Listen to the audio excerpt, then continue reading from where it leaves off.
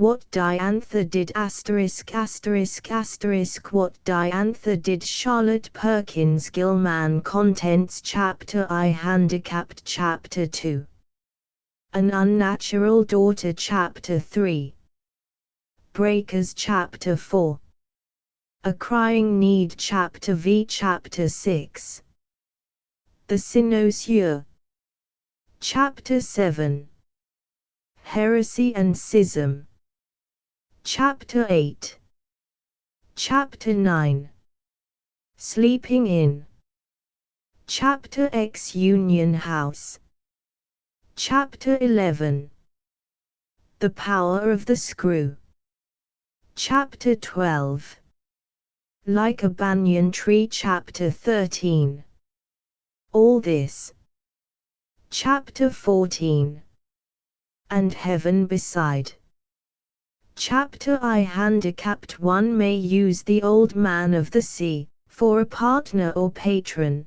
but helpless and hapless is he who is ridden, inextricably, by a fond old matron. The Warden house was more impressive in appearance than its neighbors. It had grounds instead of a yard or garden. It had wide pillared porches and galleries showing southern antecedents. Moreover, it had a cupola, giving date to the building, and proof of the continuing ambitions of the builders. The stately mansion was covered with heavy flowering vines, also with heavy mortgages. Mrs. Roscoe Warden and her 4 daughters reposed peacefully under the vines, while Roscoe Warden, Jr., struggled desperately under the mortgages. A slender, languid lady was Mrs. Warden, wearing her thin but still brown hair in water waves over a pale high forehead. She was sitting on a couch on the broad, rose-shaded porch, surrounded by billowing masses of vari-colored worsted. It was her delight to purchase skein on skein of soft, bright-hued wool, cut it all up into short lengths, tie them together again in contrasting colors, and then crochet this hashed rainbow into afghans of startling aspect. California does not call for afghans to any great extent, but they make such acceptable presents, Mrs. Warden declared, to those who questioned the purpose of her work, and she continued to send them off, on Christmases, birthdays, and minor weddings, in a stream of pillowy bundles. As they were accepted, they must have been acceptable, and the stream flowed on.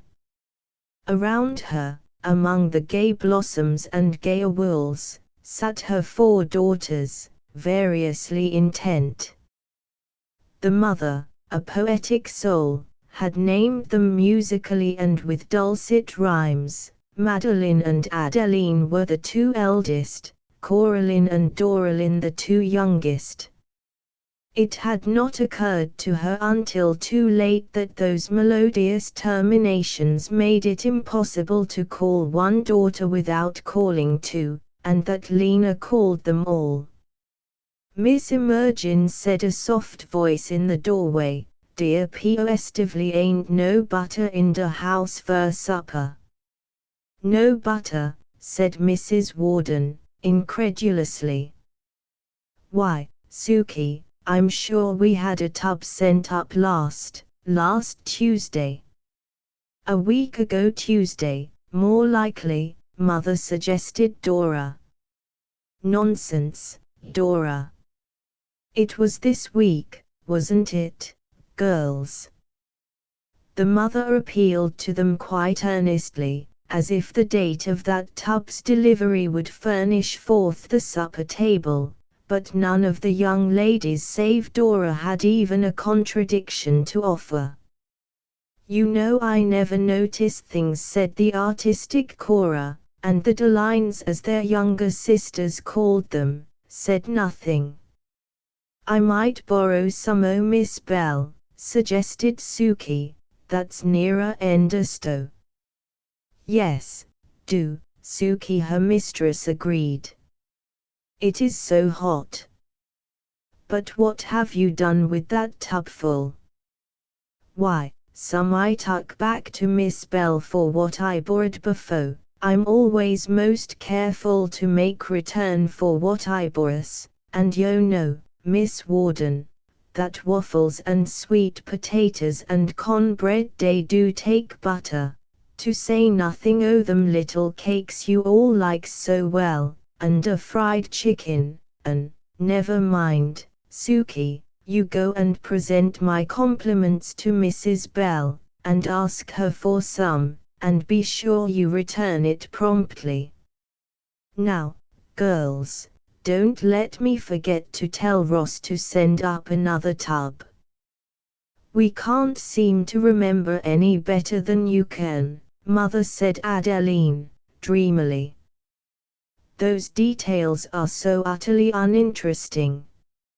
I should think it was Suki's business to tell him, said Madeline with decision, while the Alines kept silence this time. There. Suki's gone, Mrs. Warden suddenly remarked, watching the stout figure moving heavily away under the pepper trees. And I meant to have asked her to make me a glass of shrub. Dora, dear, you run and get it for Mother. Dora laid down her work, not too regretfully, and started off. That child is the most practical of any of you, said her mother, which statement was tacitly accepted. It was not extravagant praise. Dora poked about in the refrigerator for a bit of ice. She had no idea of the high cost of ice in that region. It came from the store like all their provisions. It did not occur to her that fish and milk and melons made a poor combination in flavor, or that the clammy, sub-offensive smell was not the natural and necessary odor of refrigerators. Neither did she think that a sunny corner of the back porch near the chimney, though convenient, was an ill-selected spot for a refrigerator. She couldn't find the ice pick, so put a big piece of ice in a towel and broke it on the edge of the sink, replaced the largest fragment, used what she wanted, and left the rest to filter slowly down through a mass of grease and tea leaves, found the raspberry vinegar, and made a very satisfactory beverage which her mother received with grateful affection. "Thank you, my darling," she said. "I wish you'd made a pitcherful." "Why didn't you, do?" her sisters demanded. "You're too late," said Dora, hunting for her needle and then for her thimble, and then for her twist, "but there's more in the kitchen." "I'd rather go without than go into the kitchen," said Adeline. "I do despise a kitchen." And this seemed to be the general sentiment, for no one moved. "My mother always liked raspberry shrubs," said Mrs. Warden, "and your Aunt Lester, and your Raymond cousins." Mrs. Warden had a wide family circle, many beloved relatives, connections of whom she was duly proud, and kin in such widening ramifications that even her carefully reared daughters lost track of them. "You young people don't seem to care about your cousins at all," pursued their mother, somewhat severely, setting her glass on the railing, from whence it was presently knocked off and broken. "That's the fifth," remarked Dora, under breath. "Why should we, Ma?" inquired Cora. "We've never seen one of them, except Madame Weatherstone." "We'll never forget her," said Madeline, with delicate decision, laying down the silk necktie she was knitting for Roscoe. What beautiful manners she had. How rich is she, mother? Do you know? Asked Dora. Rich enough to do something for Roscoe, I'm sure, if she had a proper family spirit, replied Mrs. Warden. Her mother was own cousin to my grandmother, one of the Virginia Paddingtons. Or she might do something for you girls. I wish she would. Adeline murmured, softly, her large eyes turned to the horizon, her hands in her lap over the handkerchief she was marking for Roscoe. Don't be ungrateful, Adeline, said her mother, firmly.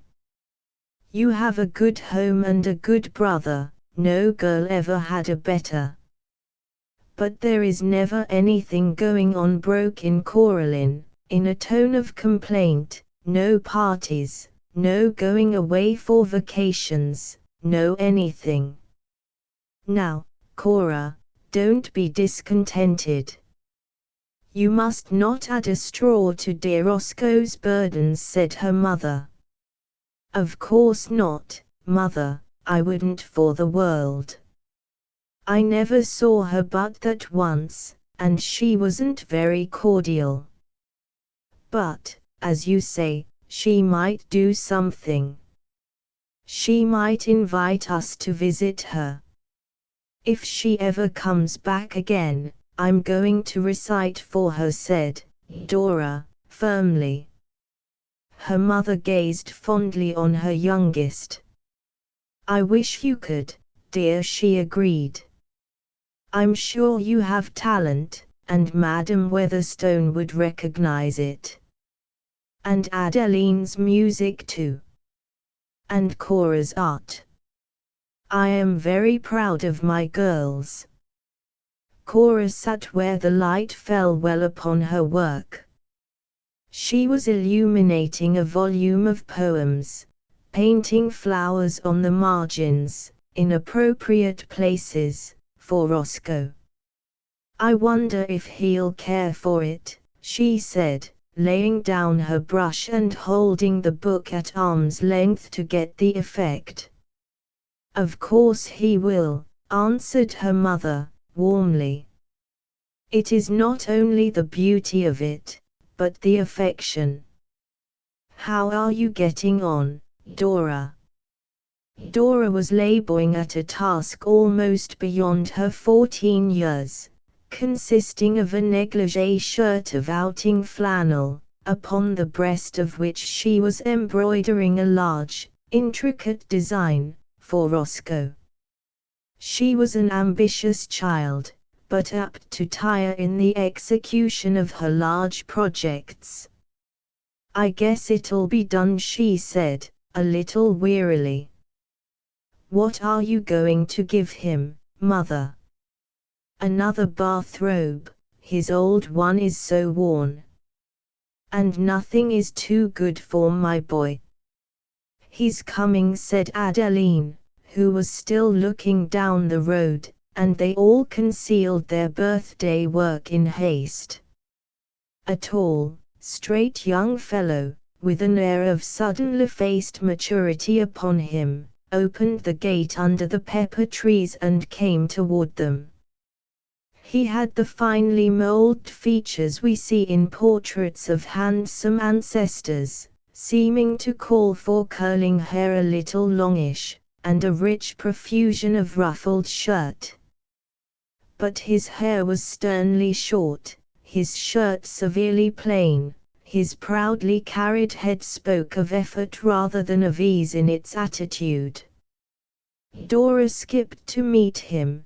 Cora descended a decorous step or two. Madeline and Adeline, arm in arm, met him at the piazza edge. His mother lifted her face. Well, mother, dear. Affectionately he stooped and kissed her, and she held his hand and stroked it lovingly. The sisters gathered about with teasing affection. Dora poking in his coat pocket for the stick candy her father always used to bring her, and her brother still remembered. "Aren't you home early, dear?" asked Mrs. Warden. "Yes, I had a little headache." He passed his hand over his forehead, "and Joe can run the store till after supper, anyhow." They flew to get him camphor, cologne, a menthol pencil. Dora dragged forth the wicker lounge. He was laid out carefully and fanned and fussed over till his mother drove them all away. "Now, just rest," she said. "It's an hour to supper time yet."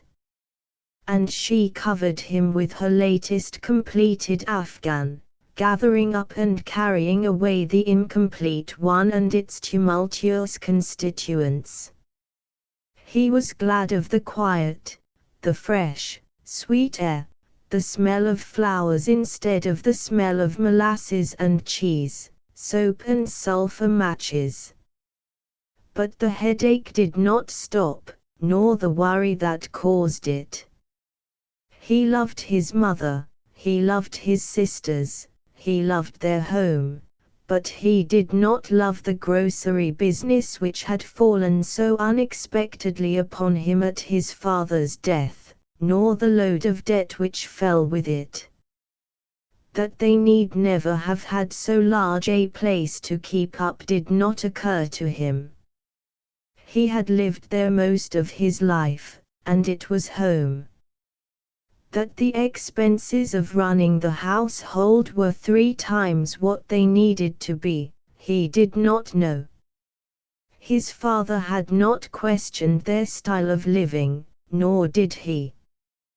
That a family of 5 women might, between them, do the work of the house, he did not even consider. Mrs. Warden's health was never good, and since her husband's death she had made daily use of many Afghans on the many lounges of the house.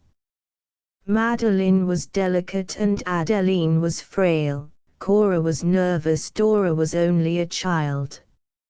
So Black Suki and her husband Jonah did the work of the place, so far as it was done, and Mrs. Warden held it a miracle of management that she could do with one servant and the height of womanly devotion on her daughter's part that they dusted the parlor and arranged the flowers.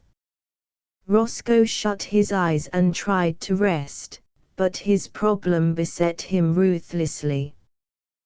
There was the store, their one and only source of income. There was the house, a steady, large expense. There were 5 women to clothe and keep contented, beside himself. There was the unappeasable demand of the mortgage, and there was Diantha. When Mr. Warden died, some 4 years previously, Roscoe was a lad of about 20, just home from college, full of dreams of great service to the world in science, expecting to go back for his doctor's degree next year. Instead of which the older man had suddenly dropped beneath the burden he had carried with such visible happiness and pride, such unknown anxiety and straining effort, and the younger one had to step into the harness on the spot. He was brave, capable, wholly loyal to his mother and sisters, reared in the traditions of older days as to a man's duty toward women. In his first grief for his father, and the ready pride with which he undertook to fill his place, he had not in the least estimated the weight of care he was to carry, nor the time that he must carry it. A year or 2, a few years, he told himself, as they passed, and he would make more money. The girls, of course, would marry. He could retire in time and take up his scientific work again. Then, there was Diantha. When he found he loved this young neighbor of theirs, and that she loved him, the first flush of happiness made all life look easier.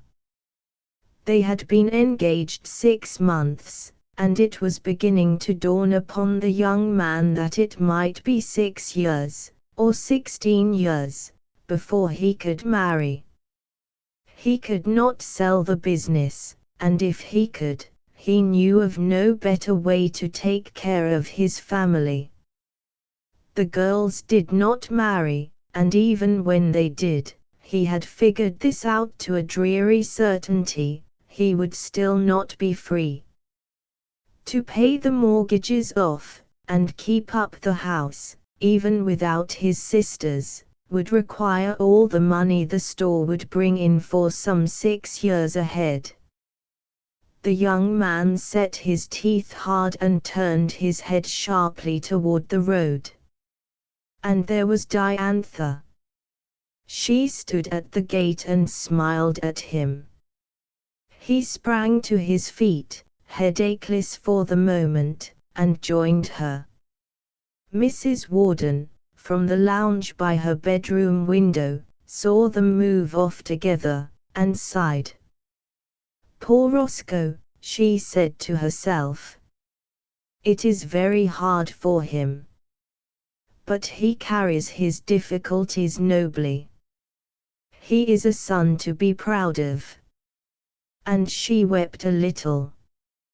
Diantha slipped her hand in his offered arm, he clasped it warmly with his, and they walked along together. "You won't come in and see Mother and the girls?" "No, thank you, not this time. I must get home and get supper. Besides, I'd rather see just you." He felt it a pity that there were so many houses along the road here, but squeezed her hand, anyhow. She looked at him keenly. "Headache?" she asked. "Yes, it's nothing, it's gone already." "Worry?" she asked. "Yes, I suppose it is," he answered. "But I ought not to worry. I've got a good home, a good mother, good sisters, and you." And he took advantage of a high hedge and an empty lot on either side of them. Diantha returned his kiss affectionately enough, but seemed preoccupied, and walked in silence till he asked her what she was thinking about. "About you, of course," she answered, brightly. "There are things I want to say, and yet, I ought not to." "You can say anything on earth to me," he answered. "You are 24," she began, musingly. "Admitted at once. And I'm 21.5. That's no such awful revelation, surely. And we've been engaged ever since my birthday," the girl pursued. "All these are facts, dearest. Now, Ross, will you be perfectly frank with me? May I ask you an impertinent question?"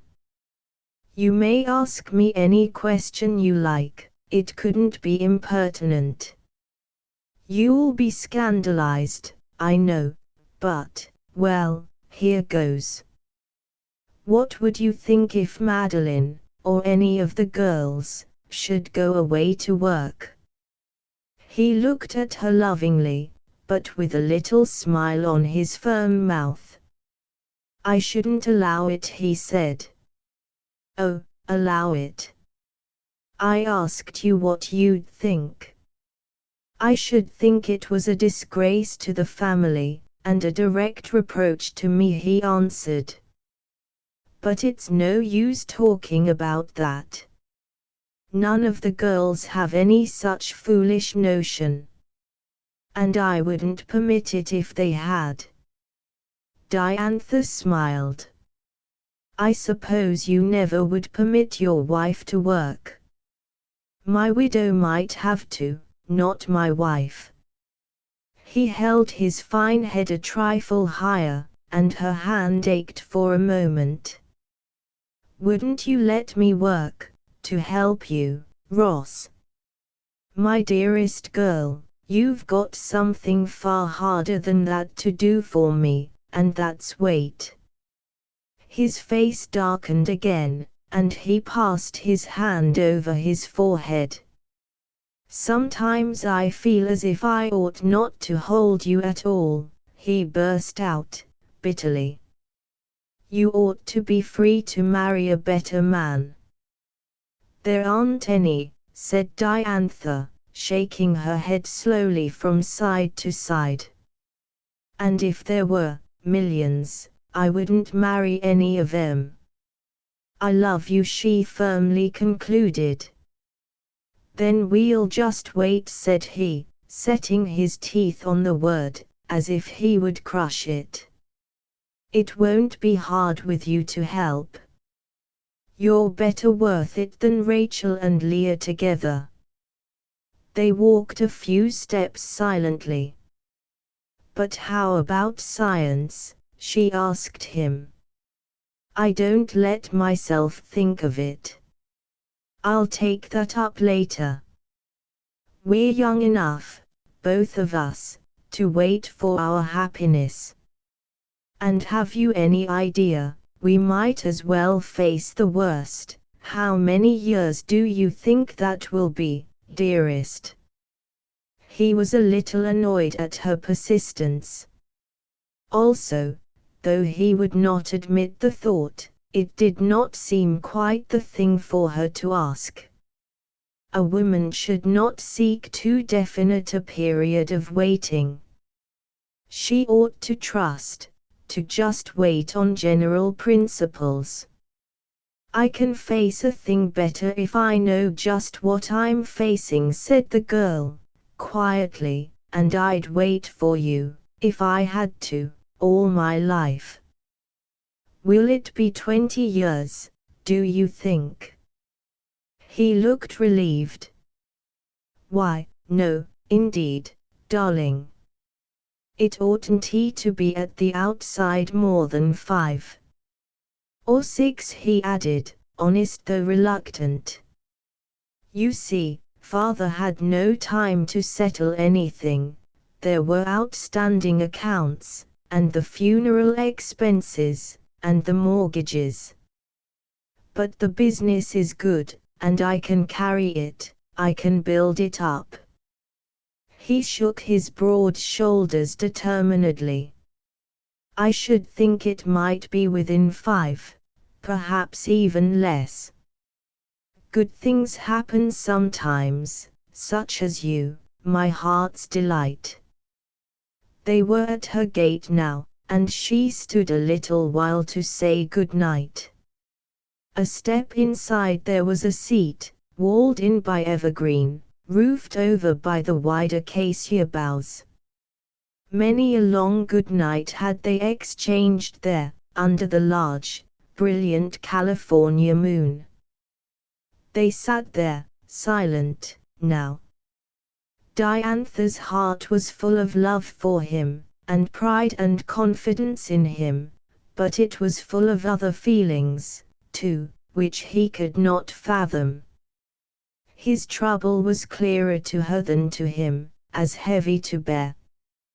To her mind, trained in all the minutiae of domestic economy, the Warden family lived in careless wastefulness.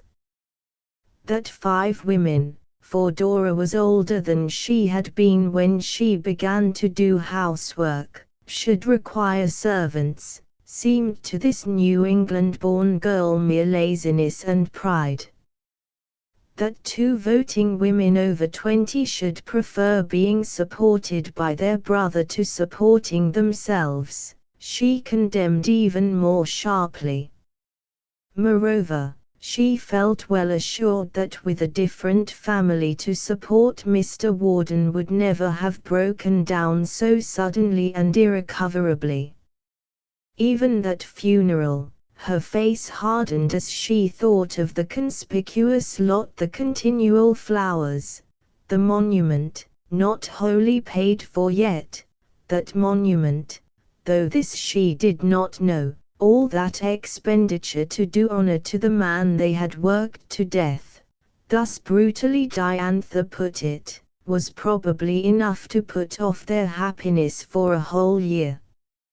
She rose at last, her hand still held in his.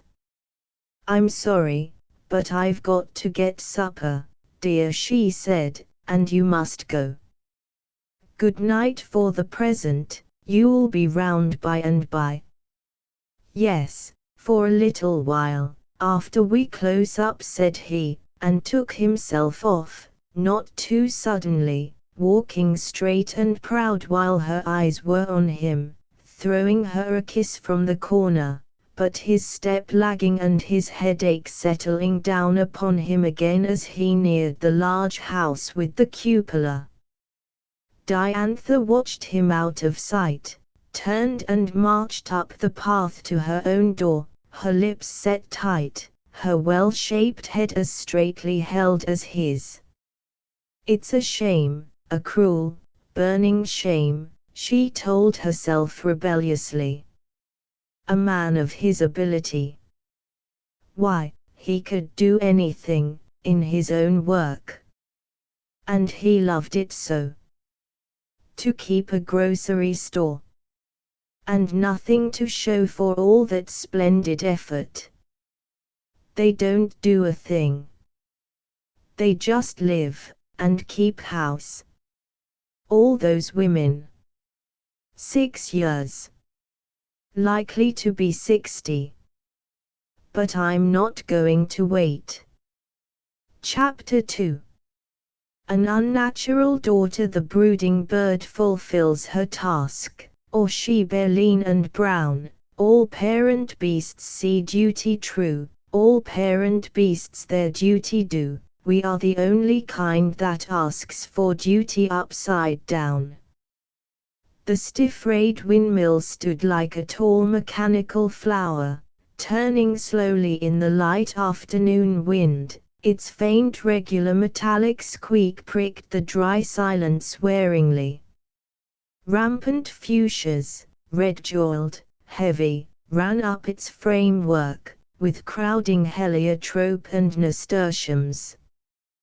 Thick straggling roses hung over the kitchen windows, and a row of dusty eucalyptus trees rustled their stiff leaves, and gave an ineffectual shade to the house. It was one of those small frame houses common to the northeastern states, which must be dear to the hearts of their dwellers. For no other reason, surely, would the cold grey steep-roofed little boxes be repeated so faithfully in the broad glow of a semi-tropical landscape. There was an attempt at a lawn, the pet ambition of the transplanted Easterner, and a further attempt at flower beds which merely served as a sort of springboard to their far-reaching products. The parlor, behind the closed blinds, was as New England parlors are, minus the hint of coziness given by even a fireless stove. The little bedrooms baked under the roof, only the kitchen spoke of human living, and the living it portrayed was not, to say the least, joyous. It was clean, clean with a cleanness that spoke of conscientious labor and unremitting care. The zinc mat under the big cook stove was scoured to a dull glimmer, while that swart altar itself shone darkly from its daily rubbing. There was no dust nor smell of dust, no grease spots, no litter anywhere. But the place bore no atmosphere of contented pride, as does a Dutch, German or French kitchen. It spoke of labor, economy and duty, under restriction. In the dead quiet of the afternoon Diantha and her mother sat there sewing. The sun poured down through the dangling eucalyptus leaves. The dry air, rich with flower odors, flowed softly in, pushing the white sash curtains a steady inch or two. Ee-er, came the faint whine of the windmill. To the older woman rocking in her small splint chair by the rose-draped window, her thoughts dwelling on long dark green grass, the shade of elms, and cows knee-deep in river shallows, this was California, hot, arid, tedious in endless sunlight, a place of exile. To the younger, the long seam of the turned sheet pinned tightly to her knee, her needle flying firmly and steadily, and her thoughts full of pouring moonlight through acacia boughs and Ross's murmured words. It was California, rich, warm, full of sweet bloom and fruit, of boundless vitality, promise, and power, home. Mrs. Bell drew a long weary sigh, and laid down her work for a moment. "Why don't you stop it, mother dear? There's surely no hurry about these things." "No, not particularly," her mother answered, "but there's plenty else to do." And she went on with the long neat hemming. Diantha did the over and over seam up the middle. "What do you do it for anyway, mother? I always hated this job, and you don't seem to like it." "They were almost twice as long, child, you know. The middle gets worn and the edges don't. Now they're reversed." As to liking it, she gave a little smile, a smile that was too tired to be sarcastic, but which certainly did not indicate pleasure. "What kind of work do you like best, really?" her daughter inquired suddenly, after a silent moment or two. "Why, I don't know," said her mother. "I never thought of it. I never tried any but teaching. I didn't like that." "Neither did your Aunt Esther, but she's still teaching." "Didn't you like any of it?" pursued Diantha. "I liked arithmetic best. I always loved arithmetic. When I went to school, used to stand highest in that." "And what part of housework do you like best?" the girl persisted. Mrs. Bell smiled again, wanly. "Seems to me sometimes as if I couldn't tell sometimes what part I like least," she answered. Then with sudden heat, "Oh my child, don't you marry till Ross can afford at least one girl for you." Diantha put her small, strong hands behind her head and leaned back in her chair. "We'll have to wait some time for that, I fancy," she said. "But, mother, there is one part you like, keeping accounts. I never saw anything like the way you manage the money, and I believe you've got every bill since you were married." "Yes, I do love accounts," Mrs. Bell admitted. "And I can keep run of things. I've often thought your father'd have done better if he'd let me run that end of his business." Diantha gave a fierce little laugh. She admired her father in some ways, enjoyed him in some ways, loved him as a child does if not ill-treated, but she loved her mother with a sort of passionate pity mixed with pride, feeling always nobler power in her than had ever had a fair chance to grow. It seemed to her an interminable dull tragedy, this graceful, eager, black-eyed woman, spending what to the girl was literally a lifetime, in the conscientious performance of duties she did not love. She knew her mother's idea of duty, knew the clear head, the steady will, the active intelligence holding her relentlessly to the task, the chafe and fret of seeing her husband constantly attempting against her judgment, and failing for lack of the help he scorned. Young as she was, she realized that the nervous breakdown of these later years was wholly due to that common misery of the square man in the round hole.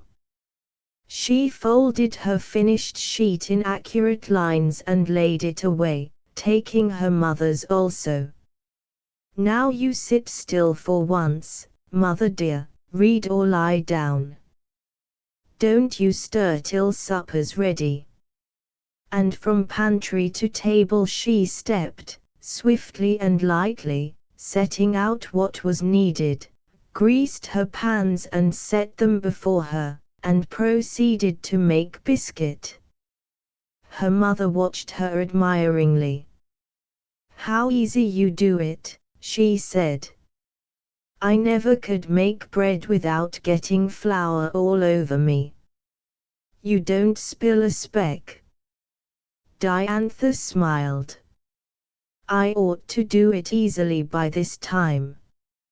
Father's got to have hot bread for supper, or thinks he has, and I've made 'em every night when I was at home for this 10 years back." "I guess you have," said Mrs. Bell proudly. "You were only 11 when you made your first batch." "I can remember just as well. I had one of my bad headaches that night, and it did seem as if I couldn't sit up. But your father's got to have his biscuit whether or no. And you said, 'Now mother, you lie right still on that sofa and let me do it.' I can." "And you could, you did.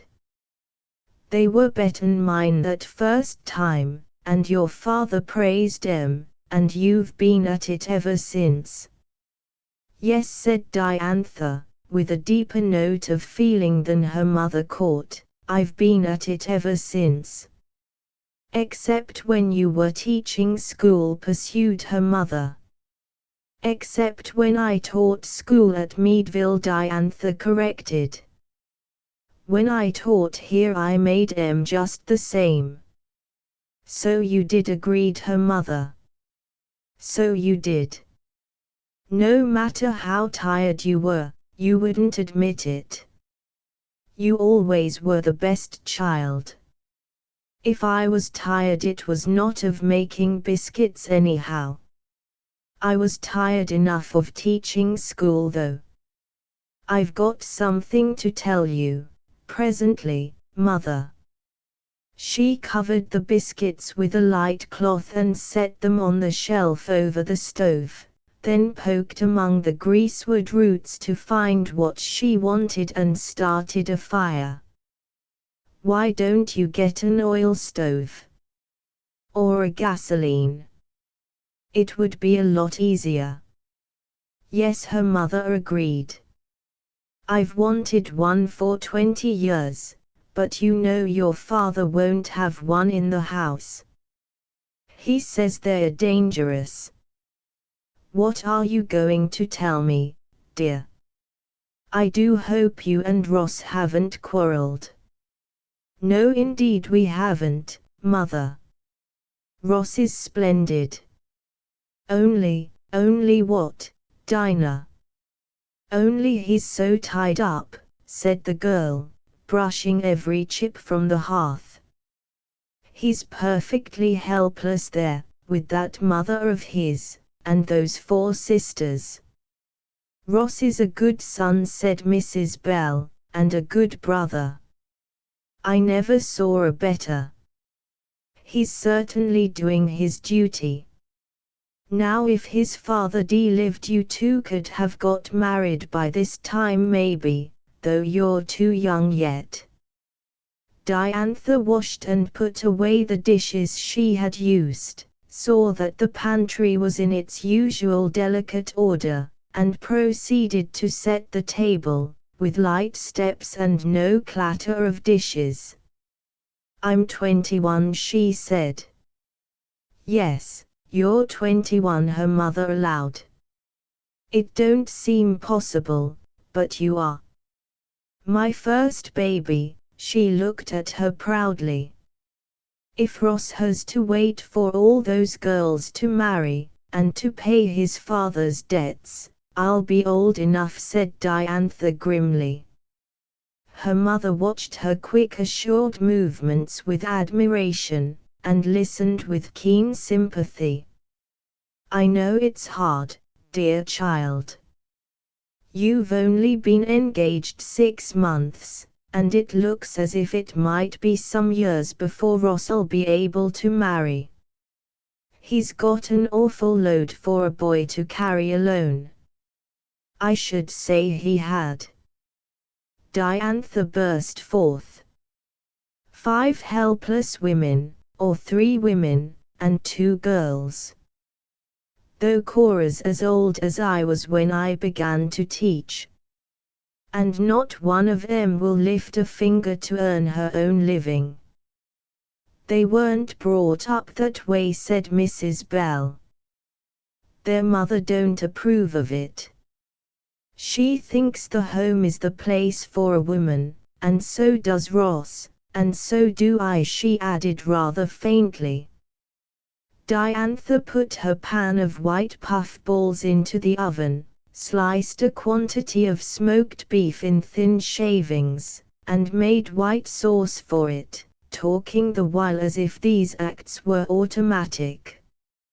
"I don't agree with Mrs. Warden on that point, nor with Ross, nor with you, Mother," she said. "What I've got to tell you is this: I'm going away from home. To work." Mrs. Bell stopped rocking, stopped fanning, and regarded her daughter with wide frightened eyes. "Why, Diantha?" she said. "Why, Diantha? You wouldn't go and leave your mother." Diantha drew a deep breath and stood for a moment looking at the feeble little woman in the chair. Then she went to her, knelt down and hugged her close, close. "It's not because I don't love you, Mother. It's because I do. And it's not because I don't love Ross either, it's because I do. I want to take care of you, Mother, and make life easier for you as long as you live.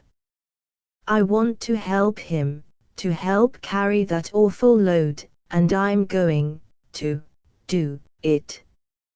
She stood up hastily, for a step sounded on the back porch. It was only her sister, who hurried in, put a dish on the table, kissed her mother and took another rocking chair. "I just ran in," said she, "to bring those berries. Aren't they beauties? The baby's asleep. Gerald hasn't got in yet. Supper's all ready, and I can see him coming time enough to run back." "Why, Mother? What's the matter? You're crying." "Am I?" asked Mrs. Bell weakly, wiping her eyes in a dazed way. "What are you doing to Mother, Diantha?" demanded young Mrs. Peters. "Bless me.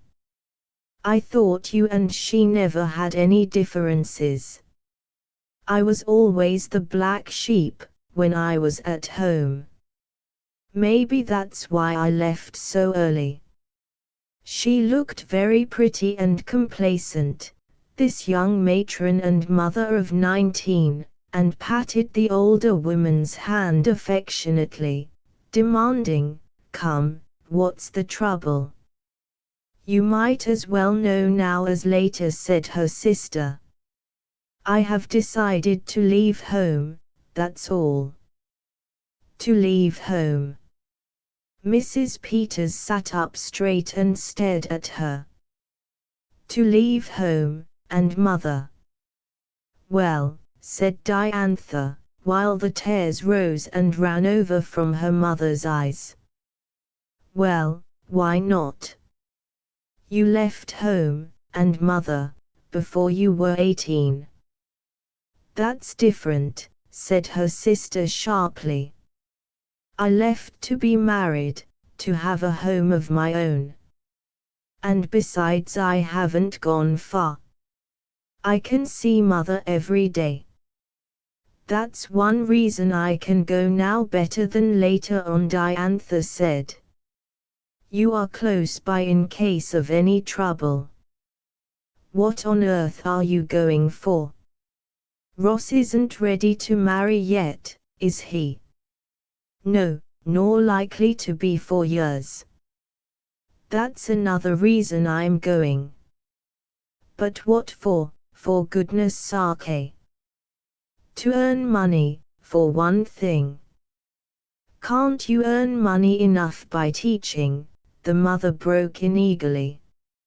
I know you haven't got the same place this fall, but you can get another easy enough. Diantha shook her head. No, mother, I've had enough of that. I've taught for 4 years. I don't like it, I don't do well, and it exhausts me horribly. And I should never get beyond $1,000 or $1,500 a year if I taught for a lifetime. Well, I declare, said her sister. What do you expect to get? I should think $1,500 a year was enough for any woman. Diantha peered into the oven and turned her biscuit pan around. And you're meaning to leave home just to make money, are you? Why not? Said Diantha firmly. Henderson did, when he was 18. None of you blamed him. I don't see what that's got to do with it, her mother ventured. Henderson's a boy, and boys have to go, of course. A mother expects that. But a girl, why, Diantha? How can I get along without you? With my health? I should think you'd be ashamed of yourself to think of such a thing, said young Mrs. Peters. A slow step sounded outside, and an elderly man, tall, slouching, carelessly dressed, entered, stumbling a little over the rag mat at the door. Father hasn't got used to that rug in 14 years, said his youngest daughter laughingly. And mother will straighten it out after him. I'm bringing Gerald up on better principles. You should just see him wait on me. A man should be master in his own household, Mr. Bell proclaimed, raising a dripping face from the basin and looking around for the towel, which his wife handed him. You won't have much household to be master of presently, said Mrs. Peters provokingly. Half of it's going to leave. Mr. Bell came out of his towel and looked from one to the other for some explanation of this attempted joke. What nonsense are you talking? He demanded. I think it's nonsense myself, said the pretty young woman, her hand on the doorknob. But you'd better enjoy those biscuits of Di's while you can, you won't get many more. There's Gerald. Good night. And off she ran. Diantha set the plateful on the table, puffy, brown, and crisply crusted. Supper's ready, she said. Do sit down, mother, and she held the chair for her. Minnie's quite right, father, though I meant not to tell you till you'd had supper. I am going away to work. Mr. Bell regarded his daughter with a stern, slow stare, not so much surprised as annoyed by an untimely jesting.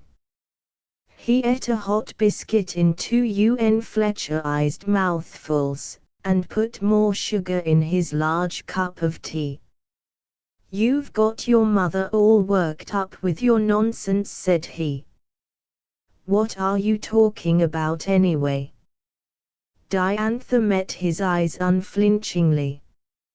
He was a tall old man, still handsome and impressive in appearance, had been the head of his own household beyond question, ever since he was left the only son of an idolizing mother. But he had never succeeded in being the head of anything else. Repeated failures in the old New England home had resulted in his ruthlessly selling all the property there, and bringing his delicate wife and 3 young children to California. Vain were her protests and objections. It would do her good, best place in the world for children, good for nervous complaints too. A wife's duty was to follow her husband, of course.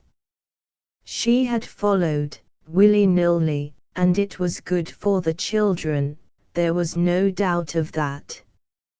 Mr. Bell had profited little by his venture. They had the ranch, the flowers and fruit and ample living of that rich soil, but he had failed in oranges, failed in raisins, failed in prunes, and was now failing in wealth-promising hens. But Mrs. Bell, though an ineffectual housekeeper, did not fail in the children. They had grown up big and vigorous, sturdy, handsome creatures, especially the 2 younger ones. Diantha was good-looking enough.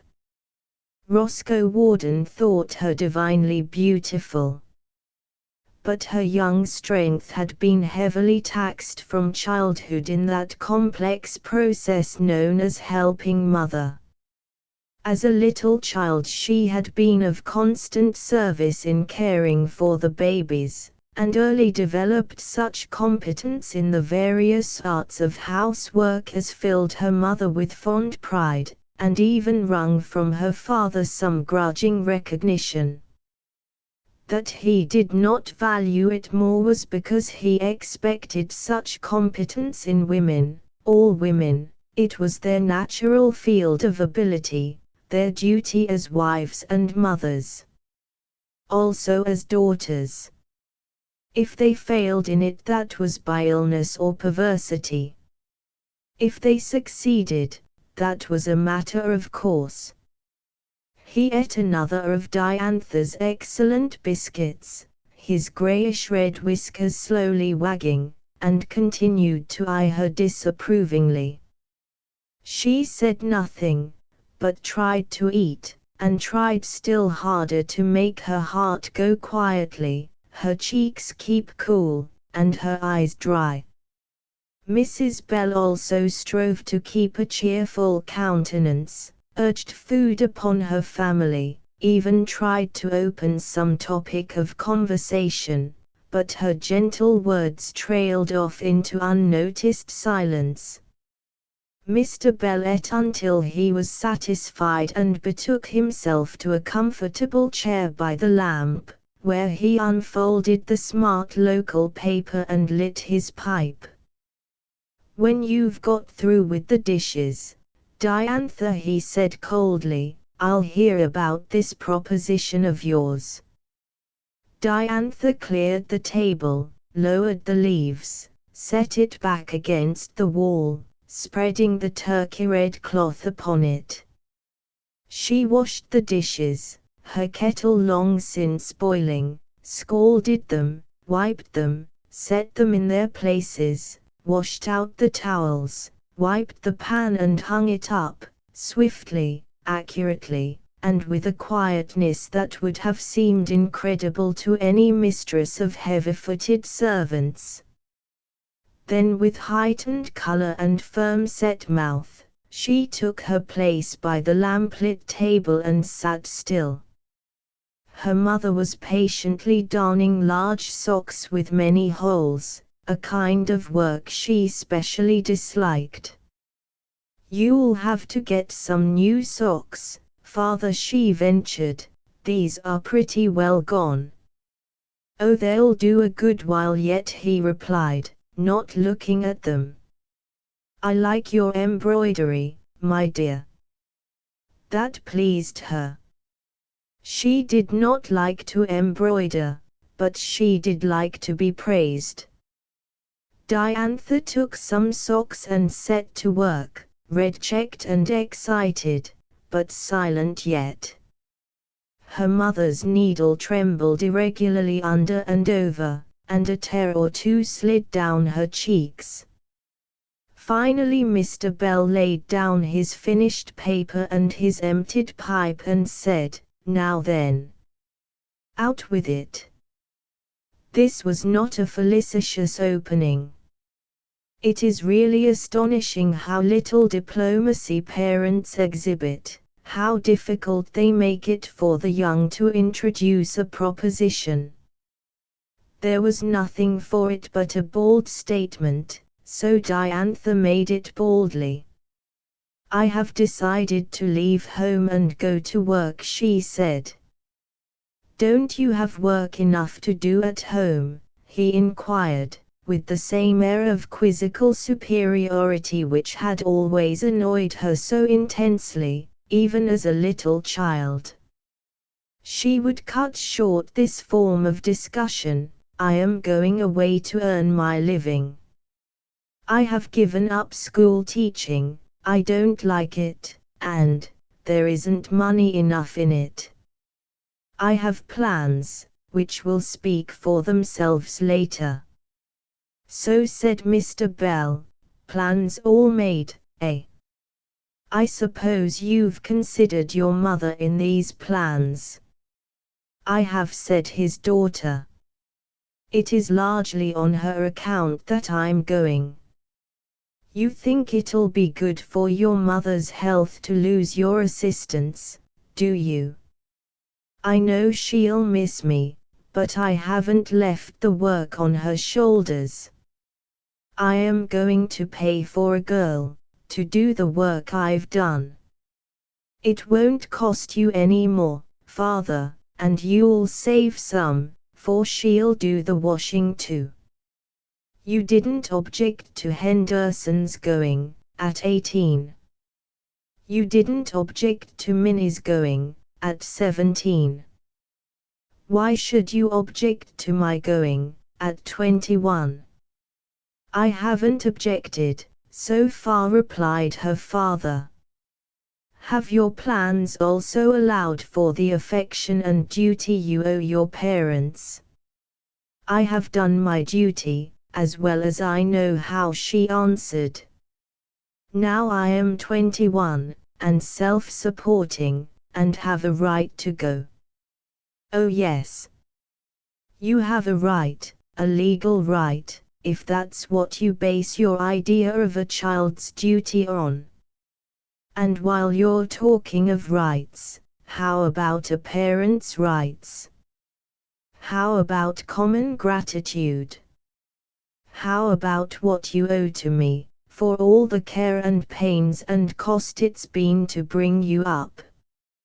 A child's a rather expensive investment these days." Diantha flushed. She had expected this, and yet it struck her like a blow. It was not the first time she had heard it, this claim of filial obligation. "I have considered that position, Father. I know you feel that way, you've often made me feel it. So I've been at some pains to work it out, on a money basis. Here is an account, as full as I could make it." She handed him a paper covered with neat figures. The totals read as follows. Miss Diantha Bell, to Mr. Henderson R. Bell, Dr. To medical and dental expenses, $110 to school expenses, $76 to clothing, in full, $1,130 to board and lodging at $3 a week, $2,184 to incidentals, $100. $3,600.00. He studied the various items carefully, stroking his beard, half in anger, half in unavoidable amusement. Perhaps there was a tender feeling too, as he remembered that doctor's bill, the first he ever paid, with the other, when she had scarlet fever, and saw the exact price of the high chair which had served all three of the children, but of which she magnanimously shouldered the whole expense. The clothing total was so large that it made him whistle. He knew he had never spent $1,130 on one girl's clothes. But the items explained it.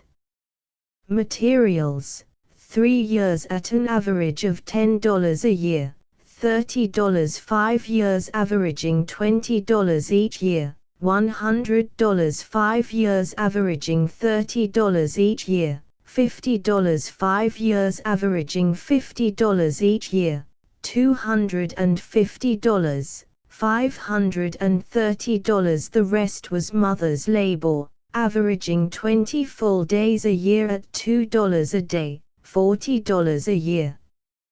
For 15 years, $600. Mother's labor, on one child's clothes, footing up to $600. It looked strange to see cash value attached to that unfailing source of family comfort and advantage. The school expenses puzzled him a bit, for she had only gone to public schools, but she was counting books and slates and even pencils. It brought up evenings long passed by, the sewing wife, the studying children, the say, "Father, I've got to have a new slate, mine's broke." Broken, Dina her mother would gently correct, while he demanded, "How did you break it?" and scolded her for her careless tomboy ways. Slates, $3.1.50, they were all down. And slates didn't cost so much, come to think of it, even the red-edged ones, wound with black, that she always wanted. Board and lodging was put low, at $3 per week, but the items had a footnote as to house rent in the country, and food raised on the farm. Yes, he guessed that was a full rate for the plain food and bare little bedroom they always had. "It's what Aunt Esther paid the winter she was here," said Diantha. Circuses, $1.50 share in Melodeon, $50. Yes, she was one of 5 to use and enjoy it. Music lessons, $30 and quite a large margin left here, called miscellaneous, which he smiled to observe made just an even figure, and suspected she had put in for that purpose as well as from generosity. "This board account looks kind of funny," he said, "only 14 years of it. I didn't take table board, nor a room, the first year, nor much the second. I've allowed $1 a week for that, and $2 for the third, that takes out 2, you see. Then it's $156 a year till I was 14 and earned board and wages, 2 more years at $156, and I've paid since I was 17, you know." "Well, I guess you did, I guess you did." He grinned genially. "Yes," he continued slowly, "I guess that's a fair enough account. According to this, you owe me $3,600, young woman." I didn't think it cost that much to raise a girl. I know it, said she. But here's the other side. It was the other side. He had never once thought of such a side to the case. This account was as clear and honest as the first and full of exasperating detail. She laid before him the second sheet of figures and watched while he read, explaining hurriedly, it was a clear expense for 10 years, not counting help with the babies. Then I began to do housework regularly, when I was 10 or 11, 2 hours a day, 3 when I was 12 and 13, real work you'd have had to pay for, and I've only put it at 10 cents an hour.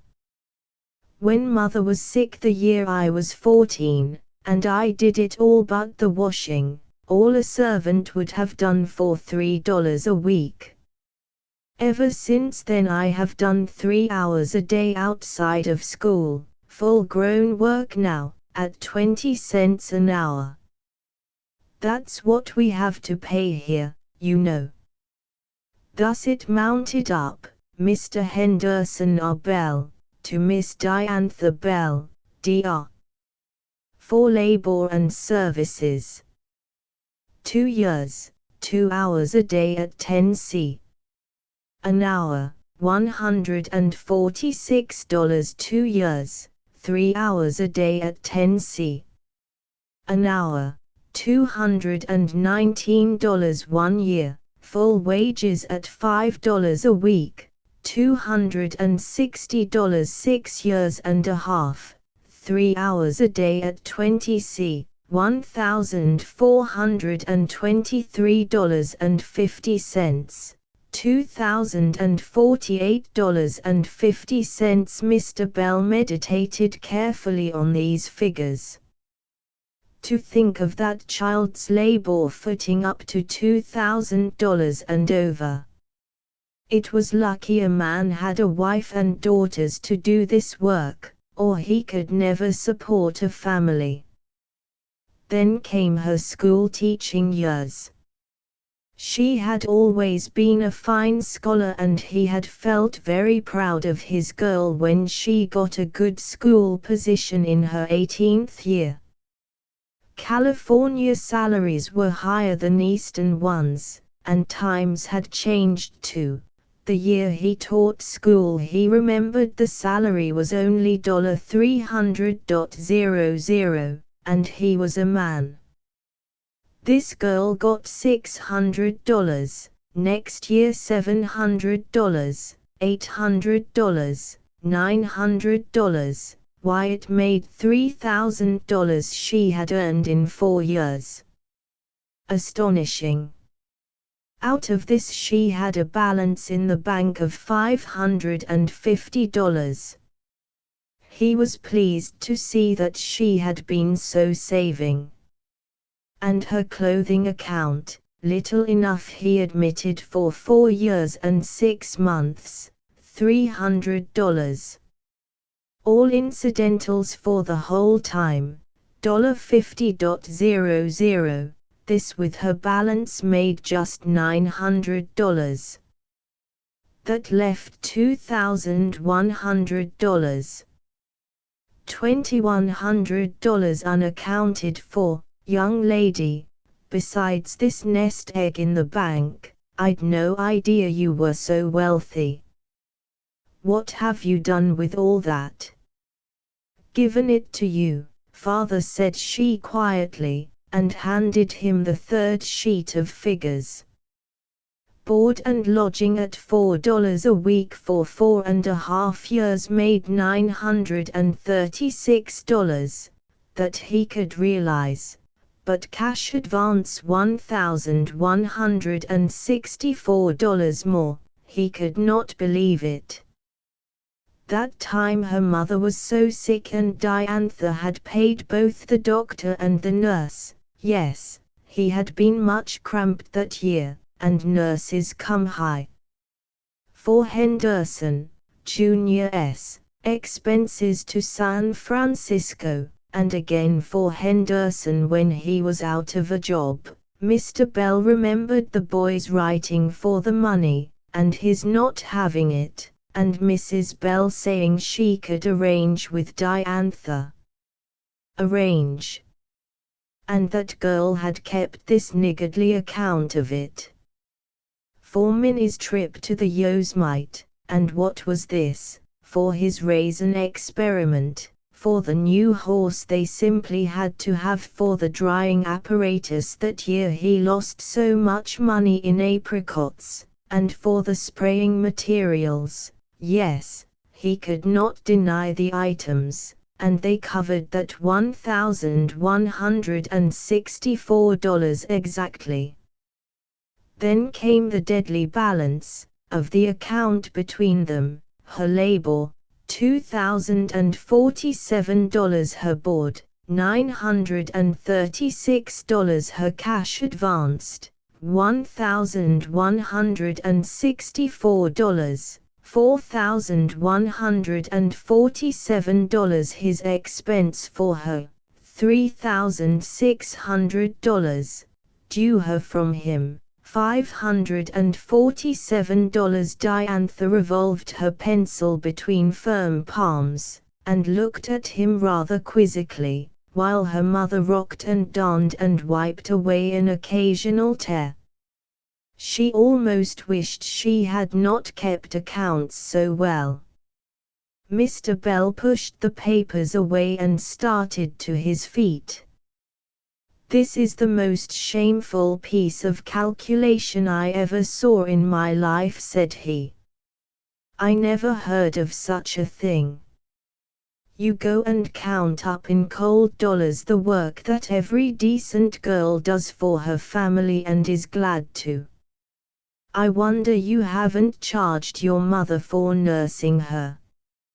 "You notice I haven't," said Diantha coldly. "And to think," said he, gripping the back of a chair and looking down at her fiercely, "to think that a girl who can earn $900 a year teaching school, and stay at home and do her duty by her family besides, should plan to desert her mother outright, now she's old and sick. Of course I can't stop you.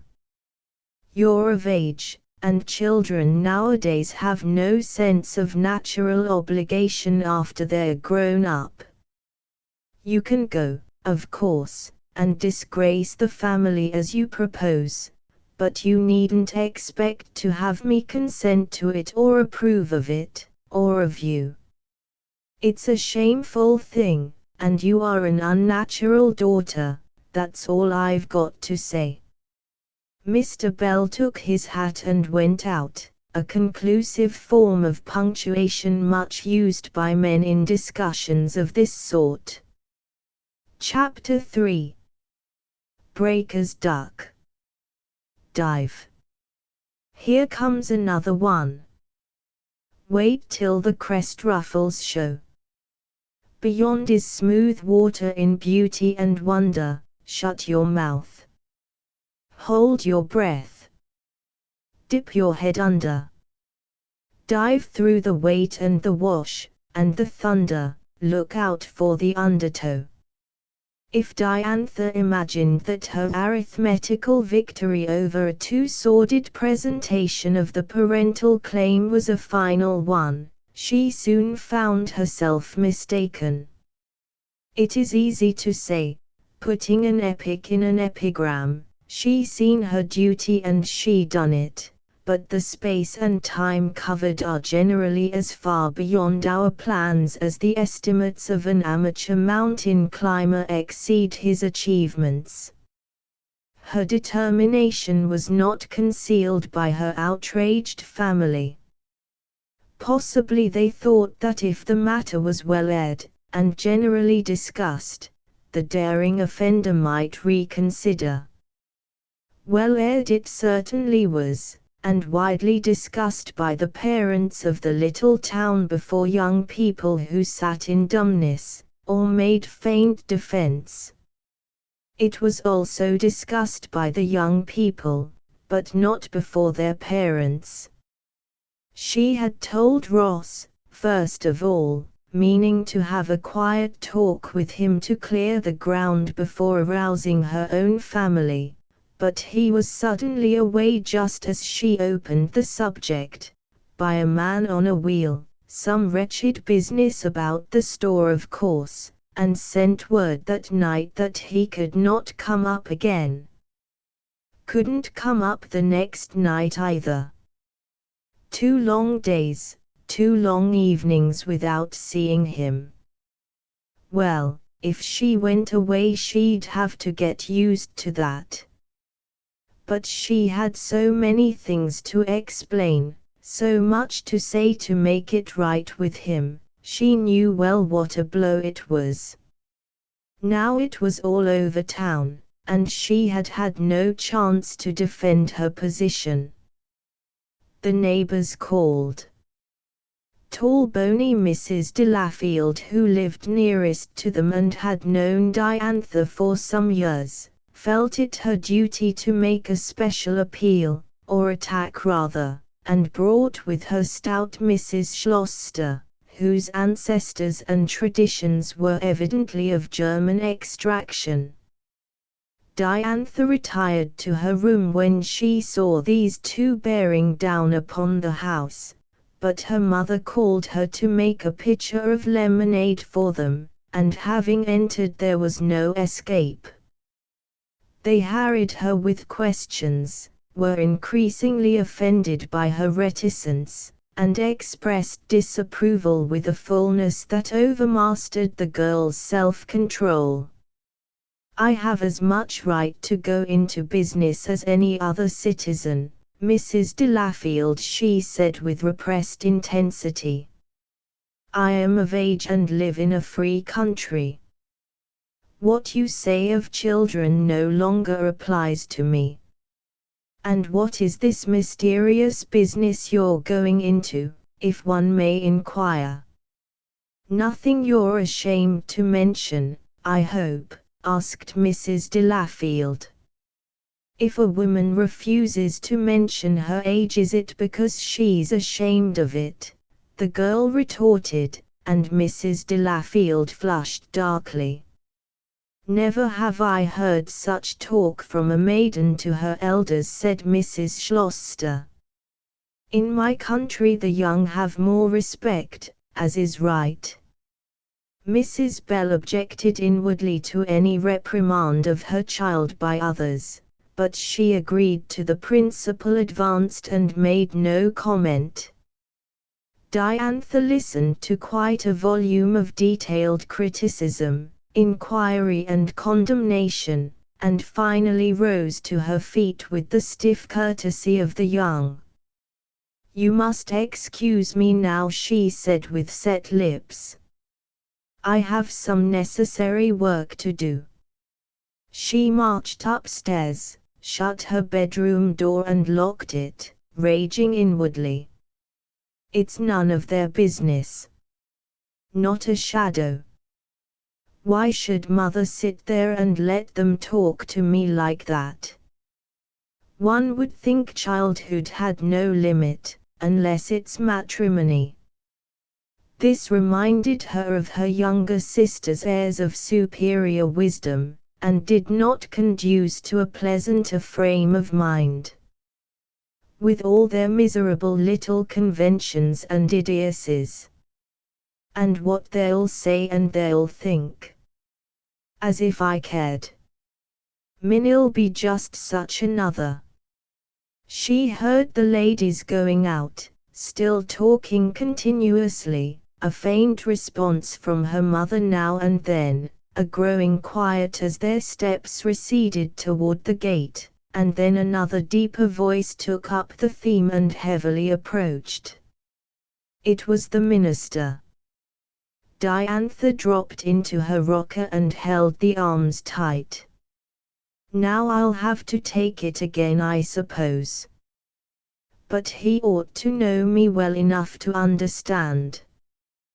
"Diantha," called her mother, "here's Dr. Major," and the girl washed her face and came down again. Dr. Major was a heavy elderly man with a strong mouth and a warm hand clasp. "What's all this I hear about you, young lady?" he demanded, holding her hand and looking her straight in the eye. "Is this a new kind of prodigal daughter we're encountering?" He did not look nor sound condemnatory, and as she faced him she caught a twinkle in the wise old eyes. "You can call it that if you want to," she said, "only I thought the prodigal son just spent his money. I'm going to earn some." "I want you to talk to Diantha, Dr. Major," Mrs. Bell struck in. "I'm going to ask you to excuse me, and go and lie down for a little. I do believe she'll listen to you more than to anybody." The mother retired, feeling sure that the good man who had known her daughter for over 15 years would have a restraining influence now, and Diantha braced herself for the attack. It came, heavy and solid, based on reason, religion, tradition, the custom of ages, the pastoral habit of control and protection, the father's instinct, the man's objection to a girl's adventure. But it was courteous, kind, and rationally put, and she met it point by point with the whole-souled arguments of a new position, the passionate enthusiasm of her years. They called a truce. "I can see that you think it's your duty, young woman, that's the main thing. I think you're wrong. But what you believe to be right you have to do. That's the way we learn, my dear, that's the way we learn. Well, you've been a good child ever since I've known you. A remarkably good child. If you have to sow this kind of wild oats," they both smiled at this, "I guess we can't stop you. I'll keep your secret." "It's not a secret really," the girl explained. "I'll tell them as soon as I'm settled. Then they can tell, if they want to." And they both smiled again. "Well, I won't tell till I hear of it then. And, yes, I guess I can furnish that document with a clean conscience." She gave him paper and pen and he wrote, with a grin, handing her the result. She read it, a girlish giggle lightening the atmosphere. "Thank you," she said earnestly. "Thank you ever so much. I knew you would help me. If you get stuck anywhere just let me know," he said, rising. "This prodigal may want a return ticket yet." "I'll walk first," said Diantha. "Oh, Dr. Major," cried her mother from the window, "don't go. We want you to stay to supper, of course."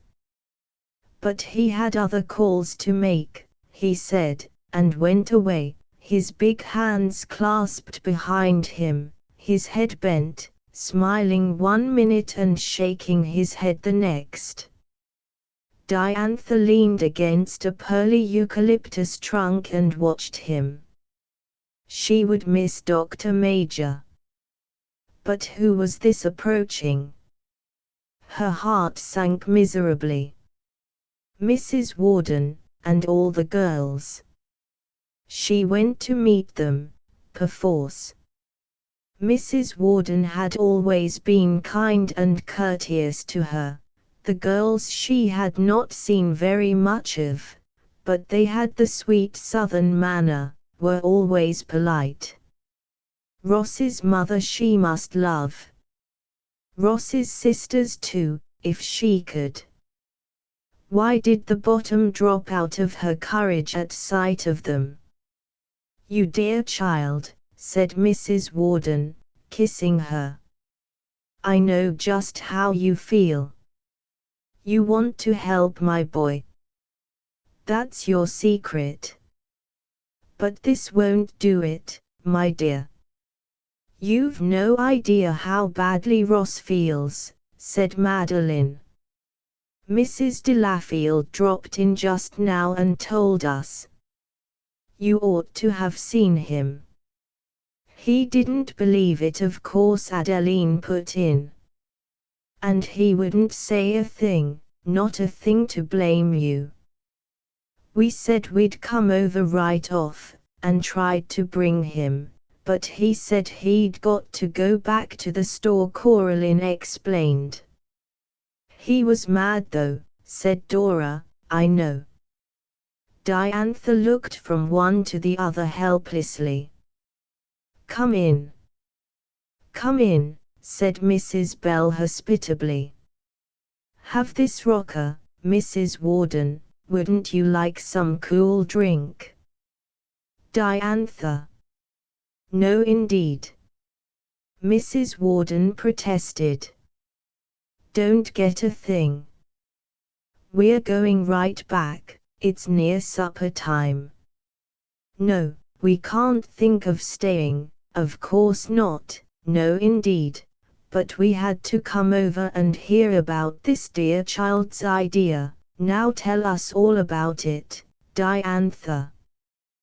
There they sat, 5 pairs of curious eyes, and her mother's sad ones, all kind, all utterly incapable of understanding.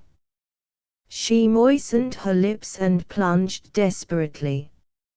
It is nothing dreadful, Mrs. Warden. Plenty of girls go away to earn their livings nowadays. That is all I'm doing. But why go away? I thought you were earning your living before. Isn't teaching earning your living?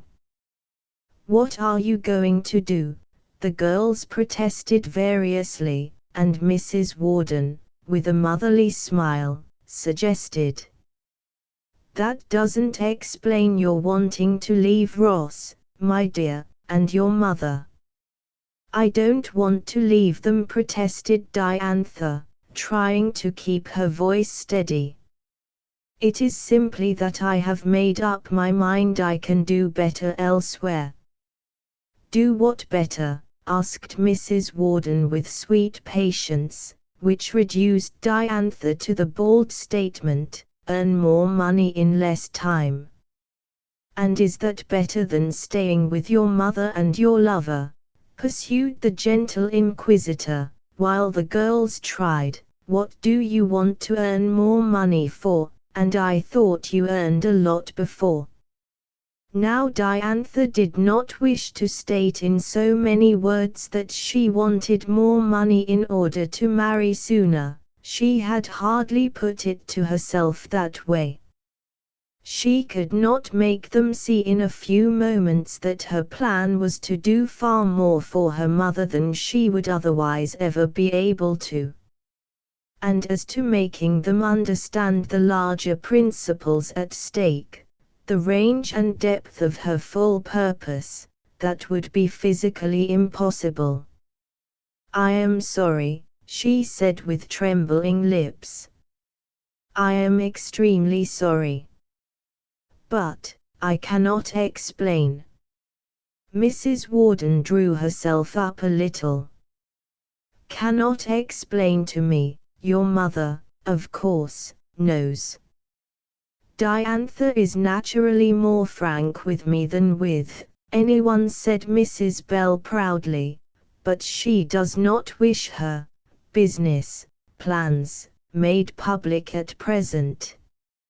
Her daughter looked at her with vivid gratitude, but the words made public were a little unfortunate perhaps.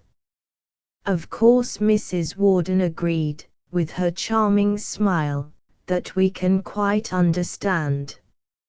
I'm sure I should always wish my girls to feel so. Madeline, just show Mrs. Bell that necktie you're making. She was asking about the stitch, you remember. The necktie was produced and admired, while the other girls asked Diantha if she had her fall dressmaking done yet, and whether she found washribbon satisfactory. And presently the whole graceful family withdrew, only Dora holding her head with visible stiffness. Diantha sat on the floor by her mother, put her head in her lap and cried. "How splendid of you, mother," she sobbed. "How simply splendid. I will tell you now, if you won't tell even father, yet." "Dear child," said her mother, "I'd rather not know in that case. It is easier." "That's what I kept still for," said the girl. "It's hard enough, goodness knows, as it is. It's nothing wicked, or even risky, mother dear, and as far as I can see it is right." Her mother smiled through her tears. "If you say that, my dear child, I know there's no stopping you. And I hate to argue with you, even for your own sake, because it is so much to my advantage to have you here. I shall miss you, Diantha." "Don't, mother," sobbed the girl. "It's natural for the young to go. We expect it, in time. But you are so young yet, and, well, I had hoped the teaching would satisfy you till Ross was ready." Diantha sat up straight. "Mother, can't you see Ross'll never be ready? Look at that family. And the way they live. And those mortgages. I could wait and teach and save a little even with father always losing money, but I can't see Ross wearing himself out for years and years. I just can't bear it." Her mother stroked her fair hair softly, not surprised that her own plea was so lost in thought of the brave young lover. "And besides," the girl went on, "if I waited, and saved, and married Ross, what becomes of you, I'd like to know.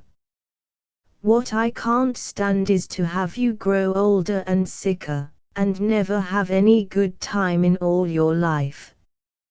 Mrs. Bell smiled tenderly. "You dear child," she said, as if an affectionate 5-year-old had offered to get her a rainbow, "I know you mean it all for the best. But, oh my dearest, I'd rather have you here, at home with me, than any other good time you can imagine."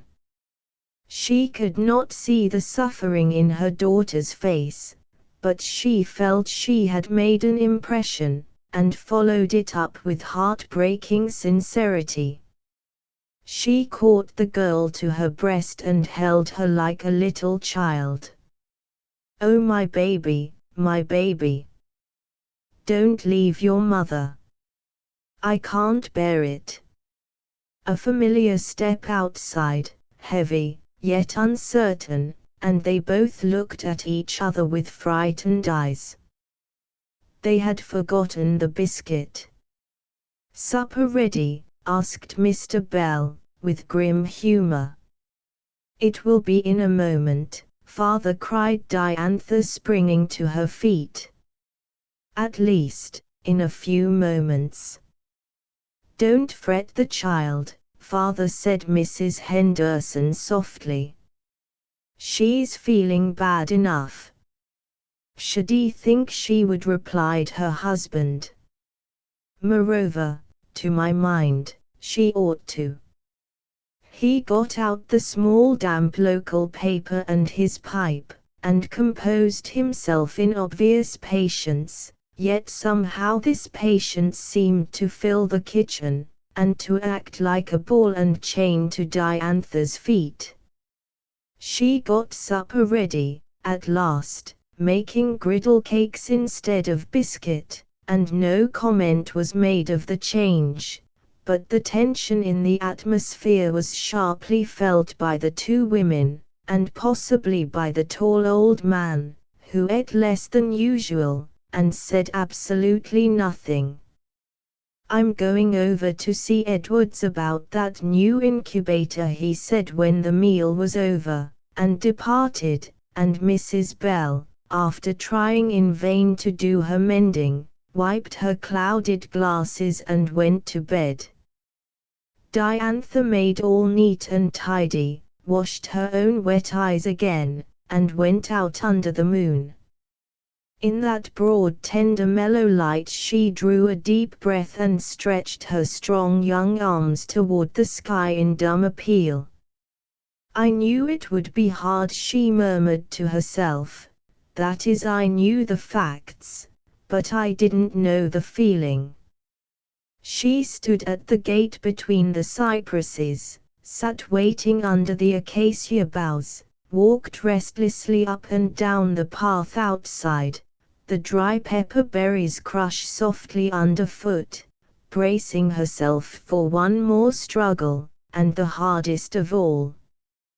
"He will understand," he told herself, over and over, but at the bottom of her heart she knew he wouldn't. He came at last, a slower, wearier step than usual, came and took both her hands in his and stood holding them, looking at her questioningly.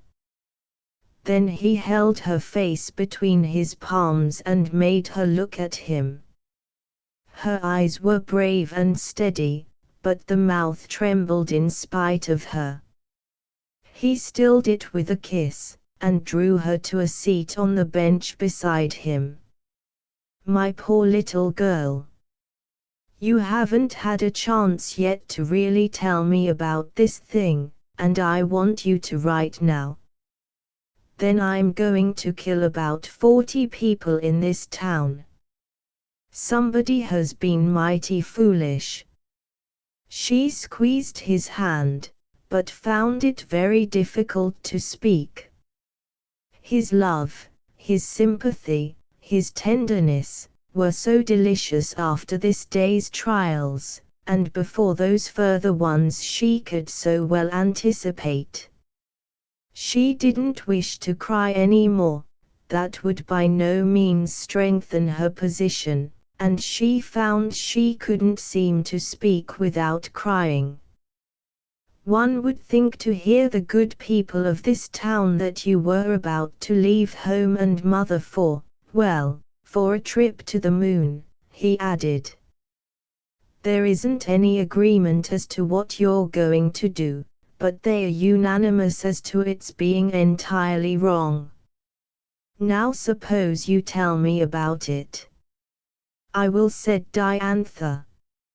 "I began to the other night, you know, you first of course. It was too bad, your having to go off at that exact moment.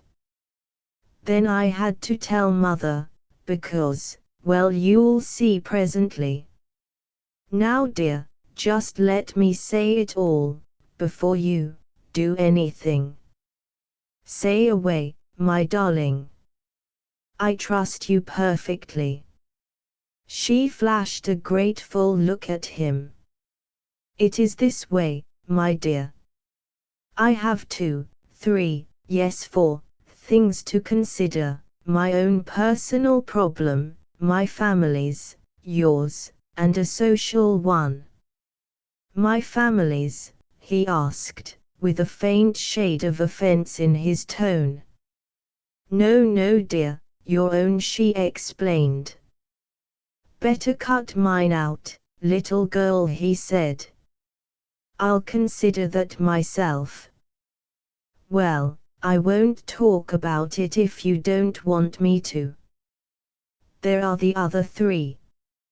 I won't question your second, nor your imposing third, but isn't the first one, your own personal problem, a good deal answered?" he suggested, holding her close for a moment. "Don't," she said. "I can't talk straight when you put it that way. She rose hurriedly and took a step or two up and down. I don't suppose, in spite of your loving me, that I can make you see it as I do. But I'll be just as clear as I can. There are some years before us before we can be together. In that time I intend to go away and undertake a business I am interested in. My purpose is to develop the work, to earn money, to help my family, and to, well, not to hinder you. I don't understand, I confess, he said. Don't you propose to tell me what this work is? Yes, I will, certainly. But not yet, dear. Let me try to show you how I feel about it. Wait, said he. One thing I want to be sure of. Are you doing this with any quixotic notion of helping me, in my business? Helping me to take care of my family? Helping me to, he stood up now, looking very tall and rather forbidding. No, I won't say that to you. Would there be anything wrong in my meaning exactly that? She asked, holding her own head a little higher, both what you said and what you didn't. It would be absolutely wrong, all of it, he answered. I cannot believe that the woman I love could take such a position. Look here, Ross, said the girl earnestly. Suppose you knew where there was a gold mine, knew it, and by going away for a few years you could get a real fortune, wouldn't you do it? Naturally I should, he agreed. Well, suppose it wasn't a gold mine, but a business, a new system like those cigar stores, or some patent amusement specialty, or anything that you knew was better than what you're doing, wouldn't you have a right to try it? Of course I should, but what has that to do with this case? Why, it's the same thing. Don't you see? I have plans that will be of real benefit to all of us, something worthwhile to do, and not only for us but for everybody, a real piece of progress. And I'm going to leave my people, and even you, for a little while, to make us all happier later on. He smiled lovingly at her but shook his head slowly. You dear, brave, foolish child, he said. I don't for one moment doubt your noble purposes. But you don't get the man's point of view, naturally. What's more, you don't seem to get the woman's. Can you see no other point of view than those? She asked. There are no others, he answered. Come, come, my darling, don't add this new difficulty to what we've got to carry. I know you have a hard time of it at home. Some day, please God, you shall have an easier one. And I'm having a hard time too, I don't deny it. But you are the greatest joy and comfort I have, dear, you know that. If you go away, it will be harder and slower and longer, that's all. I shall have you to worry about too. Let somebody else do the gold mine, dear. You stay here and comfort your mother as long as you can, and me. How can I get along without you? He tried to put his arm around her again, but she drew back. Dear, she said. If I deliberately do what I think is right, against your wishes, what will you do? Do. They laughed bitterly. What can I do? I'm tied by the leg here, I can't go after you. I've nothing to pull you out of a scrape with if you get in one. I couldn't do anything but stand it. And if I go ahead and do what you don't like, and make you suffer, would you rather be free? Her voice was very low and shaken, but he heard her well enough. Free of you. Free of you. He caught her and held her and kissed her over and over. You are mine, he said. You have given yourself to me. You cannot leave me. Neither of us is free, ever again. But she struggled away from him. Both of us are free, to do what we think right, always, Ross. I wouldn't try to stop you if you thought it was your duty to go to the North Pole. She held him a little way off. Let me tell you, dear. Sit down, let me tell you all about it. But he wouldn't sit down. I don't think I want to know the details, he said. It doesn't much matter what you're going to do, if you really go away. I can't stop you, I see that. If you think this thing is your duty, you'll do it if it kills us all, and you too. If you have to go, I shall do nothing, can do nothing, but wait till you come back to me. Whatever happens, darling, no matter how you fail, don't ever be afraid to come back to me. He folded his arms now, did not attempt to hold her, gave her the freedom she asked and promised her the love she had almost feared to lose, and her whole carefully constructed plan seemed like a child's sand castle for a moment, her heroic decision the wildest folly. He was not even looking at her. She saw his strong, clean-cut profile dark against the moonlit house, a settled patience in its lines. Duty. Here was duty, surely, with tenderest happiness. She was leaning toward him, her hand was seeking his, when she heard through the fragrant silence a sound from her mother's room, the faint creak of her light rocking chair. She could not sleep, she was sitting up with her trouble, bearing it quietly as she had so many others.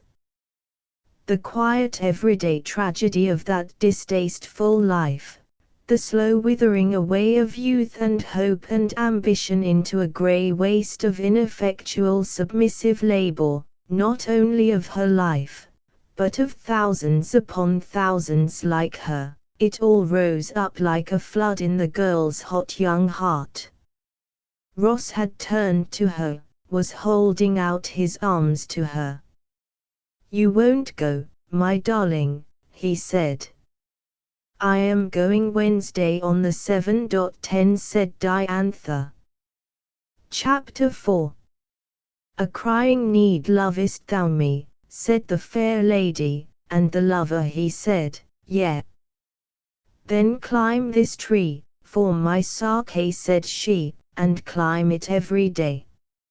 So from dawn till dark he abrazed the bark and wore his clothes away, till, what has this tree to do with thee? The lover at last did say. It was a poor dinner. Cold in the first place, because Isabel would wait to thoroughly wash her long artistic hands, and put on another dress. She hated the smell of cooking in her garments, hated it worse on her white fingers, and now to look at the graceful erect figure, the round throat with the silver necklace about it, the soft smooth hair, silver filleted, the negative beauty of the dove-colored gown, specially designed for home evenings. One would never dream she had set the table so well, and cooked the steak so abominably. Isabel was never a cook.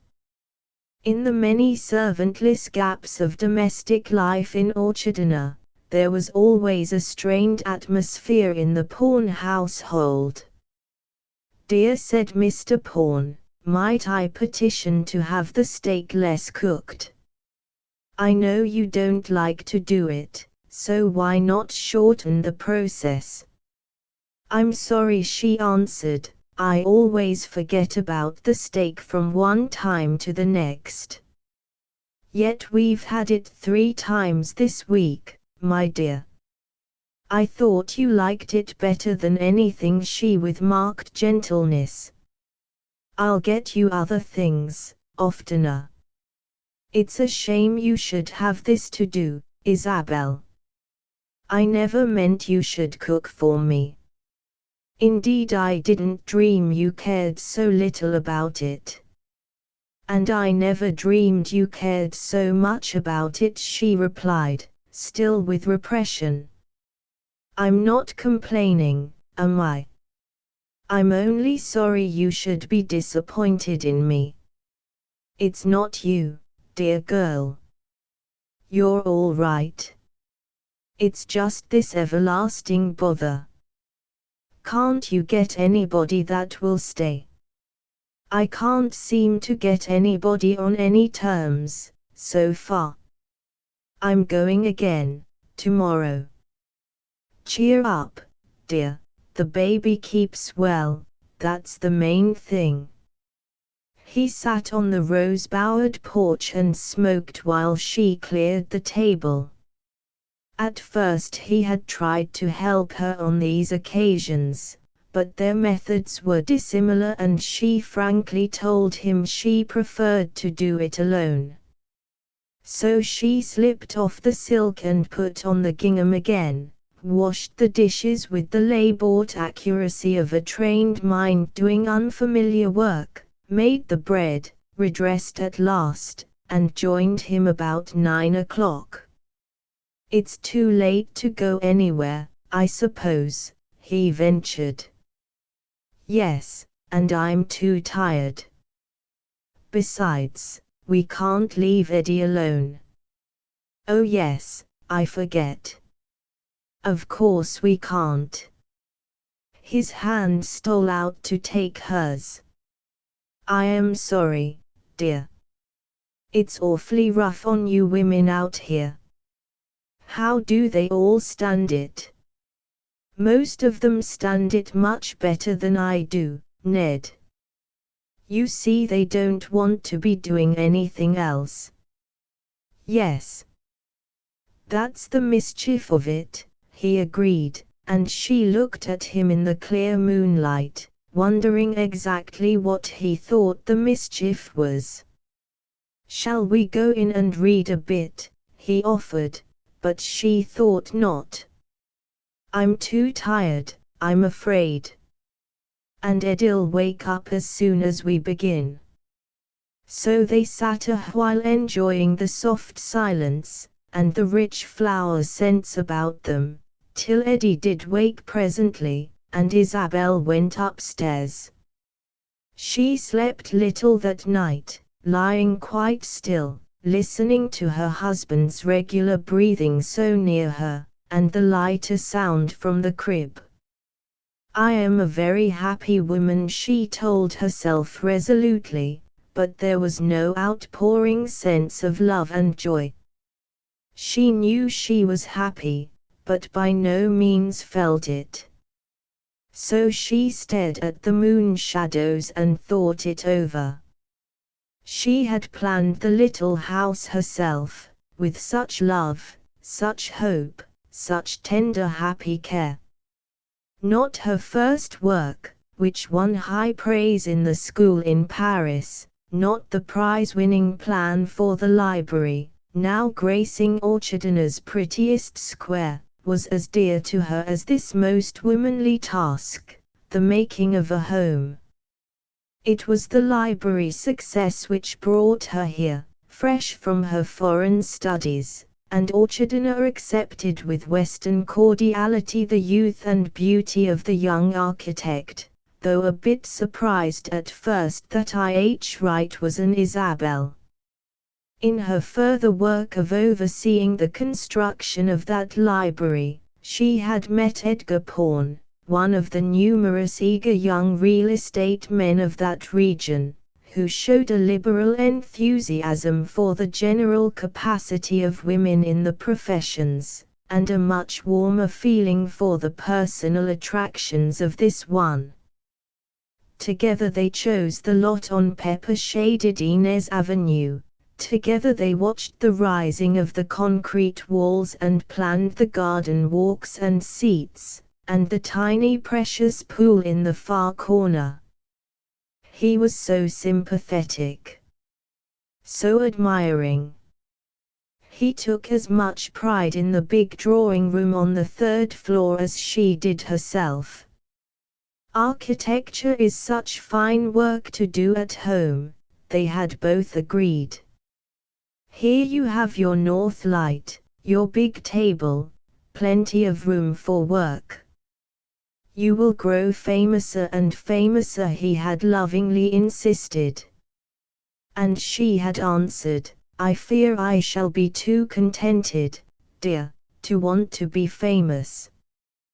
That was only some year and a half ago, but Isabel, lying there by her sleeping husband and sleeping child, was stark awake and only by assertion happy. She was thinking, persistently, of dust. She loved a delicate cleanliness. Her art was a precise one, her studio a workshop of white paper and fine-pointed hard pencils, her painting the mechanical perfection of an even wash of color.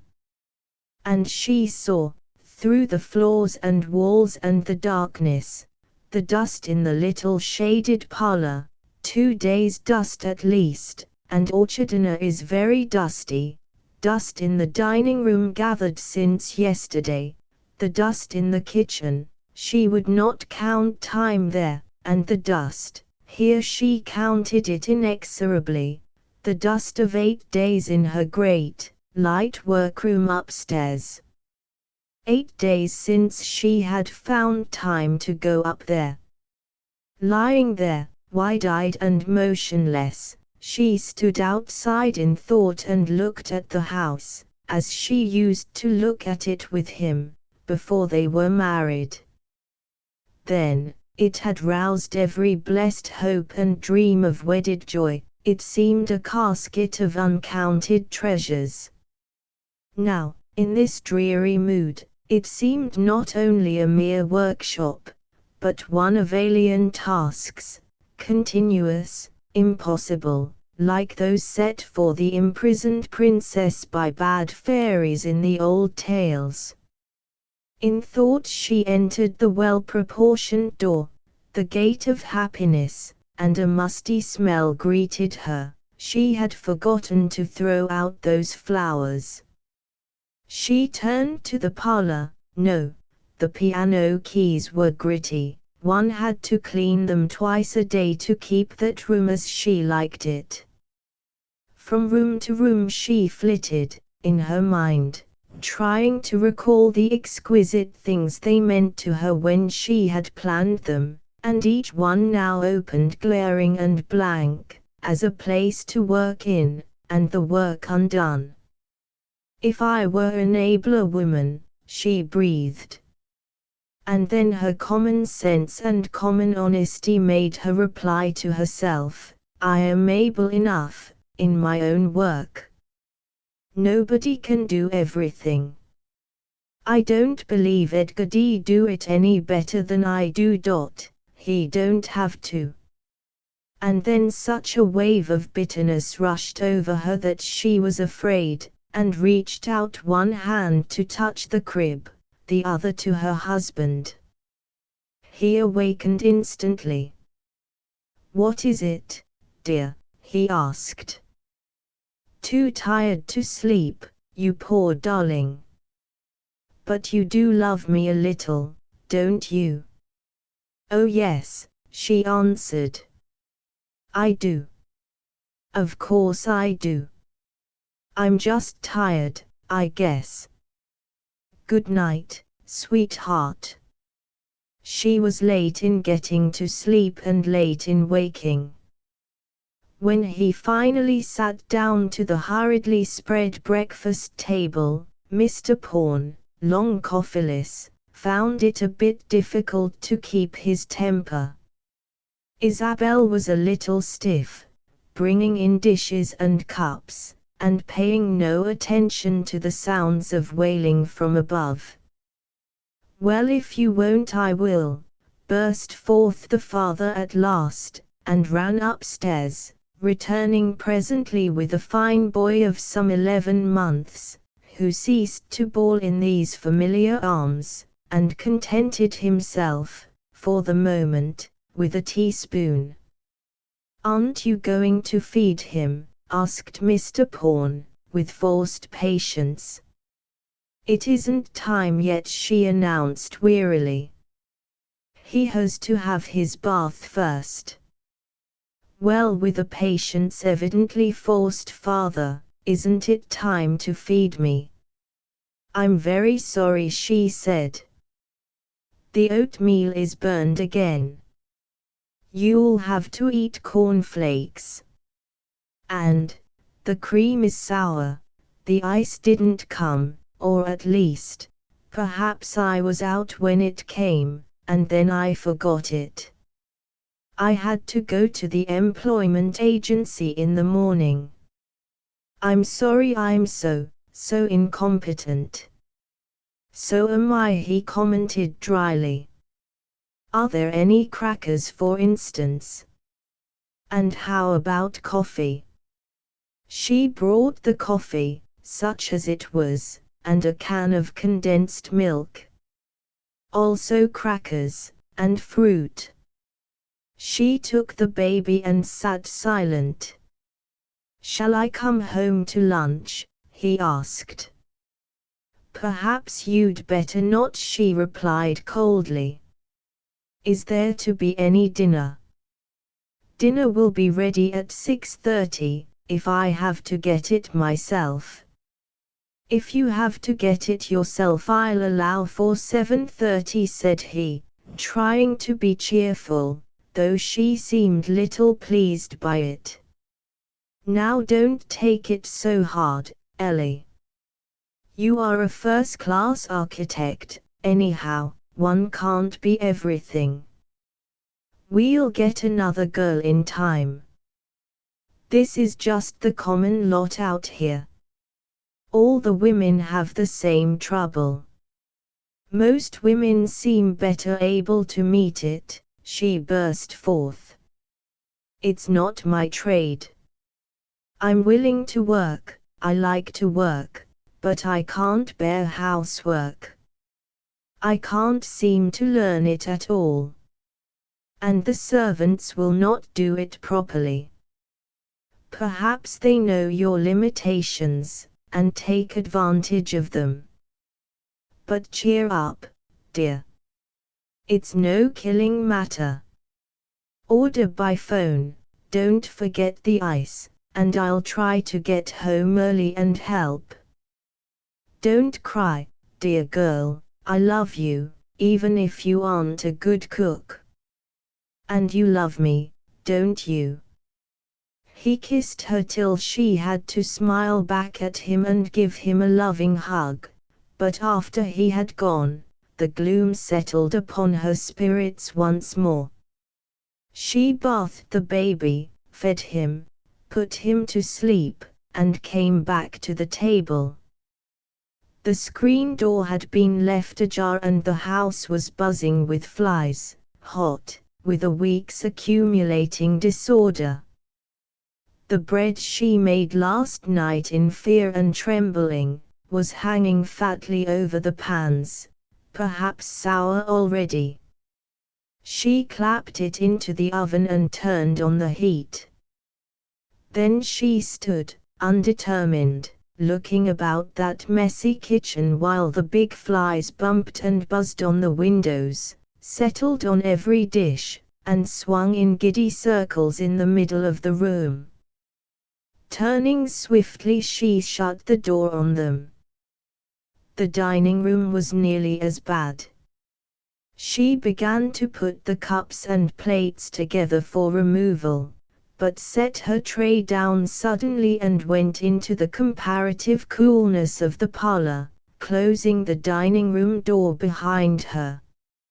She was quite tired enough to cry after several nights of broken rest and days of constant discomfort and irritation, but a sense of rising anger kept the tears back. "Of course I love him," she said to herself aloud but softly, remembering the baby, "and no doubt he loves me. I'm glad to be his wife. I'm glad to be a mother to his child. I'm glad I married him. But this is not what he offered. And it's not what I undertook. He hasn't had to change his business." She marched up and down the scant space, and then stopped short and laughed dryly, continuing her smothered soliloquy. "Do you love me?" they ask, and "I will make you happy," they say, and you get married, and after that it's housework. They don't say, "Will you be my cook? Will you be my chambermaid? Will you give up a good, clean, well-paid business that you love, that has big hope and power and beauty in it, and come and keep house for me?" Love him? I'd be in Paris this minute if I didn't. What has love to do with dust and grease and flies? Then she did drop on the small sofa and cry tempestuously for a little while, but soon arose, fiercely ashamed of her weakness, and faced the day, thinking of the old lady who had so much to do she couldn't think what to first, so she sat down and made a pincushion. Then, where to begin? Eddie will sleep till 10:30, if I'm lucky. It's now nearly 9:30, she meditated aloud. If I do the upstairs work I might wake him. I mustn't forget the bread, the dishes, the parlor, oh those flies. Well, I'll clear the table first. Stepping softly, and handling the dishes with slow care, she cleaned the breakfast table and darkened the dining room, flapping out some of the flies with a towel. Then she essayed the parlor, dusting and arranging with undecided steps. It ought to be swept, she admitted to herself. I can't do it, there isn't time. I'll make it dark, I'd rather plan a dozen houses, she fiercely muttered, as she fussed about. Yes, I'd rather build 'em, than to keep one clean. Then were her hopes dashed by a rising wail from above. She sat quite still a while, hoping against hope that he would sleep again, but he wouldn't. So she brought him down in full cry. In her low chair by the window she held him and produced bright and jingling objects from the tall work-basket that stood nearby, sighing again as she glanced at its accumulated mending. Master Eddie grew calm and happy in her arms, but showed a growing interest in the pleasing materials produced for his amusement, and a desire for closer acquaintance. Then a penetrating odor filled the air, and with a sudden "oh dear," she rose, put the baby on the sofa, and started toward the kitchen. At this moment the doorbell rang. Mrs. Pawn stopped in her tracks and looked at the door. It remained opaque and immovable. She looked at the baby, who jiggled his spools and crowed. Then she flew to the oven and dragged forth the bread, not much burned after all. Then she opened the door. A nice-looking young woman stood before her, in a plain traveling suit, holding a cheap dress suitcase in one hand and a denim roll bag in the other, who met her with a cheerful inquiring smile. "Are you Mrs. Edgar Pawn?" she asked. "I am," answered that lady, somewhat shortly, her hand on the doorknob, her ear on the baby, her nose still remorsefully in the kitchen, her eyes fixed sternly on her visitor the while, as she wondered whether it was literature, cosmetics, or medicine. She was about to add that she didn't want anything, when the young lady produced a card from the Reverend Benjamin A. Minor, Mrs. Pawn's particularly revered minister, and stated that she had heard there was a vacancy in her kitchen and she would like the place. Introducing Mrs. D. Bell, well known to friends of mine. "I don't know," said Mrs. Pawn, reading the card without in the least grasping what it said. Just then there was a dull falling sound followed by a sharp rising one, and she rushed into the parlor without more words. When she could hear and be heard again, she found Mrs. Bell seated in the shadowy little hall, serene and cool. "I called on Mr. Minor yesterday when I arrived," said she, "with letters of introduction from my former minister, told him what I wanted to do, and asked him if he could suggest anyone in immediate need of help in this line. He said he had called here recently, and believed you were looking for someone. Here is the letter I showed him," and she handed Mrs. Pawn a most friendly and appreciative recommendation of Miss D. Bell by a minister in Joe Palez, Inca Company, stating that the bearer was fully qualified to do all kinds of housework, experienced, honest, kind, had worked 7 years in one place, and only left it hoping to do better in Southern California. Backed by her own pastor's approval, this seemed to Mrs. Pawn fully sufficient.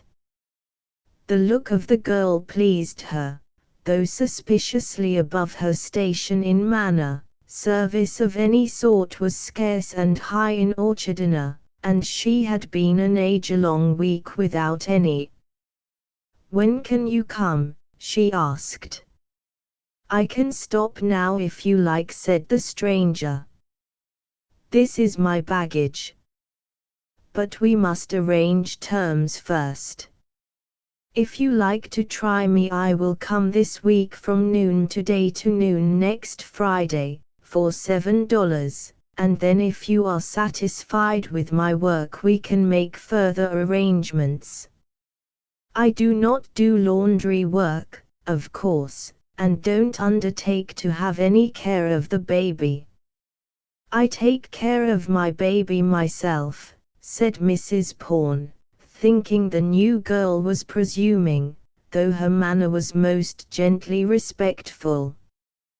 But a week was not long. She was well recommended, and the immediate pressure in that kitchen where the harvest was so ripe and the laborers so few. "Well, you may try the week," she said. "I'll show you your room." "And what is your name?" "Miss Bell."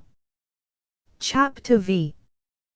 When the fig groans on the thistle, and the silk purse on the sow, when one swallow brings the summer, and blue moons on her brow, then we may look for strength and skill, experience, good health, good will, art and science well combined, honest soul and able mind, servants built upon this plan, one to wait on every man, patiently from youth to age, for less than a street cleaner's wage.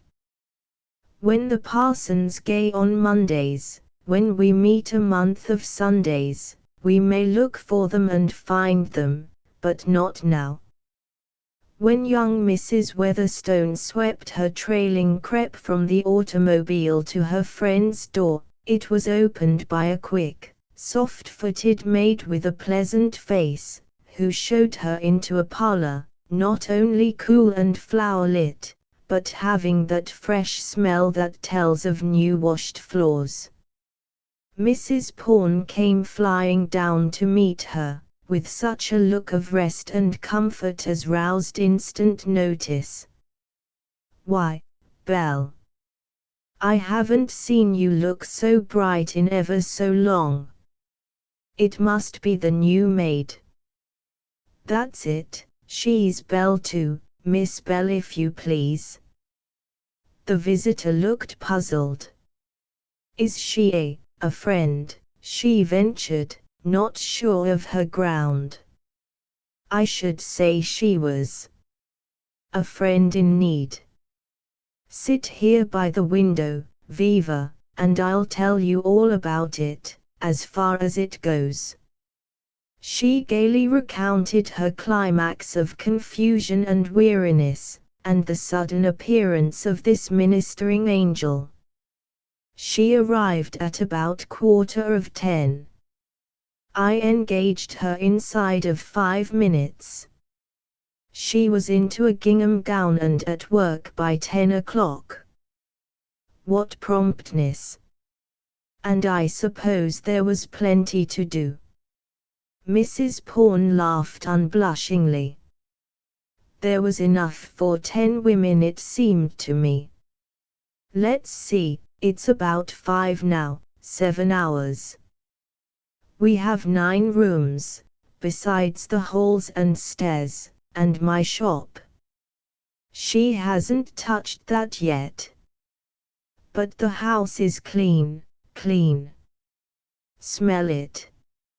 She took her guest out into the hall, through the library and dining room, upstairs where the pleasant bedrooms stretched open and orderly. She said that if I didn't mind she'd give it a superficial general cleaning today and be more thorough later. Mrs. Weatherstone looked about her with a rather languid interest. "I'm very glad for you, Belle, dear, but what an endless nuisance it all is, don't you think so?" "Nuisance? It's slow death." "To me at least," Mrs. Pawn answered. "But I don't see why you should mind. I thought Madam Weatherstone ran that palace of yours, and you didn't have any trouble at all." "Oh yes, she runs it. I couldn't get along with her at all if she didn't. That's her life. It was my mother's too. Always fussing and fussing. Their houses on their backs, like snails. Don't see why, with 10, or is it 15, servants? It's 20, I think. But my dear Belle, if you imagine that when you have 20 servants you have neither work nor care, come and try it a while, that's all." "Not for a millionaire baby's ransom," answered Isabel promptly. "Give me my drawing tools and plans and I'm happy, but this business," she swept a white hand wearily about, "it's not my work, that's all." "But you enjoy it, don't you? I mean having nice things?" asked her friend. "Of course I enjoy it, but so does Edgar. Can't a woman enjoy her home, just as a man does, without running the shop? I enjoy ocean travel, but I don't want to be either a captain or a common sailor." Mrs. Weatherstone smiled, a little sadly. "You're lucky, you have other interests," she said. "How about our bungalow, have you got any farther?" Mrs. Pawn flushed. I'm sorry, Viva. You ought to have given it to someone else. I haven't gone into that workroom for 8 solid days. No help, and the baby, you know. And I was always dog-tired. That's all right, dear, there's no very great rush. You can get at it now, can't you, with this other Belle to the fore? She's not Belle, bless you, she's Miss Belle. It's her last name. Mrs. Weatherstone smiled her faint smile. Well, why not? Like a seamstress, I suppose. Exactly. That's what she said. If this label was as important as that of seamstress or governess, why not the same courtesy? Oh, she's a most superior and opinionated young person, I can see that. I like her looks, admitted Mrs. Weatherstone. But can't we look over those plans again? There's something I wanted to suggest. And they went up to the big room on the 3rd floor. In her shop and at her work, Isabel Pawn was a different woman. She was eager and yet calm, full of ideas and ideals, yet with a practical knowledge of details that made her houses dear to the souls of women. She pointed out in the new drawings the practical advantages of kitchen and pantry, the simple but thorough ventilation, the deep closets, till her friend fairly laughed at her. And you say you're not domestic? I'm a domestic architect, if you like, said Isabel, but not a domestic servant. I'll remember what you say about those windows. It's a good idea, and she made a careful note of Mrs. Weatherstone's suggestion. That lady pushed the plans away from her, and went to the many-cushioned lounge in the wide west window, where she sat so long silent that Isabel followed at last and took her hand. "Did you love him so much?" she asked softly. "Who?" was the surprising answer. "Why, Mr. Weatherstone," said Mrs. Pawn. "No, not very much. But he was something." Isabel was puzzled. "I knew you so well in school," she said, "and that gay year in Paris. You were always a dear, submissive, quiet little thing, but not like this." "What's happened, Viva?" "Nothing that anybody can help," said her friend. "Nothing that matters." "What does matter, anyway?" "Fuss and fuss and fuss. Dress and entertain. Travel till you're tired, and rest till you're crazy. Then, when a real thing happens, there's all this," and she lifted her black draperies disdainfully. "And mourning notepaper and cards and servants' livery, and all the things you mustn't do." Isabel put an arm around her. "Don't mind, dear, you'll get over this, you are young enough yet, the world is full of things to do."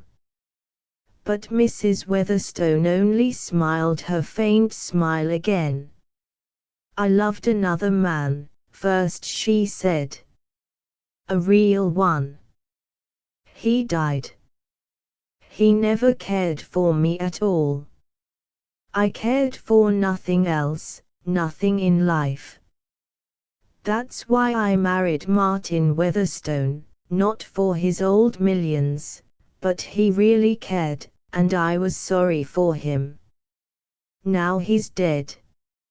And I'm wearing this, and still mourning for the other one." Isabel held her hand, stroked it softly, laid it against her cheek. "Oh, I'll feel differently in time, perhaps," said her visitor. Maybe if you took hold of the house, if you ran things yourself, ventured Mrs. Pawn. Mrs. Weatherstone laughed. And turn out the old lady. You don't know her.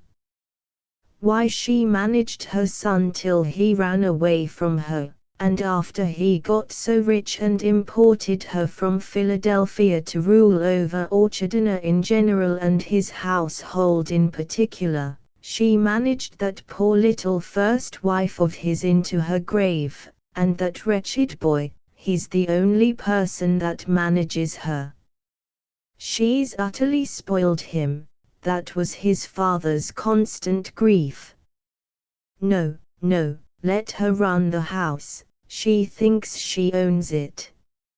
She's fond of you, isn't she? Asked Mrs. Pawn. Oh, I guess so, if I let her have her own way. And she certainly saves me a great deal of trouble.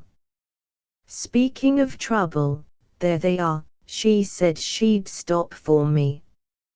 At the gate puffed the big car, a person in livery rang the bell, and Mrs. Weatherstone kissed her friend warmly, and passed like a heavy shadow along the rose-bordered path. In the tonneau sat a massive old lady in sober silks, with a set impassive countenance, severely correct in every feature, and young Matt Weatherstone, sulky because he had to ride with his grandmother now and then. He was not a nice young man. Diantha found it hard to write her home letters, especially to Ross. She could not tell them of all she meant to do, and she must tell them of this part of it, at once, before they heard of it through others. To leave home, to leave school teaching, to leave love, and go out to service did not seem a step up, that was certain.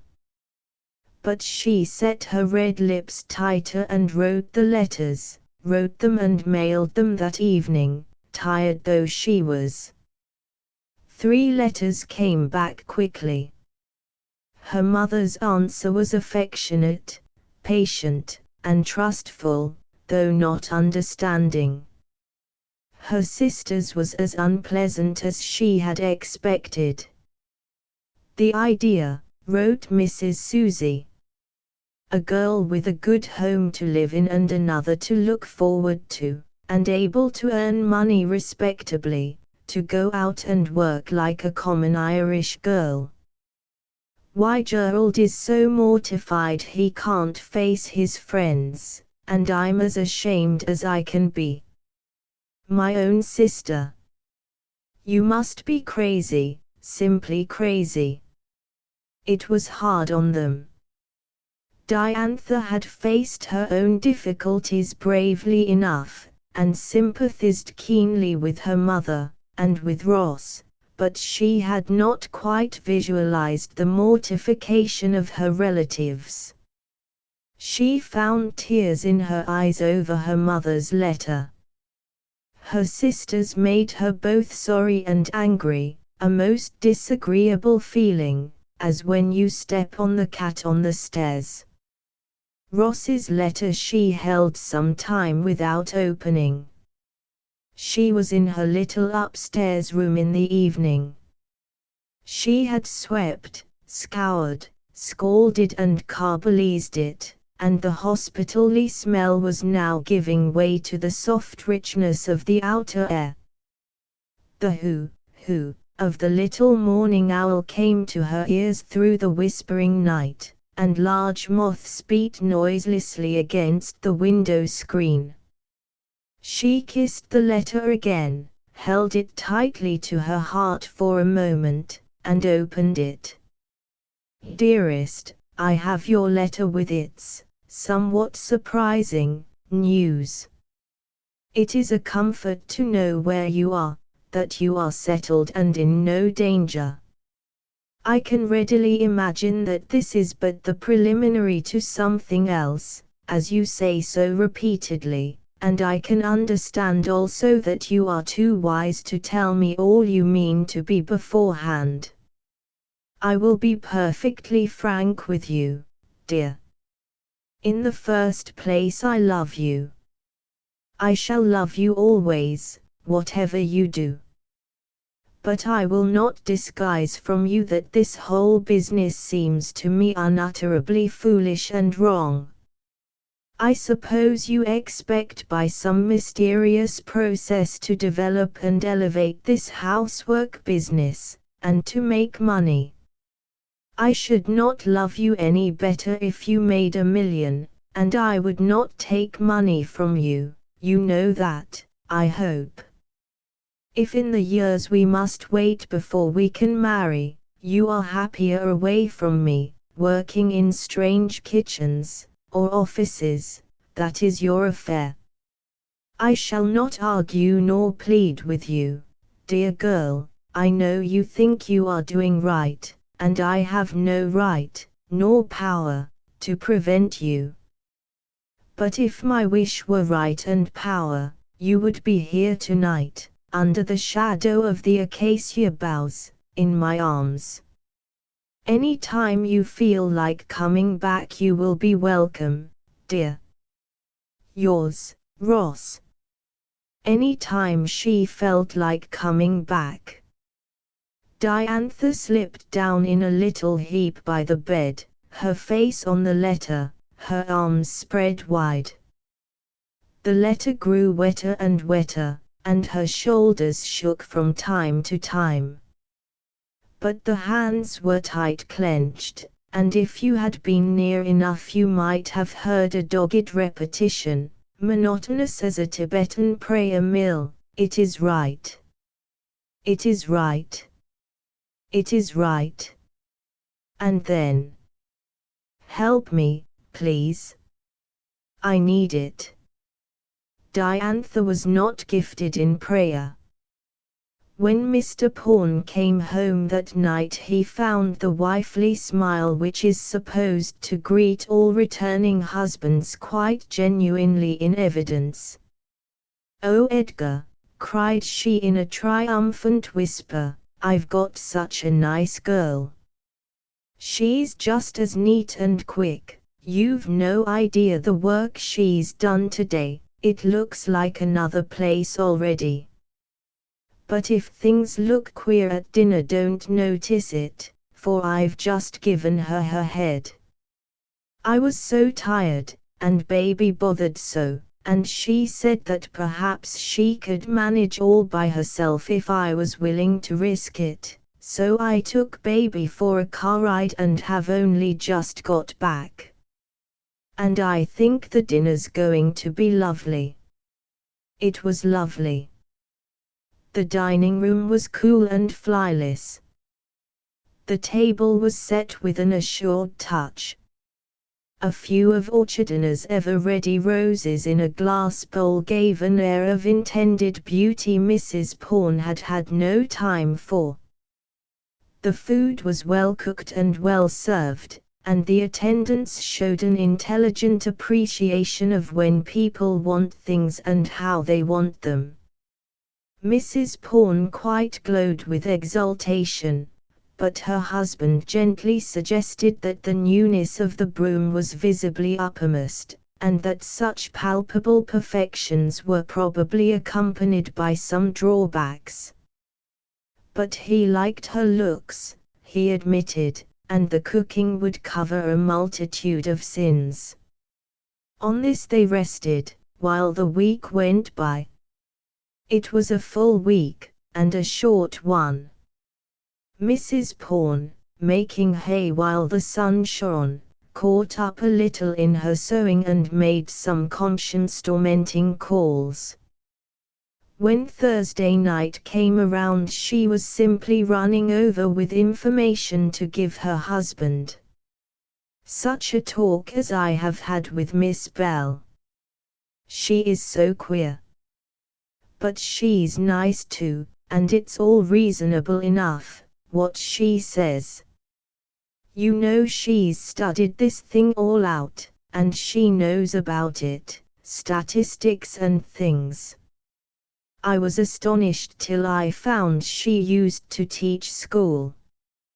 Just think of it. And to be willing to work out. She certainly does her work beautiful, but it doesn't seem like having a servant at all. I feel as if I boarded with her. Why, she seemed to me very modest and unpresuming, put in Mr. Pawn. Oh yes, she never presumes. But I mean the capable way she manages. I don't have to tell her one thing, nor to oversee, nor criticize. I spoke of it and she said, if I didn't understand the business I should have no right to undertake it. That's a new point of view, isn't it? Asked her husband. Don't they usually make you teach them their trade and charge for the privilege? Yes, of course they do. But then she does have her disadvantages, as you said. Does she? What are they? Why, she's so rigid. I'll read you her, I don't know what to call it. She's written out a definite proposition as to her staying with us, and I want you to study it. It's the queerest thing I ever saw. The document was somewhat novel. A clear statement of the hours of labor required in the position, the quality and amount of the different kinds of work, the terms on which she was willing to undertake it, and all prefaced by a few remarks on the status of household labor which made Mr. Pawn open his eyes. Thus Miss Bell, the ordinary rate for labor in this state, unskilled labor of the ordinary sort, is $2 a day. This is in return for the simplest exertion of brute force, under constant supervision and direction, and involving no serious risk to the employer.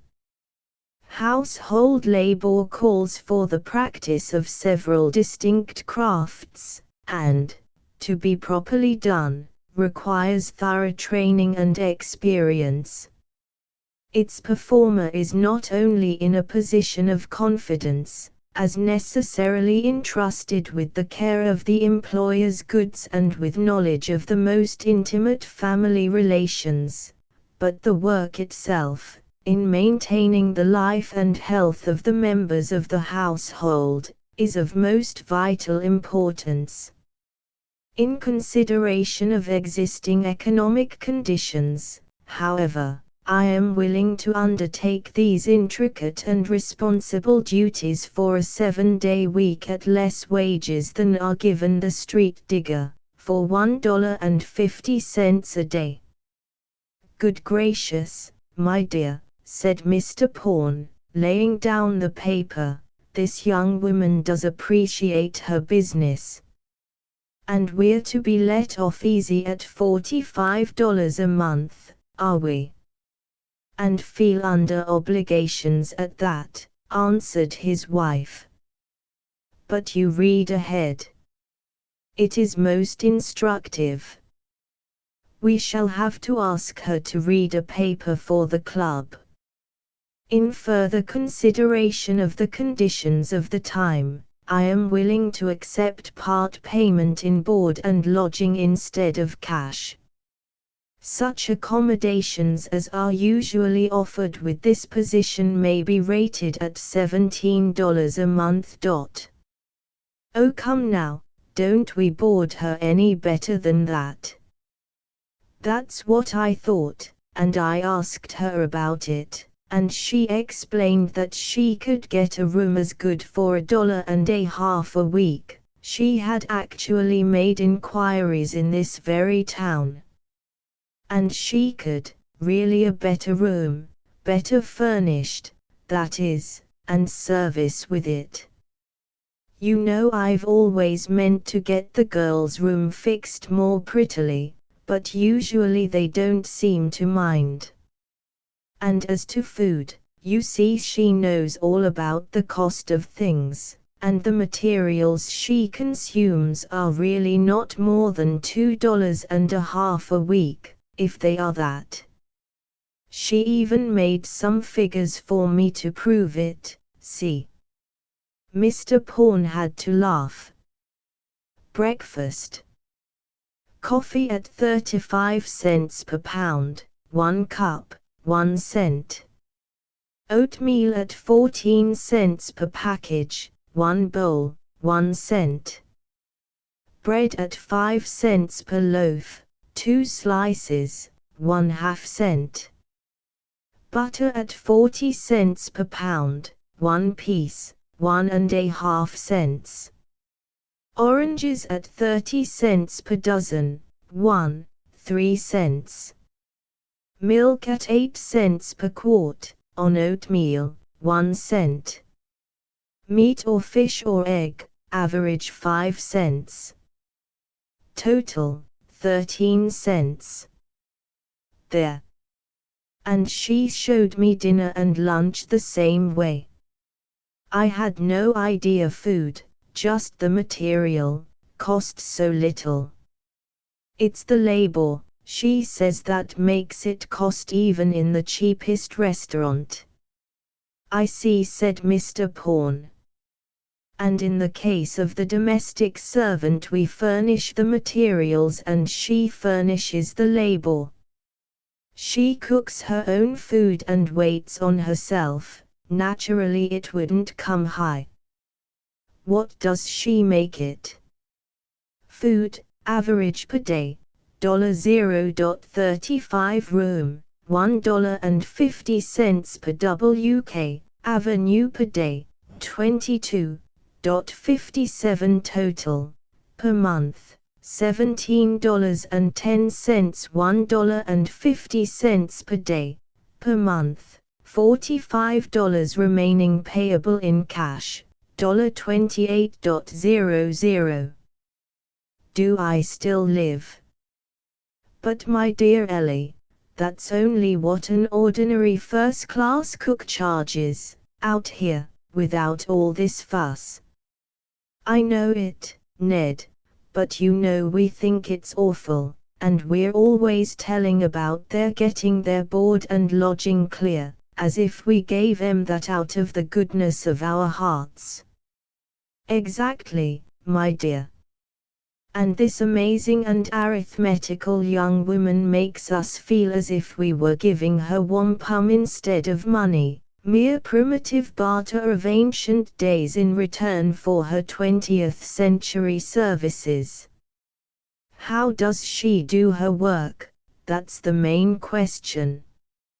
I never saw anyone do it better, or quicker, or easier. That is, I thought it was easy till she brought me this paper. Just read about her work, and you'll feel as if we ought to pay her all your salary. Mr. Pawn read, labor performed, average 10 hours a day, as follows: preparation of food materials, care of fires, cooking, table service, and cleaning of dishes, utensils, towels, stove, etc., per meal, breakfast 2 hours, dinner 3 hours, supper or lunch 1 hour, 6 hours per day for food service. Daily chamber work and dusting, etc., 1.5 hours per day. Weekly cleaning for house of 9 rooms, with halls, stairs, closets, porches, steps, walks, etc., sweeping, dusting, washing windows, mopping, scouring, etc., averaging 2 hours per day. Door service, waiting on tradesmen, and extras 1/2 hour per day. Total 10 hours per day. That sounds well. Does it take that much time every day? Yes, indeed. It would take me 20, she answered. You know the week I was here alone I never did half she does. Of course I had baby, but then I didn't do the things. I guess when it doesn't take so long they just don't do what ought to be done. For she is quick, awfully quick about her work. And she's thorough. I suppose it ought to be done that way, but I never had one before. She keeps mighty fresh and bright looking after these Herculean labors. Yes, but then she rests. Her 10 hours are from 6:30 a.m., when she goes into the kitchen as regularly as a cuckoo clock, to 8:30 p.m. when she is all through and her kitchen looks like well, it's as clean and orderly as if no one was ever in it. 10 hours, that's 14. I know it, but she takes out 4. She claims time to eat her meals. Preposterous. Half an hour apiece, and half an hour in the morning to rest, and 2 in the afternoon. Anyway, she is out, 2 hours every afternoon, riding in the electric cars. That don't look like a very hard job. Her day laborer doesn't get 2 hours off every afternoon to take excursions into the country. No, I know that, but he doesn't begin so early, nor stop so late. She does her square 10 hours work, and I suppose one has a right to time off. You seem dubious about that, my dear. Yes, that's just where it's awkward. I'm used to girls being in all the time, excepting their day out. You see, I can't leave baby, nor always take him, and it interferes with my freedom afternoons. Well, can't you arrange with her somehow? See if you can. She says she will only give 10 hours of time for $1.50 a day. 'Tisn't but 15 cents an hour. I have to pay a woman 20 that comes in. And if she is to give up her chance of sunlight and fresh air, she wants me to pay her extra, by the hour. Or she says, if I prefer, she would take 4 hours every other day, and so be at home half the time. I said it was difficult to arrange, with baby, and she was very sympathetic and nice, but she won't alter her plans. Let her go, and get a less exacting servant. But, she does her work so well. And it saves a lot, really.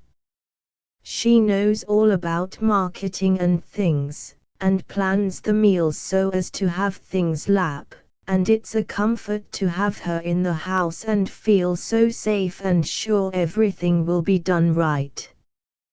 Well, it's your province, my dear. I don't profess to advise. But I assure you I appreciate the table, and the cleanness of everything, and the rested look in your eyes, dear girl. She slipped her hand into his affectionately. It does make a difference, she said. I could get a girl for $20 and save nearly $2.60 a week, but you know what they are. I do indeed, he admitted fervently. It's worth the money to have this thing done so well. I think she's right about the wages. Better keep her. Oh, she'll only agree to stay 6 months even at this rate. Well, keep her 6 months and be thankful. I thought she was too good to last. They looked over the offered contract again. It closed with, this agreement to hold for 6 months from date if mutually satisfactory. In case of disagreement, 2 weeks' notice is to be given on either side, or 2 weeks' wages if preferred by the employer. It was dated, and signed Miss D.C. Bell. And with inward amusement and great display of penmanship they added Mrs. Isabel J. Pawn, and the contract was made. Chapter 6. The Cynosure. It's a singular thing that the commonest place is the hardest to properly fill, that the labour imposed on a full half the race is so seldom performed with good will, to say nothing of knowledge or skill. What we ask of all women, we stare at in one, and tribute of wonderment bring. If this task of the million is once fitly done, we all hold our hands up and sing. It's really a singular thing. Isabel Pawn was a cautious woman, and made no acclaim over her new acquisition until its value was proven. Her husband also bided his time, and when congratulated on his improved appearance and air of contentment, merely vouchsafed that his wife had a new girl who could cook. To himself he boasted that he had a new wife who could love. So cheerful and gay grew Mrs. Pawn in the changed atmosphere of her home. "It is remarkable, Edgar," she said, dilating repeatedly on the peculiar quality of their good fortune. "It's not only good cooking, and good waiting, and a clean house, cleaner than I ever saw one before, and it's not only the quietness, and regularity and economy, why the bills have gone down more than a third." Yes, even I noticed that, he agreed. "But what I enjoy the most is the atmosphere," she continued. "When I have to do the work, the house is a perfect nightmare to me."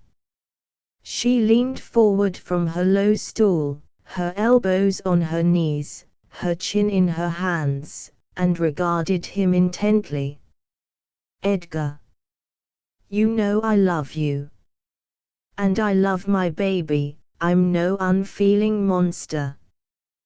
But I can tell you frankly that if I'd had any idea of what housework was like, I'd never have given up architecture to try it." "Lucky for me you hadn't," said he fondly. "I know it's been hard for you, little girl. I never meant that you should give up architecture. That's a business a woman could carry on at home, I thought, the designing part anyway. There's your drawing room and all your things." "Yes," she said, with reminiscent bitterness, "there they are, and there they might have stayed, untouched, if Miss Bell hadn't come." "Makes you call her Miss Bell all the time, does she?" Mrs. Pawn laughed. "Yes. I hated it at first, but she asked if I could give her any real reason why the cook should be called by her first name more than the seamstress or governess. I tried to say that it was shorter, but she smiled and said that in this case it was longer. Her name is Diantha, I've seen it on letters. And it is 1 syllable longer. Anyhow, I've got used to Miss Bell now." "She gets letters often?" "Yes, very often, from Topoliah, where she came from." "I'm afraid she's engaged." Mrs. Pawn sighed ruefully. "I don't doubt it," said Mr. Pawn. "That would account for her 6 months' arrangement." "Well, my dear, make hay while the sun shines." "I do," she boasted. "Whole stacks. I've had a seamstress in, and got all my clothes in order and the baby's. We've had lot of dinner parties and teas, as you know, all my social obligations are cleared off. We've had your mother for a visit, and mine's coming now, and I wasn't afraid to have either of them. There's no fault to be found with my housekeeping now. And there are 2 things better than that, yes, 3. The best thing is to see you look so young and handsome and happy again, said her husband, with a kiss. Yes, that's one. Another is that now I feel so easy and light-hearted I can love you and baby, as I do. Only when I'm tired and discouraged I can't put my hand on it somehow. He nodded sympathetically. I know, dear, he said. I feel that way myself, sometimes. What's the other? Why, that's best of all, she cried triumphantly. I can work again. When baby's asleep I get hours at a time, and even when he's awake I've fixed a place where he can play, and I can draw and plan, just as I used to, better than I used to. And that is even more to you than loving, he asked in a quiet, inquiring voice. It's more because it means both. She leaned to him, glowing, don't you see? First I had the work and loved it. Then you came, and I loved you better. Then baby came and I loved him best. I don't know, you and baby are all one somehow. There was a brief interim and then she drew back, blushing richly. Now stop, I want to explain. When the housework got to be such a nightmare, and I looked forward to a whole lifetime of it and no improvement, then I just ached for my work, and couldn't do it. And then, why sometimes, dear, I just wanted to run away. Actually. From both of you, you see, I spent 5 years studying, I was a real architect, and it did hurt to see it go.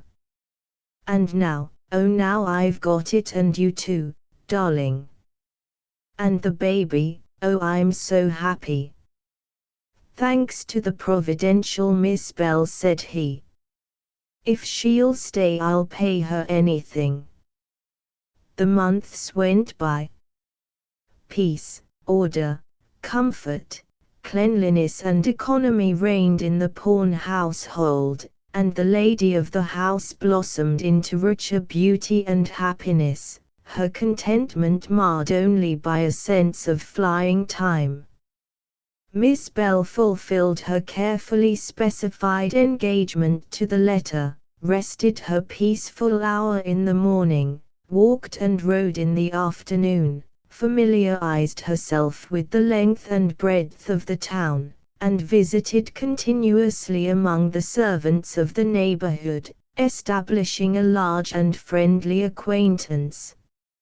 If she wore rubber gloves about the rough work, she paid for them herself, and she washed and ironed her simple and pretty costumes herself, with the result that they stayed pretty for surprising periods. She wrote letters long and loving, to Ross daily, to her mother twice a week, and by the help of her sister's authority succeeded in maintaining a fairly competent servant in her deserted place.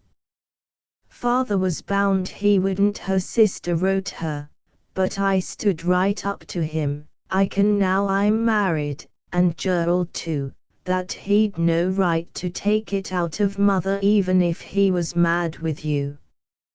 He made a fuss about your paying for the girl, but that was only showing off, he couldn't pay for her just now, that's certain. And she does very well, a good strong girl, and quite devoted to mother. And then she scolded furiously about her sister's working out. Diantha knew just how hard it was for her mother. She had faced all sides of the question before deciding. "Your mother misses you badly," of course Ross wrote her.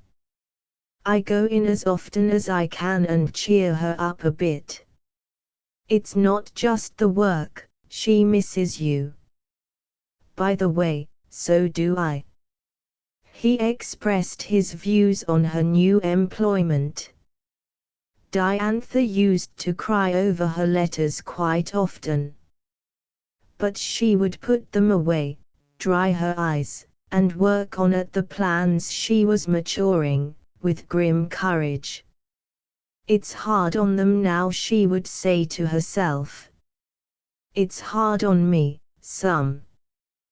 But we'll all be better off because of it, and not only us, but everybody." Meanwhile the happy and unhappy households of the fair town buzzed in comment and grew green with envy. In social circles and church circles and club circles, as also in domestic circles, it was noised abroad that Mrs. Edgar Pawn had solved the servant question. News of this marvel of efficiency and propriety was discussed in every household, and not only so but in barber shops and other downtown meeting places mentioned. Servants gathered it at dinner tables, and Diantha, much amused, regathered it from her new friends among the servants. "Does she keep on just the same?" asked little Mrs. Ree of Mrs. Pawn in an awed whisper. "Just the same if not better. I don't even order the meals now, unless I want something especial. She keeps a calendar of what we've had to eat, and what belongs to the time of year, prices and things.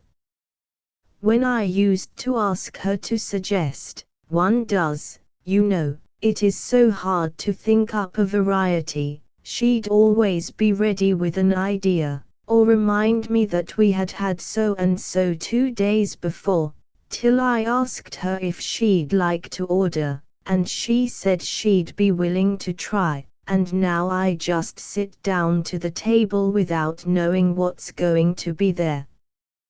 "But I should think that would interfere with your sense of freedom," said Mrs. Eleanor Dankshire. "A woman should be mistress of her own household." "Why, I am. I order whenever I specially want anything." But she really does it more scientifically. She has made a study of it. And the bills are very much lower. "Well, I think you are the luckiest woman alive," sighed Mrs. Ree. "I wish I had her." Many a woman wished she had her, and some, calling when they knew Mrs. Pawn was out, or descending into their own kitchens of an evening when the strange Miss Bell was visiting the help, made flattering propositions to her to come to them. She was perfectly polite and agreeable in manner, but refused all blandishments. "What are you getting at your present place, if I may ask?" loftily inquired the great Mrs. Thidler, ponderous and beaded. "There is surely no objection to your asking, madam," she replied politely. "Mrs. Pawn will not mind telling you, I am sure." Said the patronizing visitor, regarding her through her lorgnette. "Very good. Whatever it is, I'll double it. When can you come?" "My engagement with Mrs. Pawn is for 6 months," Diantha answered, "and I do not wish to close with anyone else until that time is up." "Thank you for your offer just the same." "Peculiarly offensive young person," said Mrs. Thidler to her husband. "Looks to me like one of these literary impostors." Mrs. Pawn will probably appear in the magazines before long. Mr. Thidler instantly conceived a liking for the young person, sight unseen. Diantha acquired quite a list of offers, places open to her as soon as she was free, at prices from her present $7 up to the proposed doubling.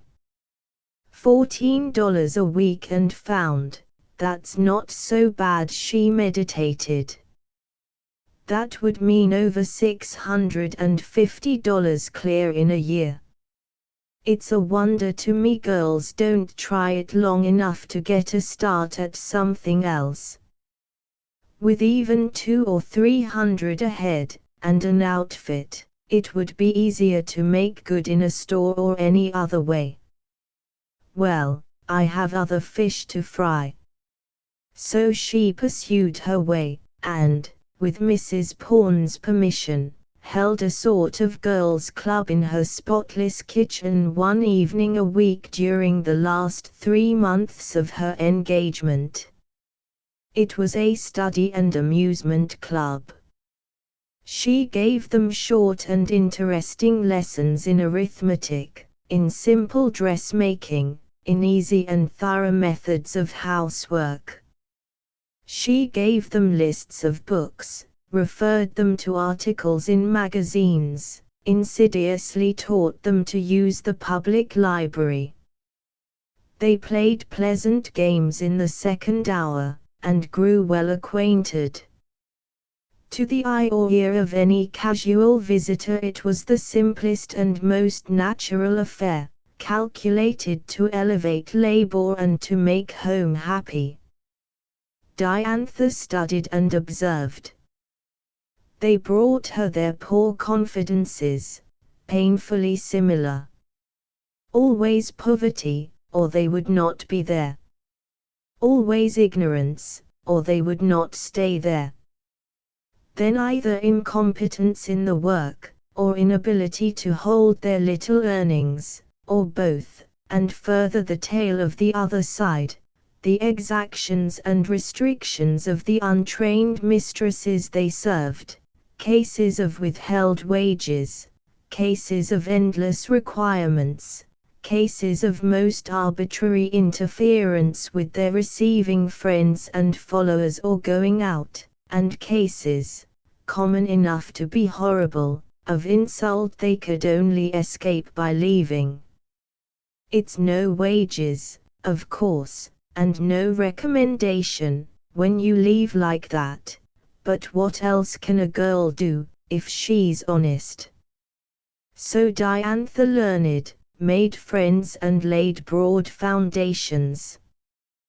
The excellence of her cooking was known to many, thanks to the weekly entertainments. No one refused. No one regretted acceptance. Never had Mrs. Pawn enjoyed such a sense of social importance. All the people she ever knew called on her afresh, and people she never knew called on her even more freshly. Not that she was directly responsible for it. She had not triumphed cruelly over her less happy friends, nor had she cried aloud on the street corners concerning her good fortune. It was not her fault, nor, in truth, anyone's. But in a community where the servant question is even more vexed than in the country at large, where the local product is quite unequal to the demand, and where distance makes importation an expensive matter, the fact of one woman's having, as it appeared, settled this vexed question, was enough to give her prominence. Mrs. Eleanor Dankshire, president of the Orchard and a Home and Culture Club, took up the matter seriously. Now Mrs. Pawn, said she, settling herself vigorously into a comfortable chair, I just want to talk the matter over with you, with a view to the club. We do not know how long this will last. Don't speak of it, said Mrs. Pawn. And it behooves us to study the facts while we have them. So much is involved, said little Mrs. Ree, the corresponding secretary, lifting her pale earnest face with the perplexed fine lines in it. We are all so truly convinced of the sacredness of the home duties. Well, what do you want me to do? Asked their hostess. We must have that remarkable young woman address our club, Mrs. Dankshire announced. It is one case in 1,000, and must be studied. So noble of her, said Mrs. Ree. You say she was really a school teacher. Mrs. Thidler has put it about that she is one of these dreadful writing persons, in disguise. Oh no, said Mrs. Pawn. She is perfectly straightforward about it, and had the best of recommendations. She was a teacher, but it didn't agree with her health, I believe. Perhaps there is a story to it. Mrs. Ree advanced, but Mrs. Dankshire disagreed with her flatly. The young woman has a theory, I believe, and she is working it out. I respect her for it. Now what we want to ask you, Mrs. Pawn, is this: do you think it would make any trouble for you, in the household relations, you know, if we ask her to read a paper to the club? Of course we do not wish to interfere, but it is a remarkable opportunity, very. You know the fine work Miss Lucy Salmon has done on this subject, and Miss Frances Keller. You know how little data we have, and how great, how serious, a question it is daily becoming. Now here is a young woman of brains and culture who has apparently grappled with the question. Her example and influence must not be lost. We must hear from her. The public must know of this. Such an ennobling example, murmured Mrs. Ree. It might lead numbers of other school teachers to see the higher side of the home duties. Furthermore, pursued Mrs. Dankshire, this has occurred to me. Would it not be well to have our ladies bring with them to the meeting the more intelligent of their servants, that they might hear and see the dignity of household labor, so ably set forth? Isn't it? Wouldn't that be an almost dangerous experiment? Urged Mrs. Ree, her high narrow forehead fairly crept with little wrinkles. She might say something, you know, that they might take advantage of. Nonsense, my dear, replied Mrs. Dankshire. She was very fond of Mrs. Ree, but had small respect for her judgment. What could she say? Look at what she does. And how beautifully, how perfectly, she does it. I would wager now, may I try an experiment, Mrs. Pawn? And she stood up, taking out her handkerchief. Certainly, said Mrs. Pawn, with pleasure. You won't find any. Mrs. Dankshire climbed heavily upon a carefully selected chair and passed her large clean plain hemmed handkerchief across the top of a picture. I knew it, she proclaimed proudly from her eminence, and showed the cloth still white. That, she continued in ponderous descent, that is knowledge, ability and conscience. I don't see how she gets the time, breathed Mrs. Ree, shaking her head in awed amazement, and reflecting that she would not dare trust Mrs. Dankshire's handkerchief on her picture tops. We must have her address the club, the president repeated. It will do worlds of good. Let me see, a paper on, we might say, on the true nature of domestic industry. How does that strike you, Mrs. Ree? Admirable, said Mrs. Ree. So strong, so succinct. That certainly covers the subject, said Mrs. Pawn. Why don't you ask her? We will. We have come for that purpose. But we felt it right to ask you about it first, said Mrs. Dankshire. Why, I have no control over Miss Bell's movements, outside of working hours, answered Mrs. Pawn. And I don't see that it would make any difference to our relations. She is a very self-poised young woman, but extremely easy to get along with. And I'm sure she could write a splendid paper. You'd better ask her, I think. Would you call her in, asked Mrs. Dankshire, or shall we go out to the kitchen? Come right out, I'd like you to see how beautifully she keeps everything. The kitchen was as clean as the parlor, and as prettily arranged. Miss Bell was making her preparation for lunch, and stopped to receive the visitors with a serenely civil air, as of a country storekeeper. I am very glad to meet you, Miss Bell, very glad indeed, said Mrs. Dankshire, shaking hands with her warmly. We have heard so much of your beautiful work here, and we admire your attitude. Now would you be willing to give a paper, or a talk, to our club, the Home and Culture Club, some Wednesday, on the true nature of domestic industry? Mrs. Ree took Miss Bell's hand with something of the air of a Boston maiden accosting a saint from Hindustan. If you only would, she said.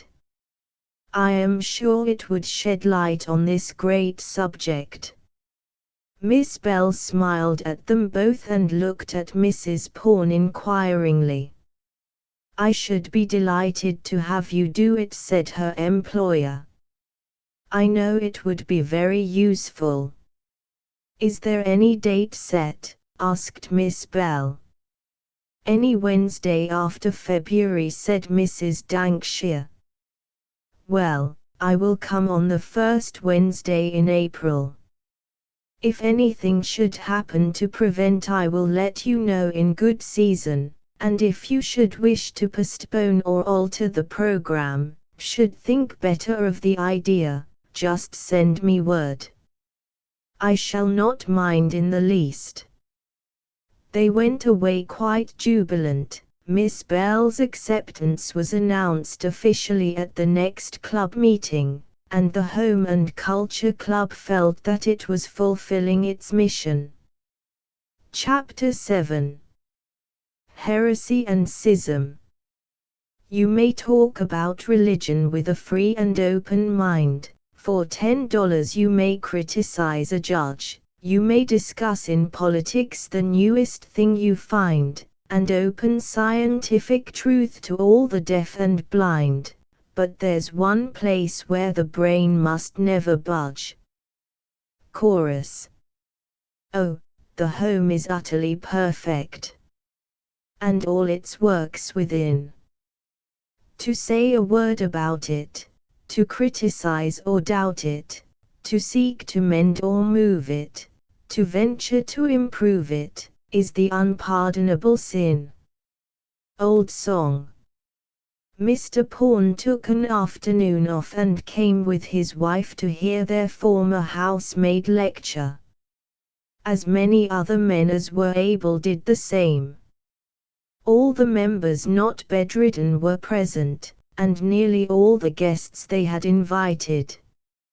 So many were the acceptances that a downtown hall had been taken, the floor was more than filled, and in the gallery sat a block of servant girls, more gorgeous in array than the ladies below, whispering excitedly among themselves.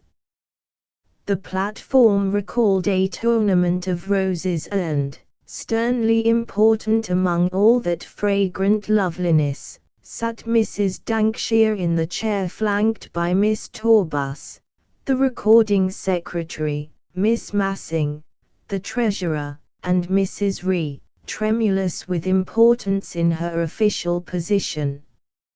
All these ladies wore an air of high emprise, even more intense than that with which they usually essayed their public duties. They were richly dressed, except Miss Torbus, who came as near it as she could. At the side, and somewhat in the rear of the President, on a chair quite different from the chair, discreetly gowned and of a bafflingly serene demeanor, sat Miss Bell. All eyes were upon her, even some opera glasses. "She's a good looker anyhow," was one masculine opinion. "She's a peach," was another. "Tell you, the chap that gets her is well heeled," said a third.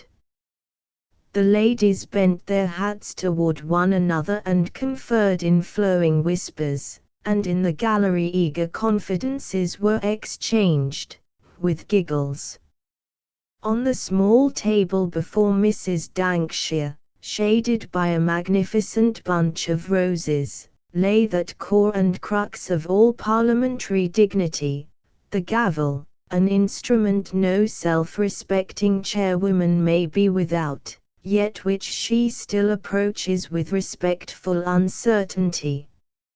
In spite of its large size and high social standing, the Orchard in a Home and Culture Club contained some elements of unrest, and when the yearly election of officers came round there was always need for careful work in practical politics to keep the reins of government in the hands of the right people.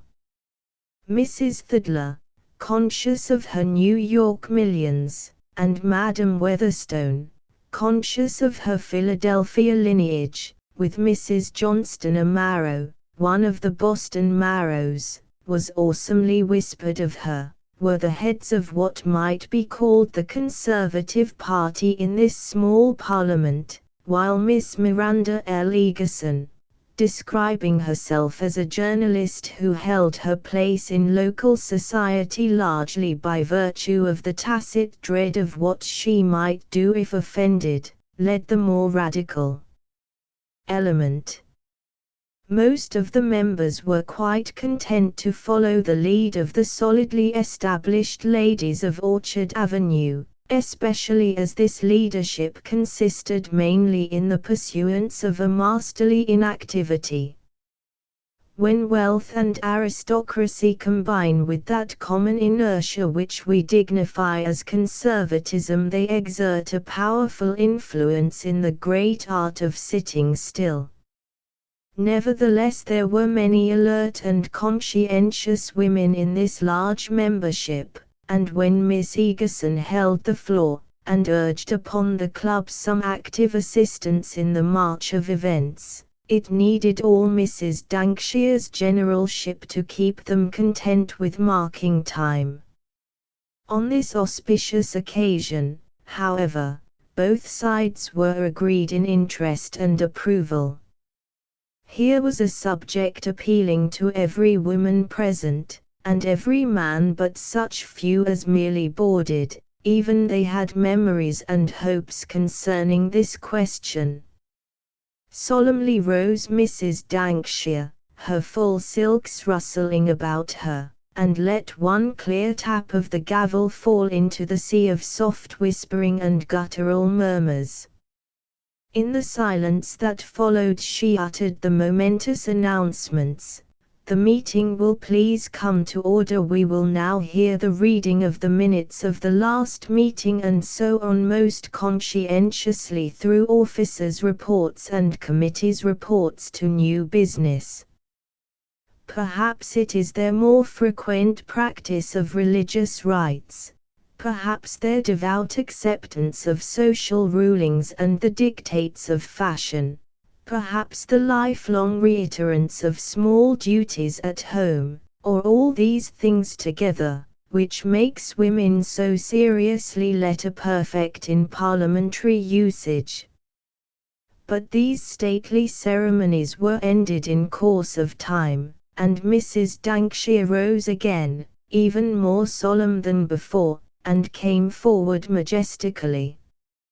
"Members and guests," she said impressively, "this is an occasion which brings pride to the heart of every member of the Home and Culture Club. As our name implies, this club is formed to serve the interests of the home, those interests which stand first, I trust, in every human heart." A telling pause, and the light patter of gloved hands. "Its second purpose," pursued the speaker, with that measured delivery which showed that her custom, as one member put it, was to first write and then commit, is to promote the cause of culture in this community. Our aim is culture in the broadest sense, not only in the curricula of institutions of learning, not only in those spreading branches of study and research which tempts us on from height to height, proof of arboreal ancestry that Miss Egerson confided to a friend, whose choked giggle attracted condemning eyes, but in the more intimate fields of daily experience. Most of us, however widely interested in the higher education, are still, and find in this our highest honor, wives and mothers. These novel titles called forth another round of applause. "As such," continued Mrs. Dankshire, "we all recognize the difficult, the well-nigh insuperable problems of the," she glanced at the gallery now paying awed attention, "domestic question. We know how on the one hand our homes yawn unattended, I yawn while I'm attending, one gentleman in the rear suggested to his neighbor, while on the other the ranks of mercenary labor are overcrowded.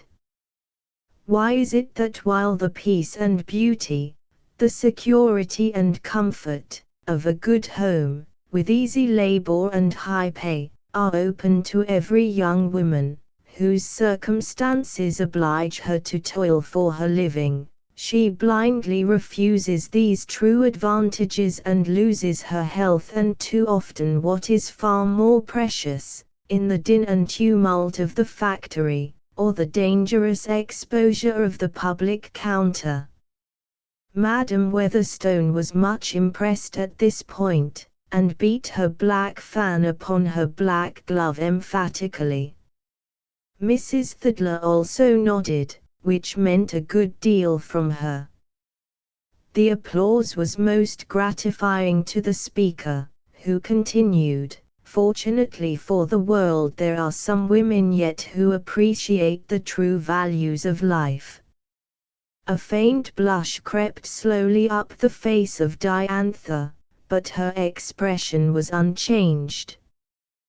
Whoso had met and managed a roomful of merciless children can easily face a women's club. We have with us on this occasion one, as we might say, our equal in birth and breeding. Madam Weatherstone here looked painfully shocked, as also did the Boston Marrow, possibly Mrs. Dankshire, whose parents were Iowa farmers, was not unmindful of this, but she went on smoothly, and whose first employment was the honored task of the teacher, who has deliberately cast her lot with the domestic worker, and brought her trained intelligence to bear upon the solution of this great question, the true nature of domestic service. In the interests of this problem she has consented to address us. I take pleasure in introducing Miss Diantha Bell. Diantha rose calmly, stepped forward, bowed to the president and officers, and to the audience.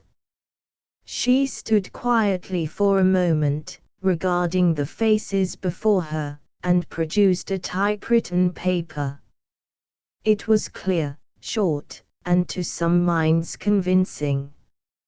She set forth that the term domestic industry did not define certain kinds of labor, but a stage of labor, that all labor was originally domestic, but that most kinds had now become social, as with weaving and spinning, for instance, for centuries confined to the home and done by women only, now done in mills by men and women, that this process of socialization has now been taken from the home. Almost all the manufactures, as of wine, beer, soap, candles, pickles and other specialties, and part of the laundry work, that the other processes of cleaning are also being socialized, as by the vacuum cleaners, the professional window washers, rug cleaners, and similar professional workers,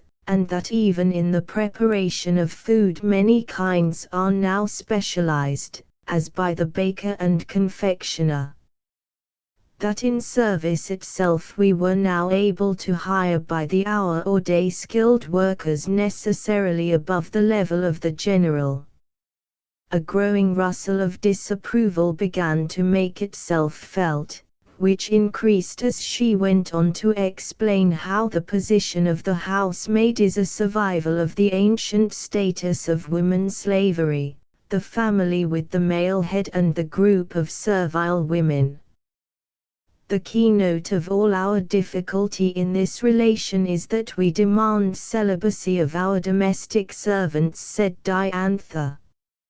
A murmur arose at this statement, but she continued calmly, since it is natural for women to marry, the result is that our domestic servants consist of a constantly changing series of young girls, apprentices, as it were, and the complicated and important duties of the household cannot be fully mastered by such hands. The audience disapproved somewhat of this, but more of what followed. She showed, Mrs. Pawn nodding her head amusedly, that so far from being highly paid and easy labor, house service was exacting and responsible, involving a high degree of skill as well as moral character, and that it was paid less than ordinary unskilled labor, part of this payment being primitive barter. Then, as whispers and sporadic little spurts of angry talk increased, the clear quiet voice went on to state that this last matter, the position of a strange young girl in our homes, was of itself a source of much of the difficulty of the situation. We speak of giving them the safety and shelter of the home. Here Diantha grew solemn. So far from sharing our homes, she gives up her own, and has none of ours. But the poorest of our food and a cramped lodging, she has neither the freedom nor the privileges of a home. And as to shelter and safety, the domestic worker, owing to her peculiarly defenseless position, furnishes a terrible percentage of the unfortunate. A shocked silence met this statement. In England, shop workers complain of the old custom of sleeping in, their employers furnishing them with lodging as part payment. This also is a survival of the old apprentice method. With us, only the domestic servant is held to this antiquated position. Regardless of the chill displeasure about her she cheerfully pursued, let us now consider the economic side of the question. Domestic economy is a favorite phrase. As a matter of fact, our method of domestic service is inordinately wasteful. Even where the wife does all the housework, without pay, we still waste labor to an enormous extent, requiring one whole woman to wait upon each man. If the man hires one or more servants, the wastes increase. If 100 men undertake some common business, they do not divide in two halves, each man having another man to serve him, 50 productive laborers, and 50 cooks. 2 or 3 cooks could provide for the whole group.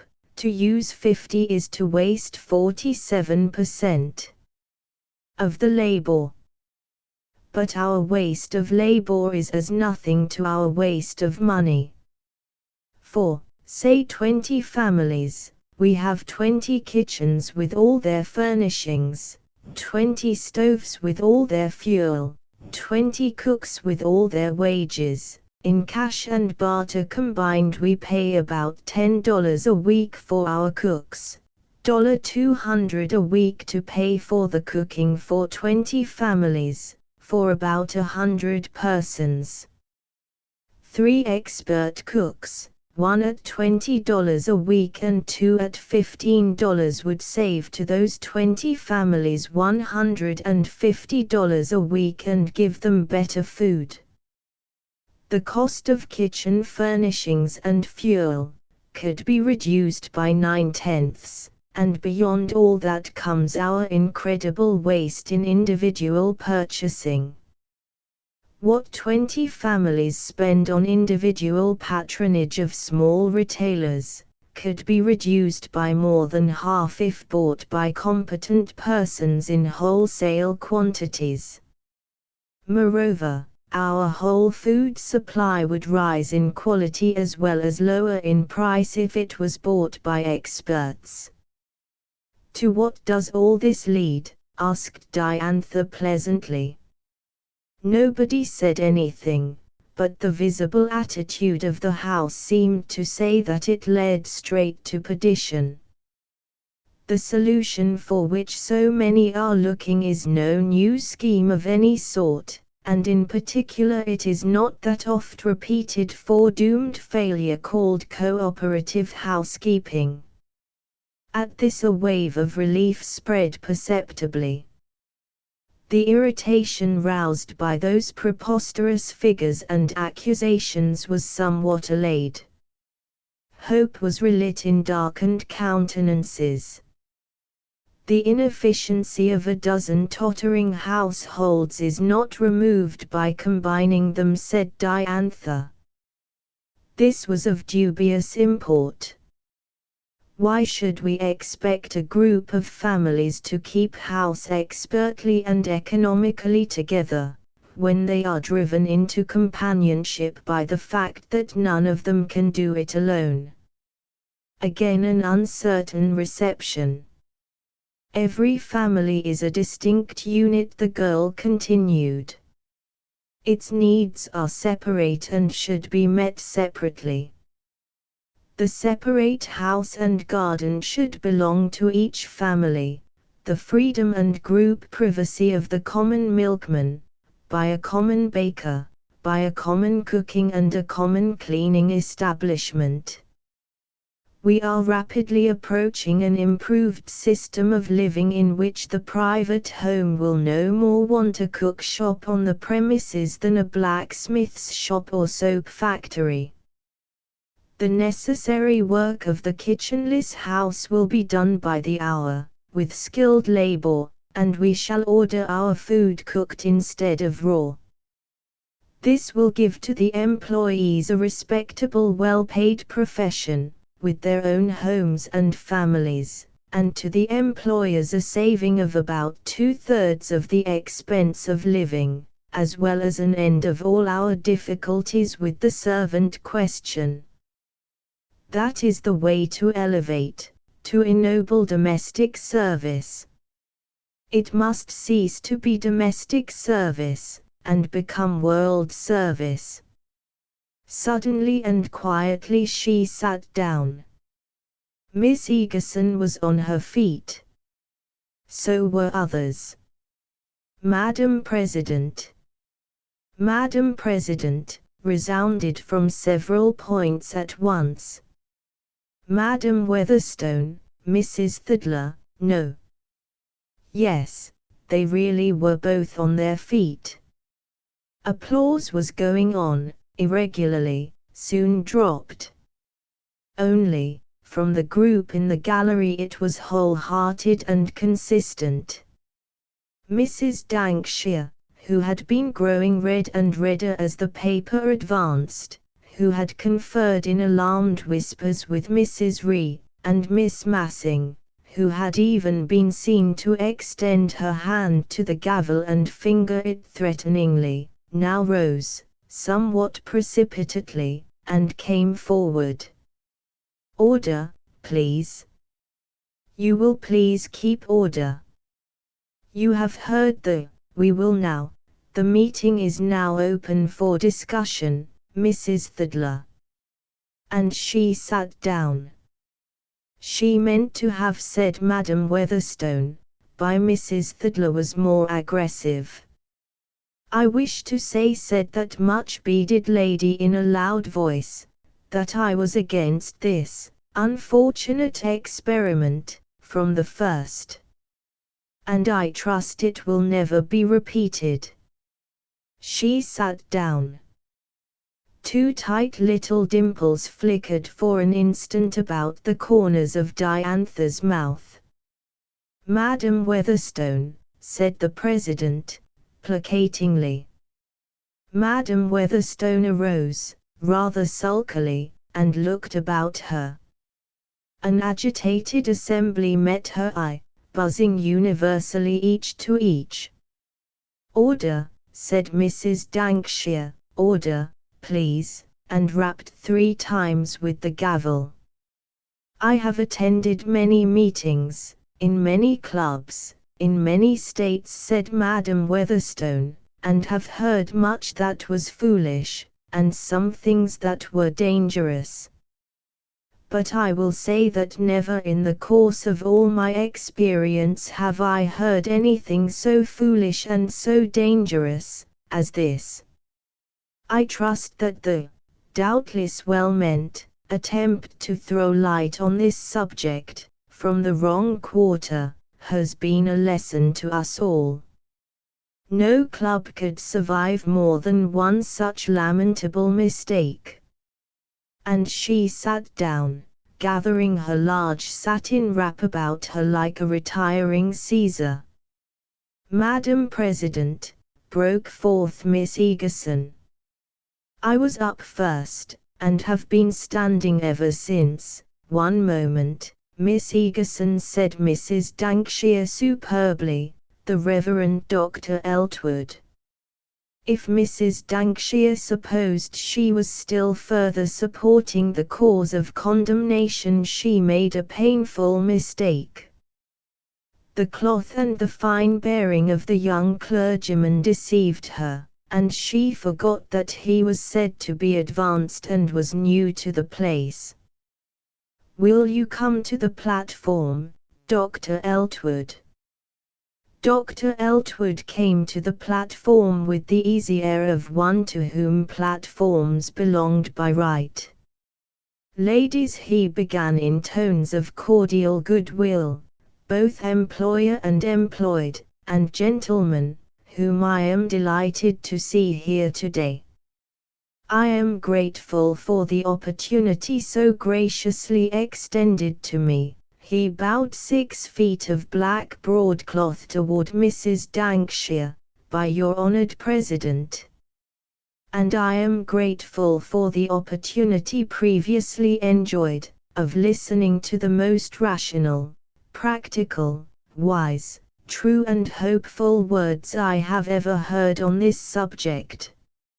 I trust there will be enough open-minded women, and men, in Orchardina to make possible among us that higher business development of a great art which has been so convincingly laid before us. This club is deserving of all thanks from the community for extending to so many the privilege of listening to our valued fellow citizen, Miss Bell. He bowed again, to Miss Bell, and to Mrs. Dankshire, and resumed his seat, Miss Egerton taking advantage of the dazed pause to occupy the platform herself.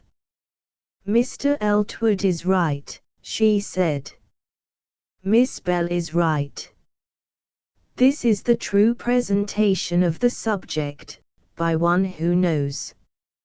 Miss Bell has pricked our pretty bubble so thoroughly that we don't know where we're standing, but she knows. Housework is a business, like any other business, I've always said so, and it's got to be done in a business way. Now I for one," but Miss Egerton was rapped down by the presidential gavel, as Mrs. Thidler, portentous and severe, stalked forward. "It is not my habit to make public speeches," she began, "nor my desire, but this is a time when prompt and decisive action needs to be taken.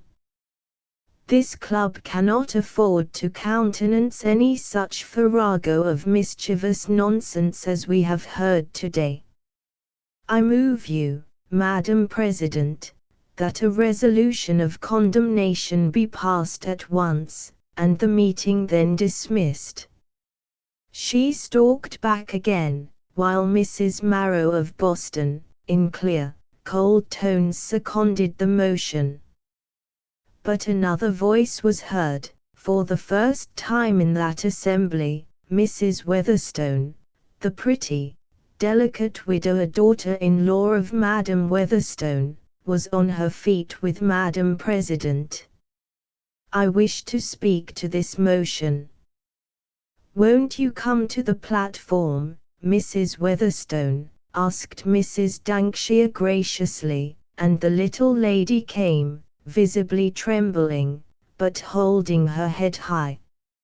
All sat silent, all expected what was not forthcoming.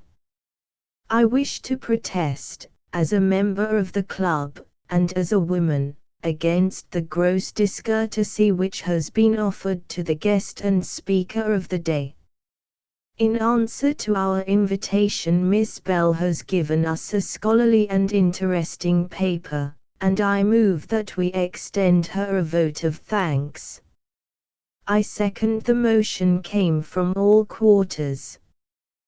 "There is another motion before the House from others." Cries of "Madam President" arose everywhere, many speakers were on their feet. Mrs. Dankshire tapped frantically with the little gavel, but Miss Egerton, by sheer vocal power, took and held the floor. "I move that we take a vote on this question," she cried in piercing tones. "Let every woman who knows enough to appreciate Miss Bell's paper, and has any sense of decency, stand up."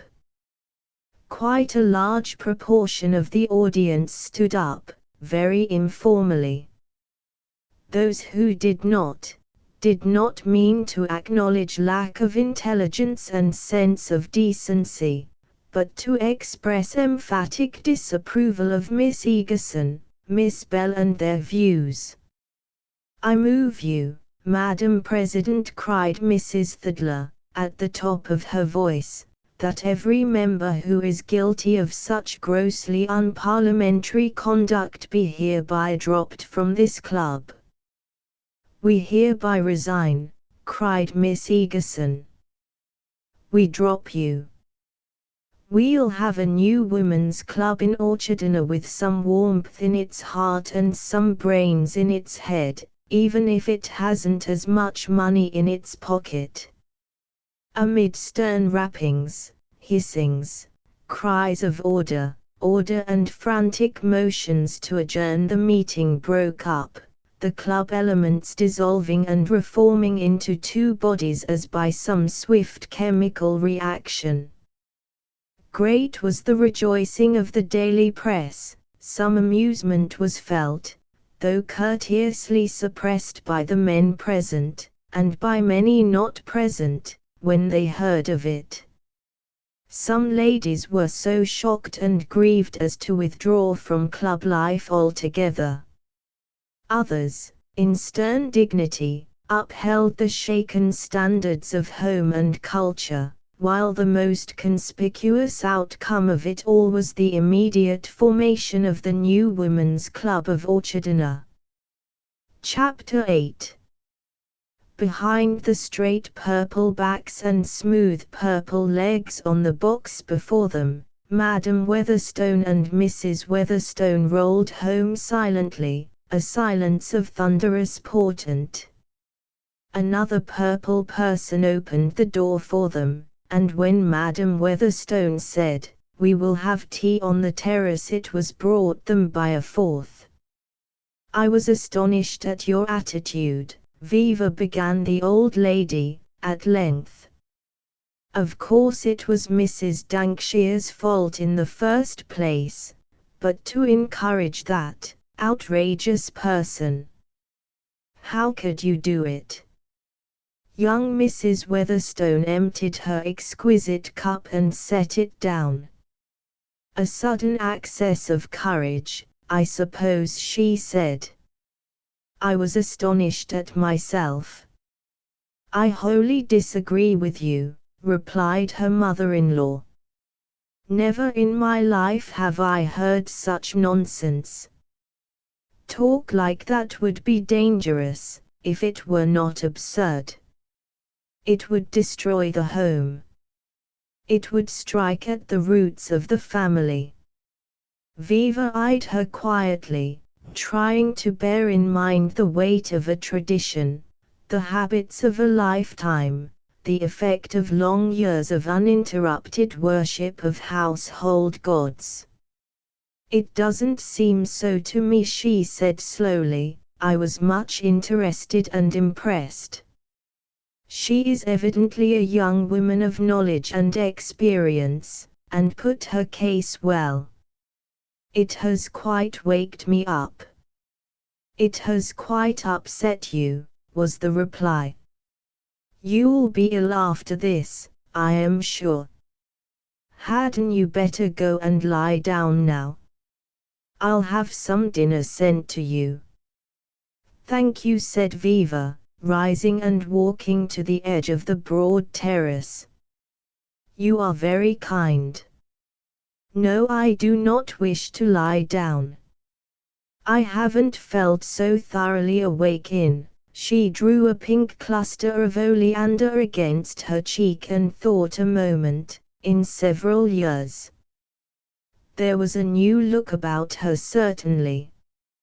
Nervous excitement, her mother-in-law replied. You're not like yourself at all tonight. You'll certainly be ill tomorrow. Viva turned at this and again astonished the old lady by serenely kissing her. Not at all, she said gaily.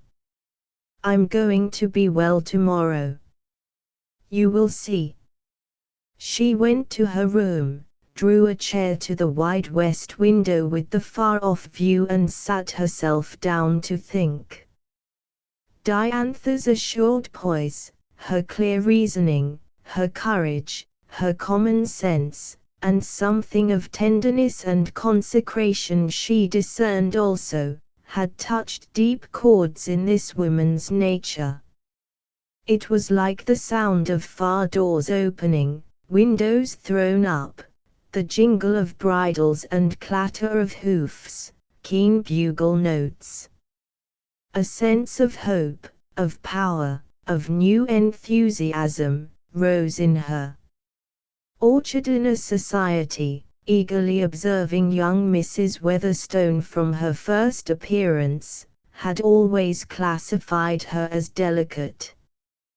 Beside the firm features and high color of the matron in office, this pale, quiet, slender woman looked like a meek and transient visitor.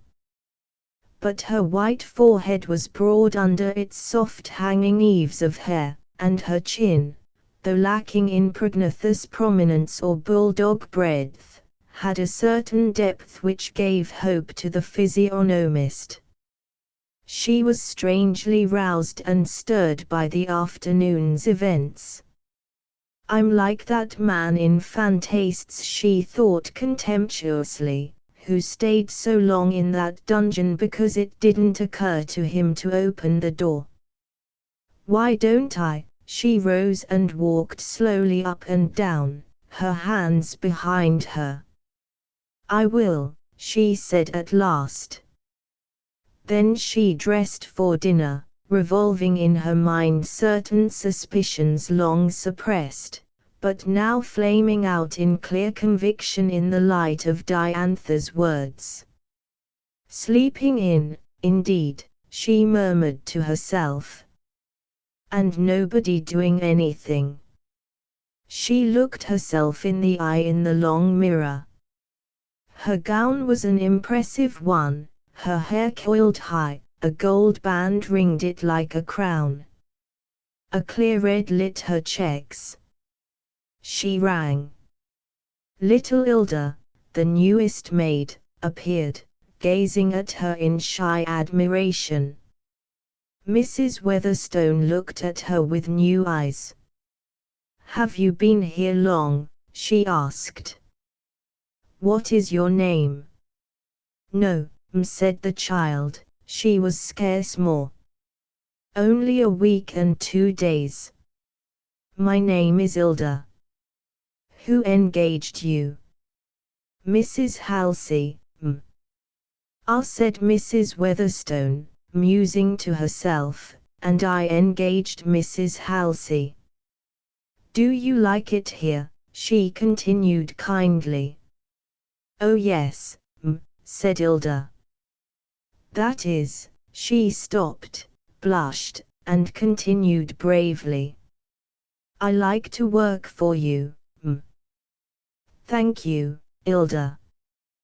Will you ask Mrs. Halsey to come to me, at once, please?"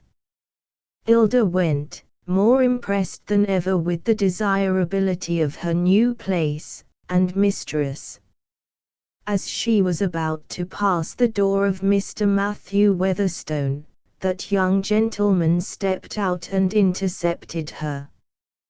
"Whither away so fast, my dear?" he amiably inquired. "Please let one pass, sir. I'm on an errand." "Please, sir." "You must give me a kiss first," said he, and since there seemed no escape and she was in haste, she submitted. He took 6, and she ran away half crying. Mrs. Halsey, little accustomed to take orders from her real mistress, and resting comfortably in her room, had half a mind to send an excuse. "I'm not dressed," she said to the maid. "Well, she is," replied Ilda, "dressed splendid." She said at once, "Please." "A pretty time o' day," said the housekeeper with some asperity, hastily buttoning her gown, and she presently appeared, somewhat heated, before Mrs. Weatherstone.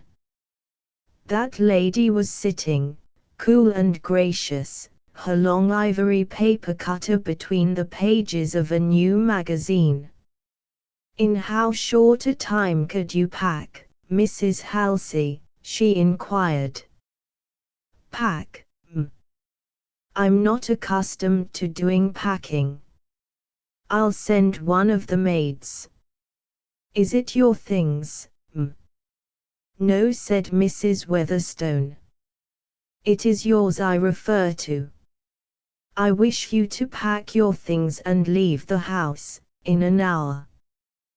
One of the maids can help you, if necessary. Anything you cannot take can be sent after you. Here is a check for the following month's wages." Mrs. Halsey was nearly a head taller than her employer, a stout showy woman, handsome enough, red-lipped, and with a moist and crafty eye. This was so sudden a misadventure that she forgot her usual caution. "You've no right to turn me off in a minute like this," she burst forth. "I'll leave it to Madam Weatherstone. If you will look at the terms on which I engaged you, Mrs. Halsey, you will find that a month's warning, or a month's wages, was specified. Here are the wages. As to the warning, that has been given for some months past." "By whom, m?" "By yourself, Mrs. Halsey. I think you understand me. Oscar will take your things as soon as they are ready." Mrs. Halsey met her steady eye a moment, saw more than she cared to face, and left the room. She took care, however, to carry some letters to Madam Weatherstone, and meekly announced her discharge. Also, by some coincidence, she met Mr. Matthew in the hall upstairs, and weepingly confided her grievance to him, meeting immediate consolation, both sentimental and practical. When hurried servants were sent to find their young mistress, they reported that she must have gone out, and in truth she had, out on her own roof, where she sat quite still, though shivering a little now and then from the new excitement, until dinner time. This meal, in the mind of Madam Weatherstone, was the crowning factor of daily life, and, on state occasions, of social life. In her cosmogony the central sun was a round mahogany table, all other details of housekeeping revolved about it in varying orbits. To serve an endless series of dignified delicious meals, notably dinners, was, in her eyes, the chief end of woman, the most high purpose of the home. Therefore, though angry and astounded, she appeared promptly when the meal was announced, and when her daughter-in-law, serene and royally attired, took her place as usual, no emotion was allowed to appear before the purple footman who attended. "I understood you were out, Viva," she said politely. "I was," replied Viva, with equal decorum. "It is charming outside at this time in the evening, don't you think so?" Young Matthew was gloomy and irritable throughout the length and breadth of the meal, and when they were left with their coffee in the drawing-room, he broke out, "What's this I hear about Mrs. Halsey being fired without notice?" "That is what I wish to know," Viva said the grandmother. "The poor woman is greatly distressed. Is there not some mistake?" "It's a damn shame," said Matthew. The younger lady glanced from one to the other, and wondered to see how little she minded it. The door was there all the time, she thought to herself, as she looked her stepson in the eye and said, hardly drawing-room language, "Matthew, your grandmother is present." He stared at her in dumb amazement, so she went on, "No, there is no mistake at all. I discharged Mrs. Halsey about an hour before dinner. The terms of the engagement were a month's warning or a month's wages. I gave her the wages." But, Madam Weatherstone was genuinely confused by this sudden inexplicable, yet perfectly polite piece of what she still felt to be in the nature of interference and presumption. "I have had no fault to find with her." "I have, you see," said her daughter-in-law smiling. "I found her unsatisfactory and shall replace her with something better presently. How about a little music, Matthew? Won't you start the Victrola?" Matthew wouldn't. He was going out, went out with the word. Madam Weatherstone didn't wish to hear it, had a headache, must go to her room, went to her room forthwith. There was a tension in the atmosphere that would have wrung tears from Viva Weatherstone a week ago, yes, 24 hours ago. As it was, she rose to her feet, stretching herself to her full height, and walked the length of the great empty room. She even laughed a little.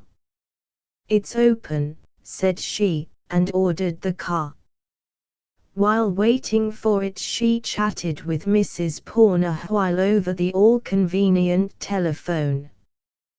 Diantha sat at her window, watching the big soft, brilliant moon behind the eucalyptus trees. After the close of the strenuous meeting, she had withdrawn from the crowd of excited women anxious to shake her hand and engage her on the spot, had asked time to consider a number of good opportunities offered, and had survived the cold and angry glances of the now smaller but far more united Home and Culture Club. She declined to talk to the reporters, and took refuge first in an open car. This proved very unsatisfactory, owing to her sudden prominence. Two persistent newspaper men swung themselves upon the car also and insisted on addressing her. "Excuse me, gentlemen," she said, "I am not acquainted with you." They eagerly produced their cards, and said they were newspaper men. "I see," said Diantha, "but you are still men. And gentlemen, I suppose." "I am a woman, and I do not wish to talk with you." "Miss Bell declines to be interviewed," wrote the reporters, and spent themselves on her personal appearance, being favorably impressed thereby. But Miss Bell got off at the next corner and took a short cut to the house where she had rented a room. Reporters were waiting there, two being women. Diantha politely but firmly declined to see them and started for the stairs, but they merely stood in front of her and asked questions.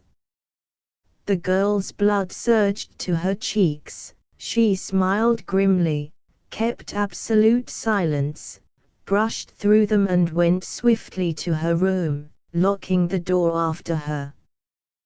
The reporters described her appearance, unfavorably this time, and they described the house, also unfavorably.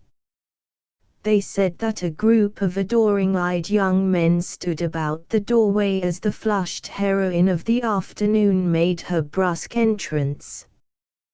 These adorers consisted of the landlady's Johnny, aged 13, and two satellites of his, still younger. They did look at Diantha admiringly, and she was a little hurried in her entrance, truth must be maintained. Too irritated and tired to go out for dinner, she ate an orange or two, lay down a while, and then eased her mind by writing a long letter to Ross and telling him all about it.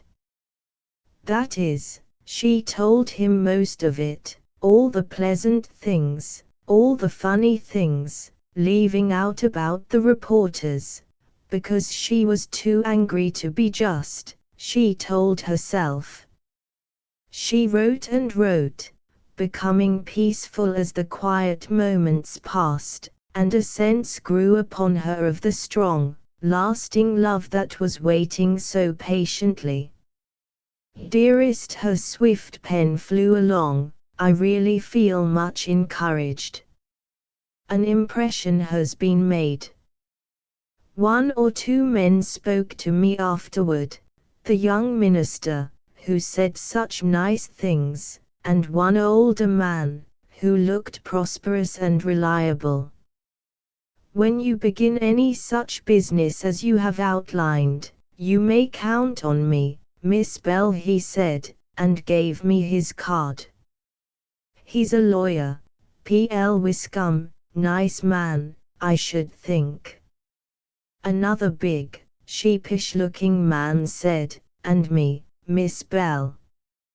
His name is Thidler, his wife is very disagreeable." Some of the women are favorably impressed, but the old-fashioned kind, my.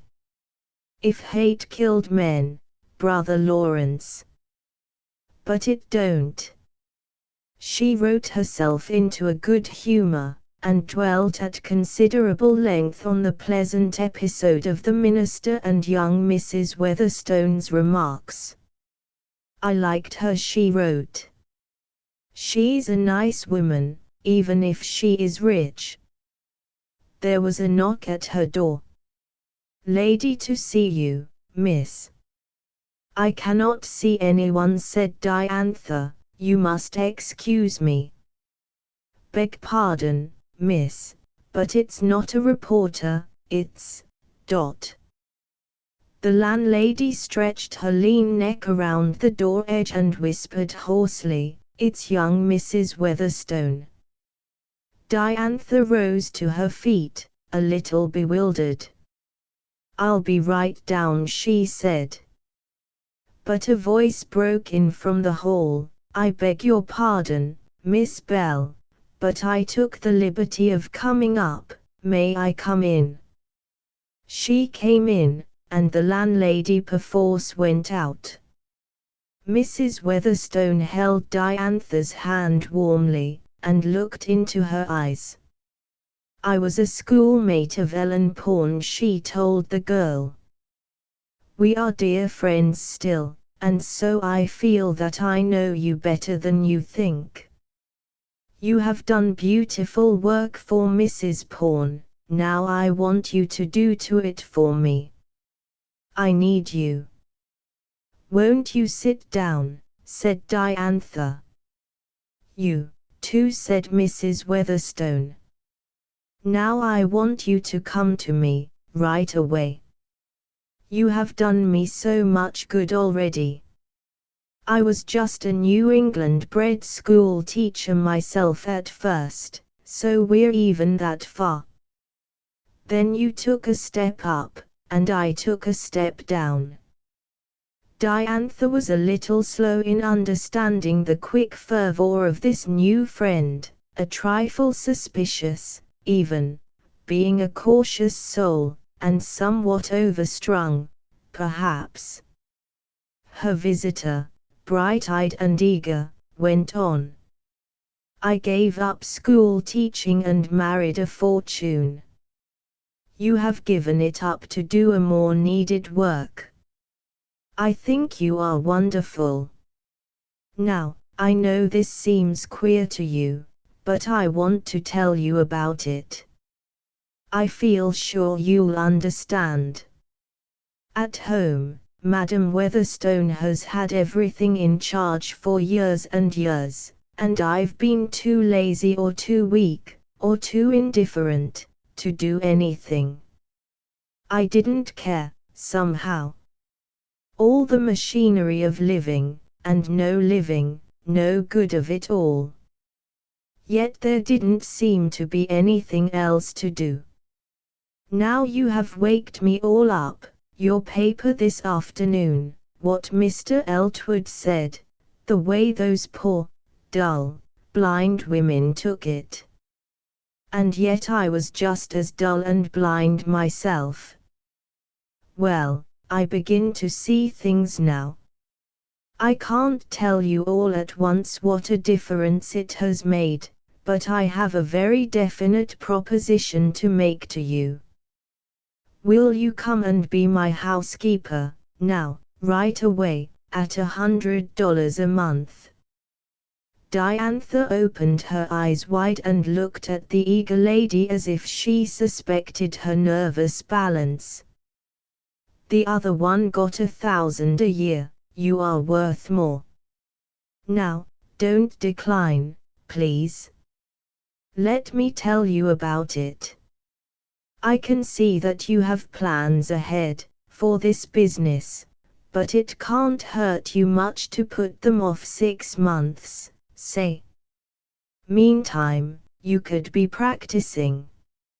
Our place at Santa Ulrika is almost as big as this one.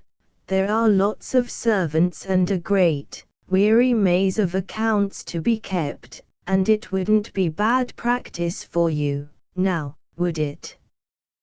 Diantha's troubled eyes lit up. No, you are right there, she said. If I could do it. You'll have to do just that sort of thing when you are running your business, won't you? Her visitor went on.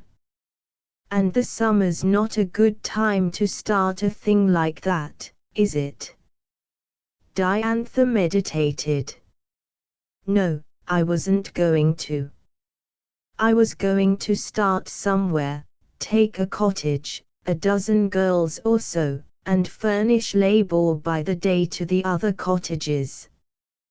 Well, you might be able to run that on the side, said Mrs. Weatherstone. And you could train my girls, get in new ones if you like. It doesn't seem to me it would conflict. But to speak to you quite frankly, Miss Bell, I want you in the house for my own sake. You do me good. They discussed the matter for some time, Diantha objecting mainly to the suddenness of it all. I'm a slow thinker, she said, and this is so attractive that I'm suspicious of it. I had the other thing all planned, the girls practically engaged. Where were you thinking of going? Asked Mrs. Weatherstone. To Santa Ulrika. Exactly. Well, you shall have your cottage and our girls and give them part-time. Or, how many have you arranged with? Only 6 have made definite engagements yet. What kind? 2 laundresses, a cook and 3 second maids, all good ones. Excellent. Now, I tell you what to do. I will engage all those girls. I'm making a change at the house, for various reasons. You bring them to me as soon as you like, but you I want at once. I wish you'd come home with me tonight.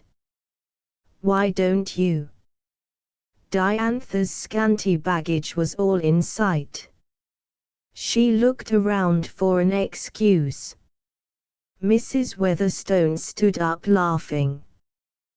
Put the new address in the letter, she said, mischievously, and come along. And the purple chauffeur, his disapproving back ineffectual in the darkness, rolled them home. Chapter 9. Sleeping in. Men have marched in armies, fleets have borne them, left their homes new countries to subdue, young men seeking fortune wide have wandered, we have something new. Armies of young maidens cross our oceans, leave their mother's love, their father's care, maidens, young and helpless, widely wander, burdens new to bear. Strange the land and language, laws and customs, ignorant and all alone they come, maidens young and helpless, serving strangers, thus we keep the home. When on earth was safety for young maidens far from mother's love and father's care? We preserve the home, and call it sacred, burdens new they bear. The sun had gone down on Madam Weatherstone's wrath, and risen to find it unabated. With condensed disapprobation written on every well-cut feature, she came to the coldly gleaming breakfast table. That Mrs. Halsey was undoubtedly gone, she had to admit, yet so far failed to find the exact words of reproof for a woman of independent means discharging her own housekeeper when it pleased her. Young Matthew unexpectedly appeared at breakfast, perhaps in anticipation of a sort of Roman holiday in which his usually late and apologetic stepmother would furnish the amusement. They were both surprised to find her there before them, looking uncommonly fresh in crisp, sheer white, with deep-toned violets in her belt. She ate with every appearance of enjoyment, chatting amiably about the lovely morning, the flowers, the garden and the gardeners, her efforts ill seconded, however. "Shall I attend to the orders this morning?" asked Madam Weatherstone with an air of noble patience. "Oh no, thank you," replied Viva. "I have engaged a new housekeeper." "A new housekeeper? When?" The old lady was shaken by this inconceivable promptness. "Last night," said her daughter-in-law, looking calmly across the table, her color rising a little. "And when is she coming, if I may ask?" "She has come. I have been with her an hour already this morning." Young Matthew smiled. This was amusing, though not what he had expected. "How extremely alert and businesslike," he said lazily. "It's becoming to you, to get up early. You can't have got much of a person, at a minute's notice," said his grandmother. "Or perhaps you have been planning this for some time." "No," said Viva. "I have wanted to get rid of Mrs. Halsey for some time, but the new one I found yesterday." "What's her name?" inquired Matthew. "Bell, Miss Diantha Bell," she answered, looking as calm as if announcing the day of the week, but inwardly dreading the result somewhat. Like most of such terrors, it was overestimated. There was a little pause, rather an intense little pause, and then, "Isn't that the girl who set 'em all by the ears yesterday?" asked the young man, pointing to the morning paper. "They say she's a good looker." Madam Weatherstone rose from the table in some agitation. "I must say I am very sorry, Viva, that you should have been so precipitate. This young woman cannot be competent to manage a house like this, to say nothing of her scandalous ideas. Mrs. Halsey was, to my mind, perfectly satisfactory. I shall miss her very much." She swept out with an unanswerable air. "So shall I," muttered Matt, under his breath, as he strolled after her, "unless the new one's equally amiable." Viva Weatherstone watched them go, and stood a while looking after the well-built, well-dressed, well-mannered but far from well-behaved young man. "I don't know," she said to herself, "but I do feel, think, imagine, a good deal. I'm sure I hope not. Anyway, it's new life to have that girl in the house." That girl had undertaken what she described to Ross as a large order, a very large order. "It's the hardest thing I ever undertook," she wrote him, "but I think I can do it, and it will be a tremendous help. Mrs. Weatherstone's a brick, a perfect brick.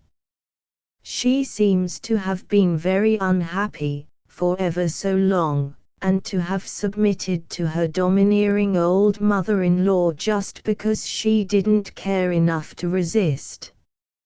Now she's got waked up all of a sudden. She says it was my paper at the club, more likely my awful example, I think.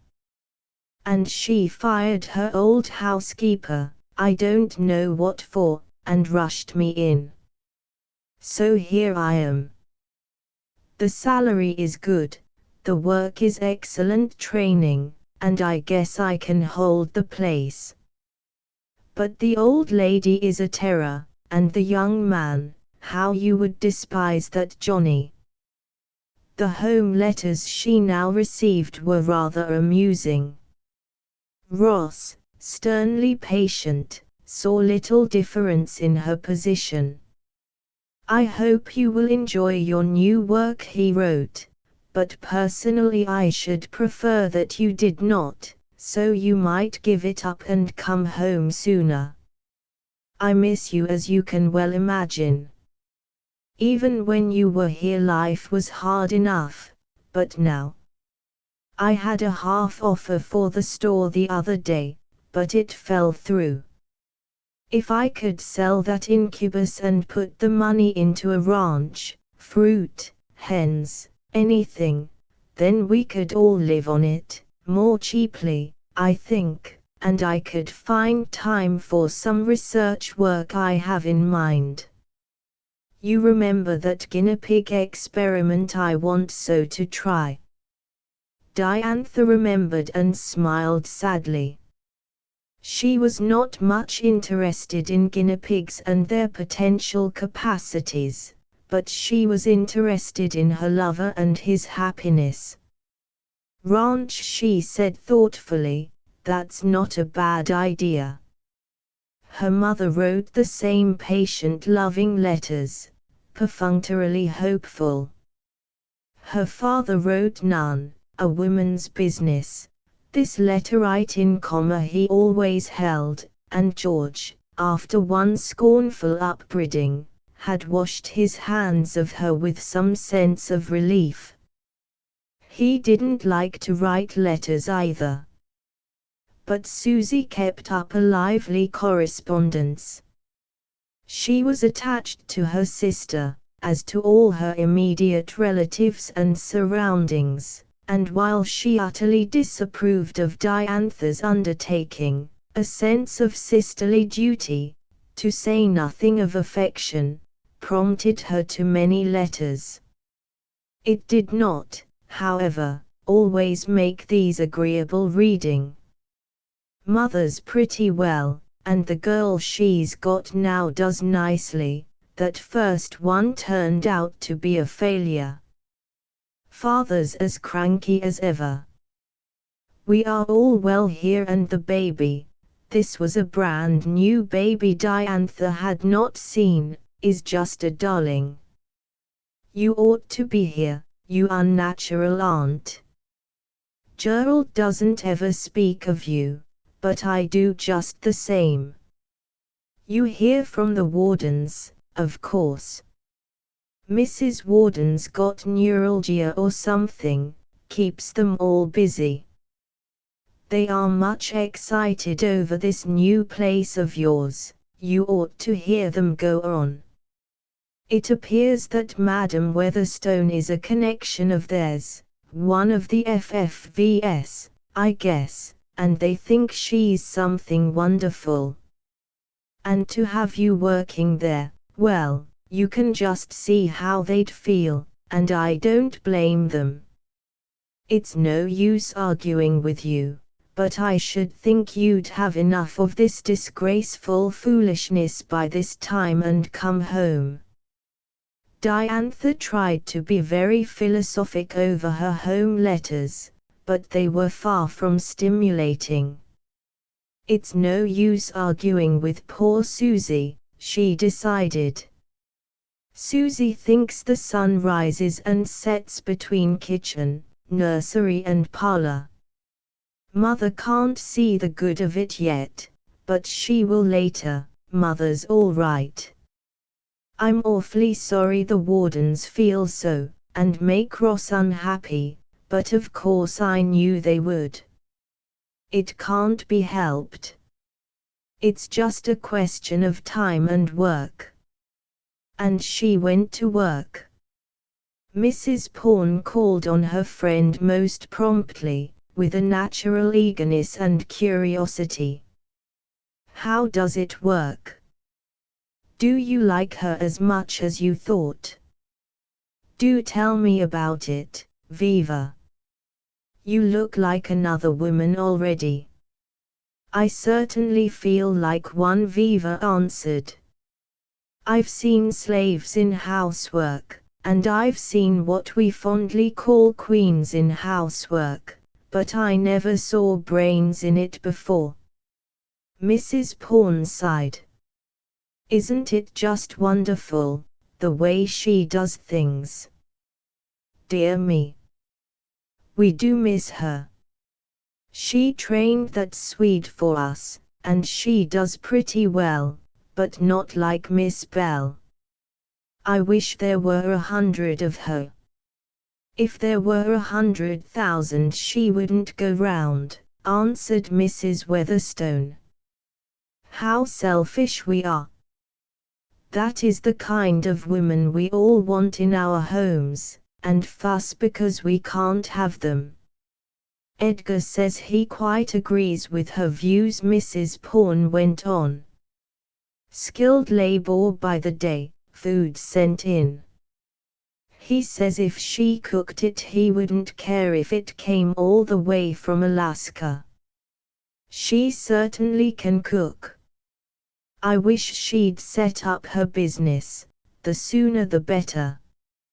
Mrs. Weatherstone nodded her head firmly. "She will. She's planning."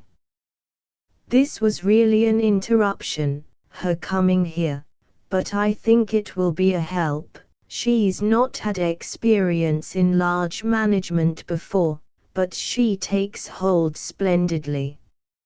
She's found a dozen leaks in our household already.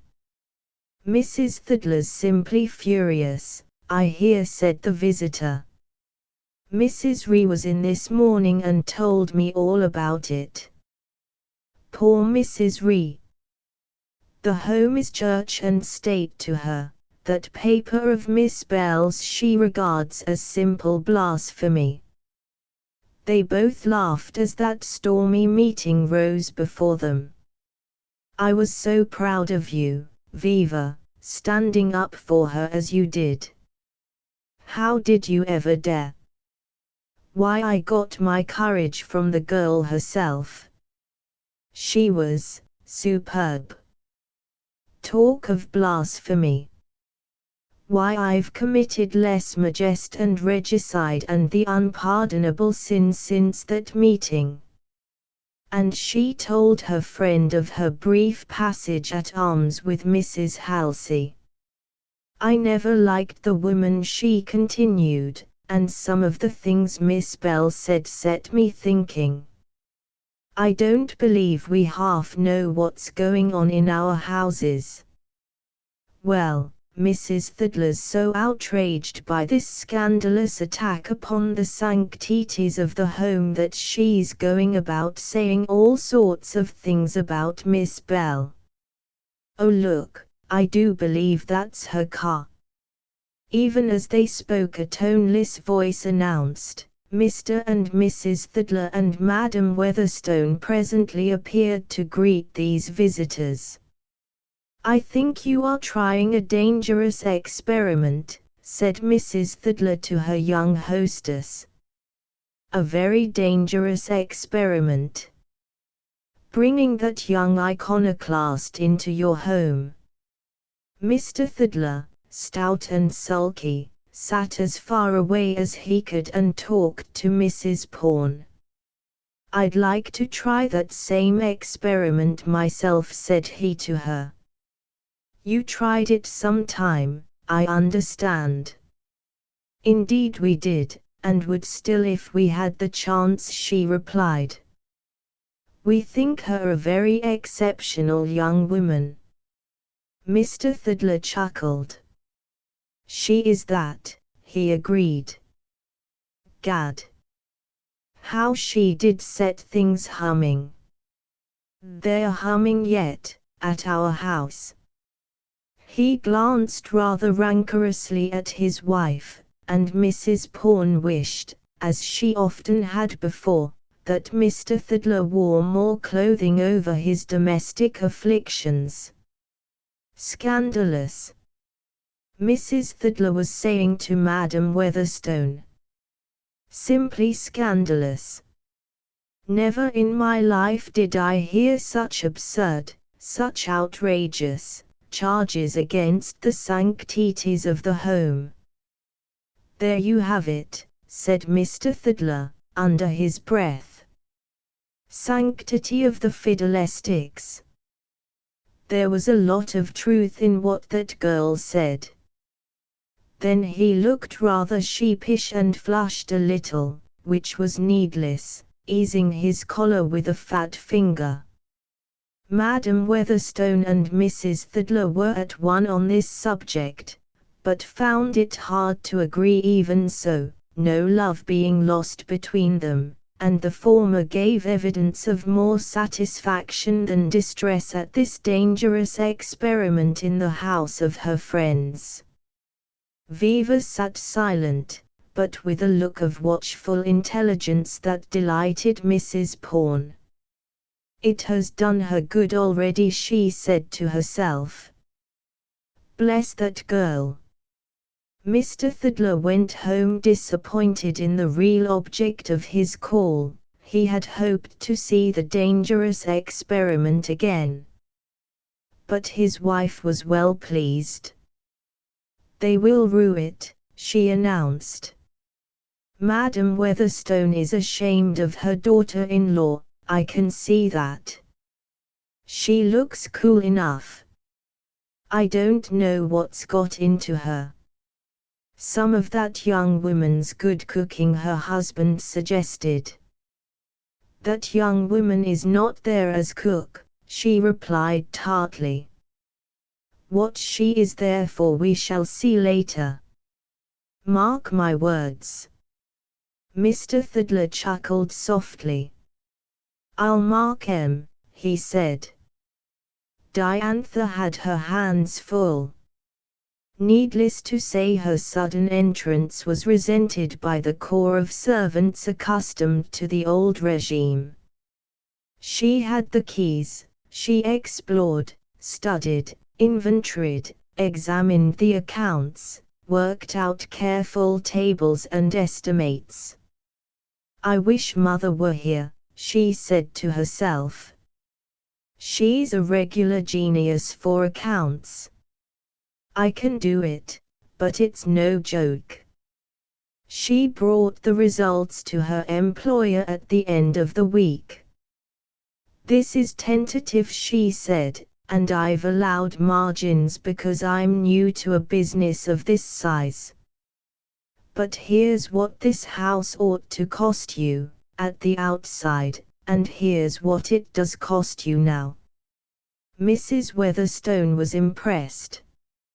Aren't you a little spectacular, she suggested.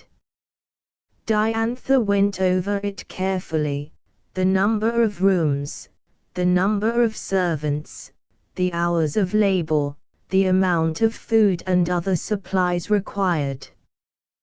This is only preparatory, of course, she said. I'll have to check it off each month. If I may do the ordering and keep all the accounts, I can show you exactly in a month, or two at most. How about the servants? Asked Mrs. Weatherstone. There was much to say here, questions of competence, of impertinence, of personal excellence with incompatibility of temper. Diantha was given a free hand, with full liberty to experiment, and met the opportunity with her usual energy. She soon discharged the unsatisfactory ones, and substituted the girls she had selected for her summer's experiment, gradually adding others, till the household was fairly harmonious, and far more efficient and economical. A few changes were made among the men also.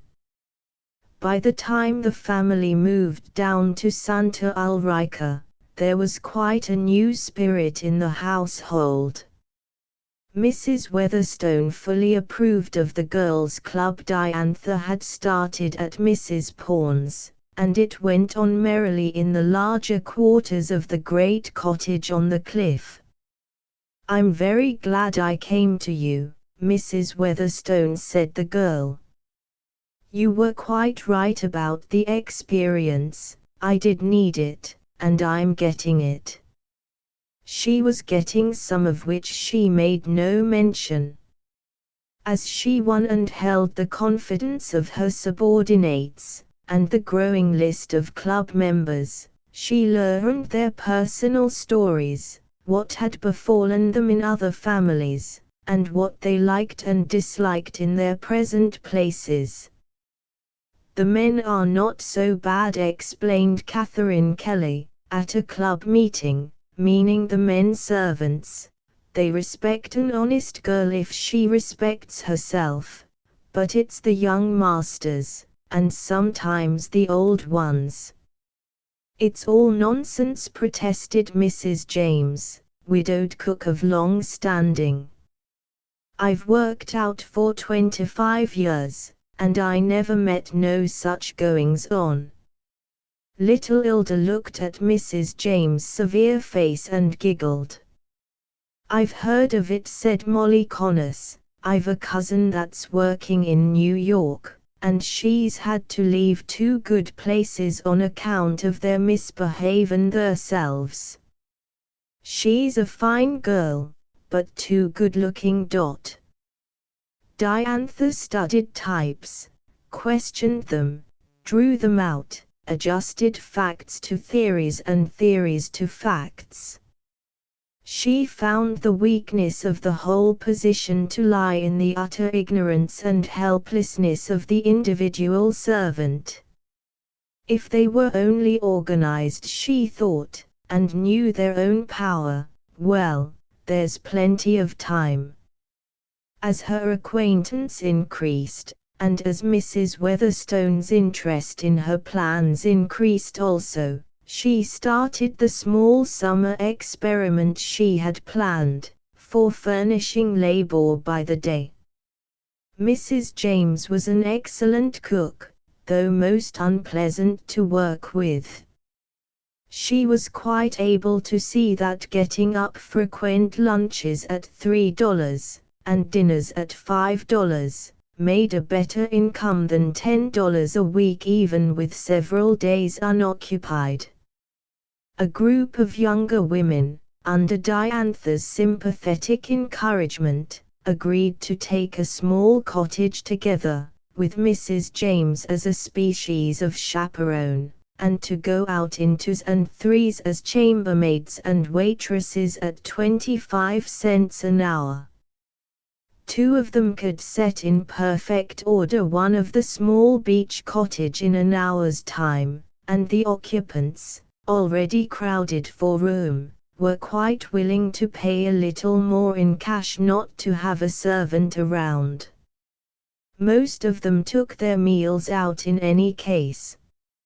It was a modest attempt, elastic and easily alterable and based on the special conditions of a shore resort. Mrs. Weatherstone's known interest gave it social backing, and many ladies who heartily disapproved of Diantha's theories found themselves quite willing to profit by this very practical local solution of the servant question.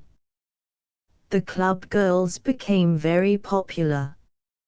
Across the deep hot sand they plowed, and clattered along the warping boardwalks, in merry pairs and groups, finding the work far more varied and amusing than the endless repetition in one household. They had pleasant evenings too, with plenty of callers, albeit somewhat checked and chilled by rigorous Mrs. James. "It is both foolish and wicked," said Madam Weatherstone to her daughter-in-law, exposing a group of silly girls to such danger and temptations. I understand there is singing and laughing going on at that house until 10:30 at night. Yes, there is, Viva admitted. Mrs. James insists that they shall all be in bed at 11, which is very wise. I'm glad they have good times, there's safety in numbers, you know. There will be a scandal in this community before long, said the old lady solemnly. And it grieves me to think that this household will be responsible for it. Diantha heard all this from the linen room while Madam Weatherstone buttonholed her daughter-in-law in the hall, and in truth the old lady meant that she should hear what she said.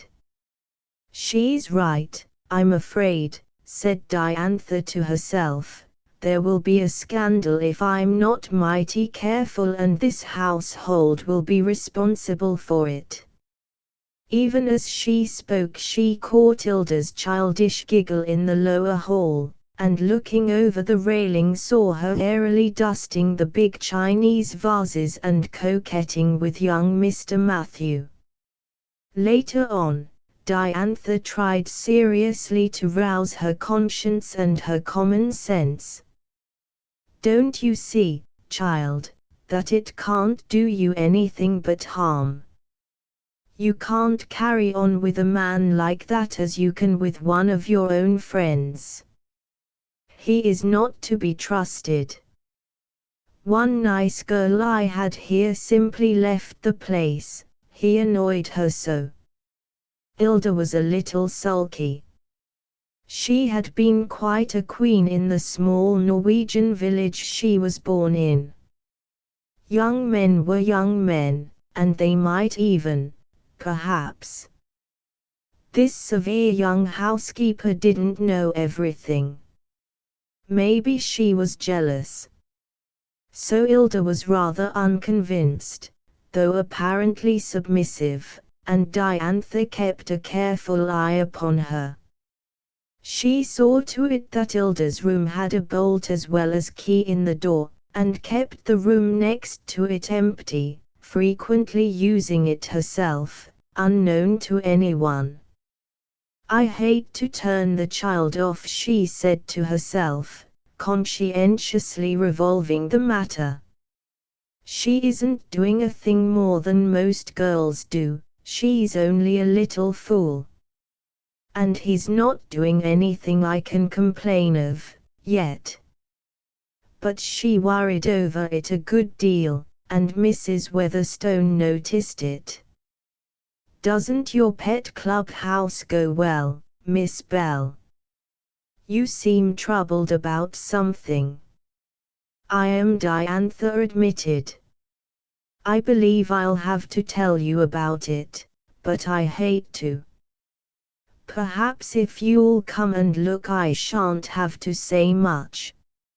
She led her to a window that looked on the garden, the rich, vivid, flower-crowded garden of Southern California by the sea. Little Ilda, in a fresh black frock and snowy, frilly cap and apron, ran out to get a rose, and while she sniffed and dallied they saw Mr. Matthew saunter out and join her. The girl was not as severe with him as she ought to have been, that was evident, but it was also evident that she was frightened and furious when he suddenly held her fast and kissed her with much satisfaction. As soon as her arms were free she gave him a slap that sounded smartly even at that distance, and ran crying into the house. She's foolish, I admit, said Diantha, but she doesn't realize her danger at all. I've tried to make her. And now I'm more worried than ever. It seems rather hard to discharge her, she needs care. I'll speak to that young man myself, said Mrs. Weatherstone. I'll speak to his grandmother too. Oh, would you? Urged Diantha. She wouldn't believe anything except that the girl led him on, you know that. But I have an idea that we could convince her, if you're willing to do something rather melodramatic, and I think we'd better do it tonight." "What's that?" asked her employer, and Diantha explained. It was melodramatic, but promised to be extremely convincing. "Do you think he'd dare, under my roof?" hotly demanded Madam Weatherstone. "I'm very much afraid it wouldn't be the first time," Diantha reluctantly assured her. "It's no use being horrified." "But if we could only make sure, if we could only make his grandmother sure," cried Madam Weatherstone. "That would save me a deal of trouble and misunderstanding. See here, I think I can manage it. What makes you think it's tonight?" "I can't be absolutely certain," Diantha explained, and told her the reasons she had. "It does look so," her employer admitted. "We'll try it at any rate." Urging her mother-in-law's presence on the ground of needing her experienced advice, Mrs. Weatherstone brought the august lady to the room next to Ilda's late that evening, the housekeeper in attendance. "We mustn't wake the servants," she said in an elaborate whisper. "They need sleep, poor things. But I want to consult you about these communicating doors, and the locksmith is coming in the morning. You see, this opens from this side." She turned the oiled key softly in the lock. "Now Miss Bell thinks they ought to be left so that the girls can visit one another if they like. What do you think?" "I think you are absurd to bring me to the top floor, at this time of night, for a thing like this," said the old lady. "They should be permanently locked, to my mind. There's no question about it." Viva, still in low tones, discussed this point further, introduced the subject of wallpaper or hard finish, pointed out from the window a tall eucalyptus which she thought needed heading, did what she could to keep her mother-in-law on the spot, and presently her efforts were rewarded. A sound of muffled speech came from the next room, a man's voice dimly heard. Madam Weatherstone raised her head like a war horse. "What's this? What's this?" she said in a fierce whisper. Viva laid a hand on her arm.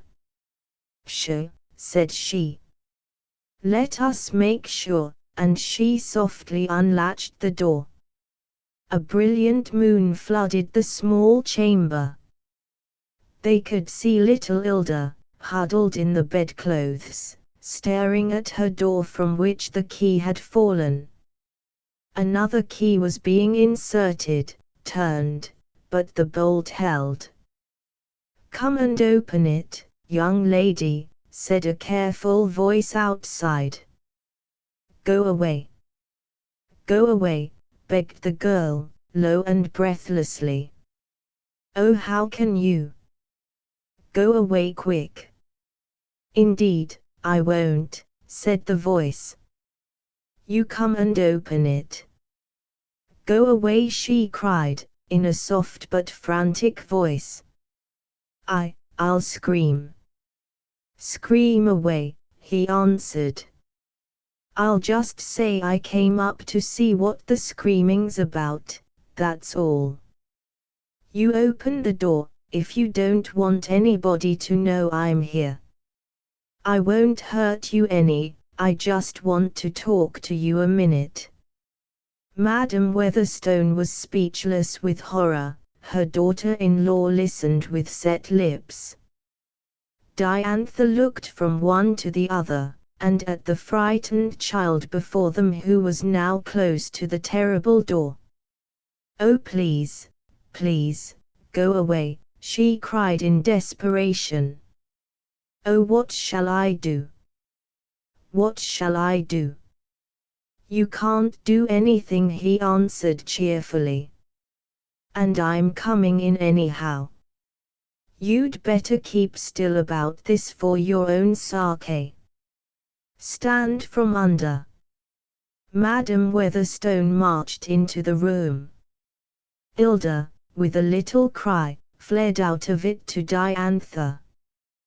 There was a jump, a scramble, 2 knuckly hands appeared, a long leg was put through the transom, 2 legs wildly wriggling, a descending body, and there stood before them, flushed, dishevelled, his coat up to his ears, Matt Weatherstone. He did not notice the stern rigidity of the figure which stood between him and the moonlight, but clasped it warmly to his heart. "Now I've got you, ducky," cried he, pressing all 2 affectionate kisses upon the face of his grandmother. Young Mrs. Weatherstone turned on the light. It was an embarrassing position for the gentleman. He had expected to find a helpless, cowering girl, afraid to cry out because her case would be lost if she did, begging piteously that he would leave her, wholly at his mercy. What he did find was so inexplicable as to reduce him to gibbering astonishment. There stood his imposing grandmother, so overwhelmed with amazement that her trenchant sentences failed her completely, his stepmother, wearing an expression that almost suggested delight in his discomfiture, and Diantha, as grim as Rhadamanthus. Poor little Ilda burst into wild sobs and choking explanations, clinging to Diantha's hand. "If I'd only listened to you," she said. "You told me he was bad. I never thought he'd do such an awful thing." Young Matthew fumbled at the door. He had locked it outside in his efforts with the pass key. He was red to his ears, very red, but there was no escape. He faced them, there was no good in facing the door. They all stood aside and let him pass, a wordless gauntlet. Diantha took the weeping Ilda to her room for the night. Madam Weatherstone and Mrs. Weatherstone went down together. She must have encouraged him, the older lady finally burst forth. She did not encourage him to enter her room, as you saw and heard, said Viva with repressed intensity. "He's only a boy," said his grandmother. "She is only a child, a helpless child, a foreigner, away from home, untaught, unprotected," Viva answered swiftly, adding with quiet sarcasm, "save for the shelter of the home." They parted in silence. Chapter X Union House. "We are weak," said the sticks, "and men broke them. We are weak," said the threads, "and were torn, till new thoughts came and they spoke them, till the faggot and the rope were born. For the faggot men find is resistant, and they anchor on the rope's taut length, even grasshoppers combined, are a force. The farmers find, in union there is strength."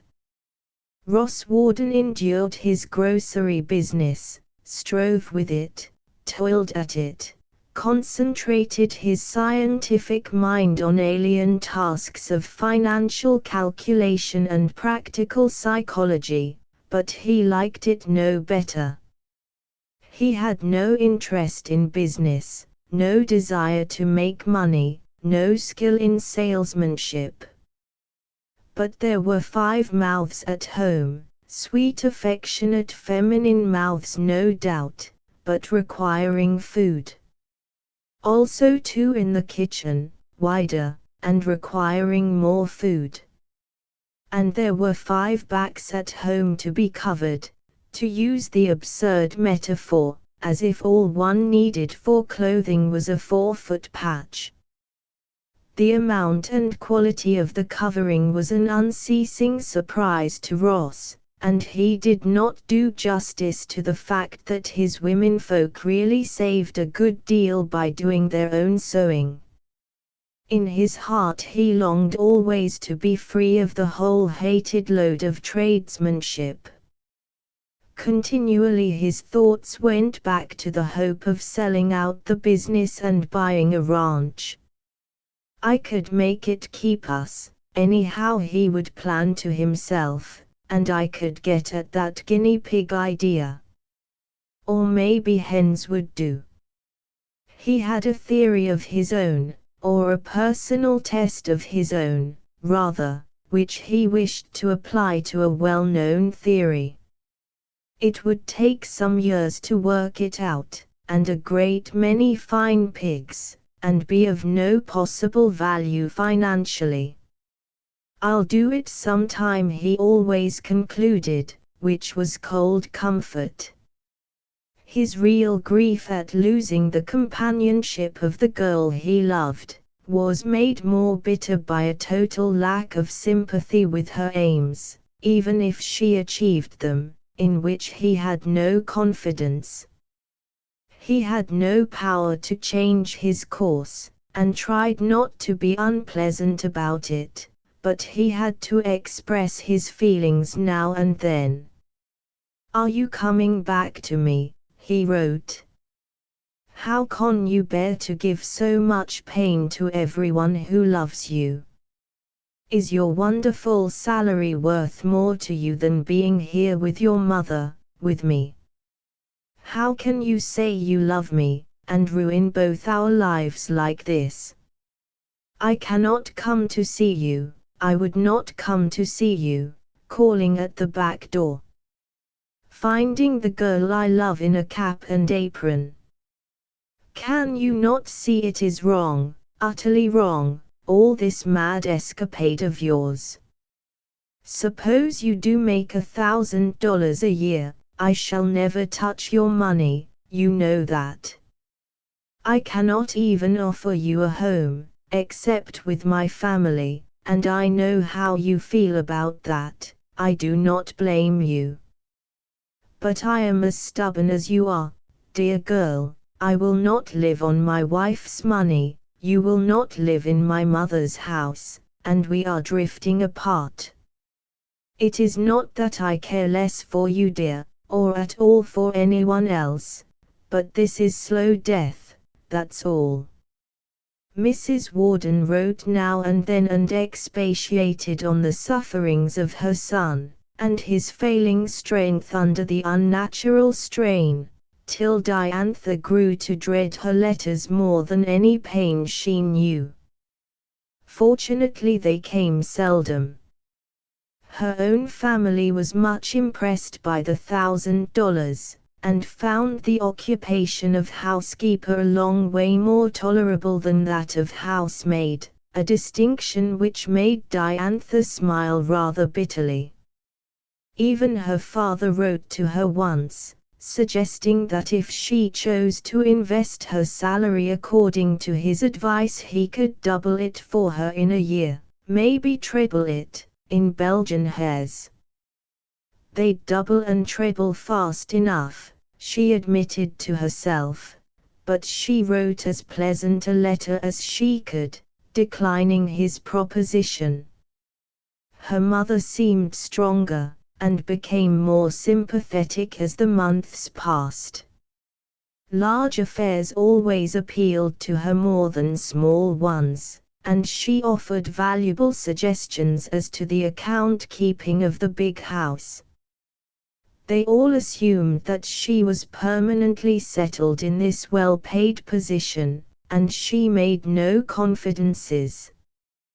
but all summer long she planned and read and studied out her progressive schemes, and strengthened her hold among the working women.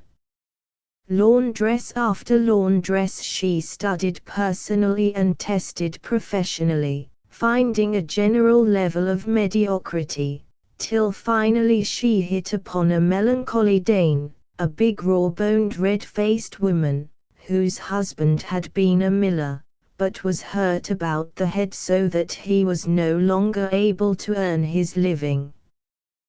The huge fellow was docile, quiet, and endlessly strong, but needed constant supervision. "He'll do anything you tell him, miss, and do it well, but then he'll sit and dream about it. I can't leave him at all. But he'll take the clothes if I give him a paper with directions, and come right back." Poor Mrs. Thorold wiped her eyes, and went on with her swift ironing. Diantha offered her the position of laundress at Union House, with 2 rooms for their own, over the laundry. "There'll be work for him, too," she said. "We need a man there. He can do a deal of the heavier work, be porter you know. I can't offer him very much, but it will help some." Mrs. Thorold accepted for both, and considered Diantha as a special providence. There was to be cook, and 2 capable second maids. The work of the house must be done thoroughly well, Diantha determined, and the food's got to be good, or the girls won't stay. After much consideration she selected one Juliana, a person of color for her kitchen, not the jovial and sloppy personage usually figuring in this character, but a tall, angular, and somewhat cynical woman, a misanthrope in fact, with a small son. For men she had no respect whatever, but conceded a grudging admiration to Mr. Thorold as the usefulest bidablest male person she had ever seen. She also extended special sympathy to Mrs. Thorold on account of her peculiar burden, and the Swedish woman had no antipathy to her color, and seemed to take a melancholy pleasure in Juliana's caustic speeches. Diantha offered her the place, boy and all. "He can be bellboy and help you in the kitchen, too. Can't you, Hector?" Hector rolled large adoring eyes at her, but said nothing. His mother accepted the proposition, but without enthusiasm. "I can't keep no eye on him, miss. If I'm cooking unless you keep your eye on him they's no work to be got out any kind o' boy." "What is your last name, Juliana?" Diantha asked her. "I suppose, as a matter o' fact it's the name of the last nigger I married," she replied.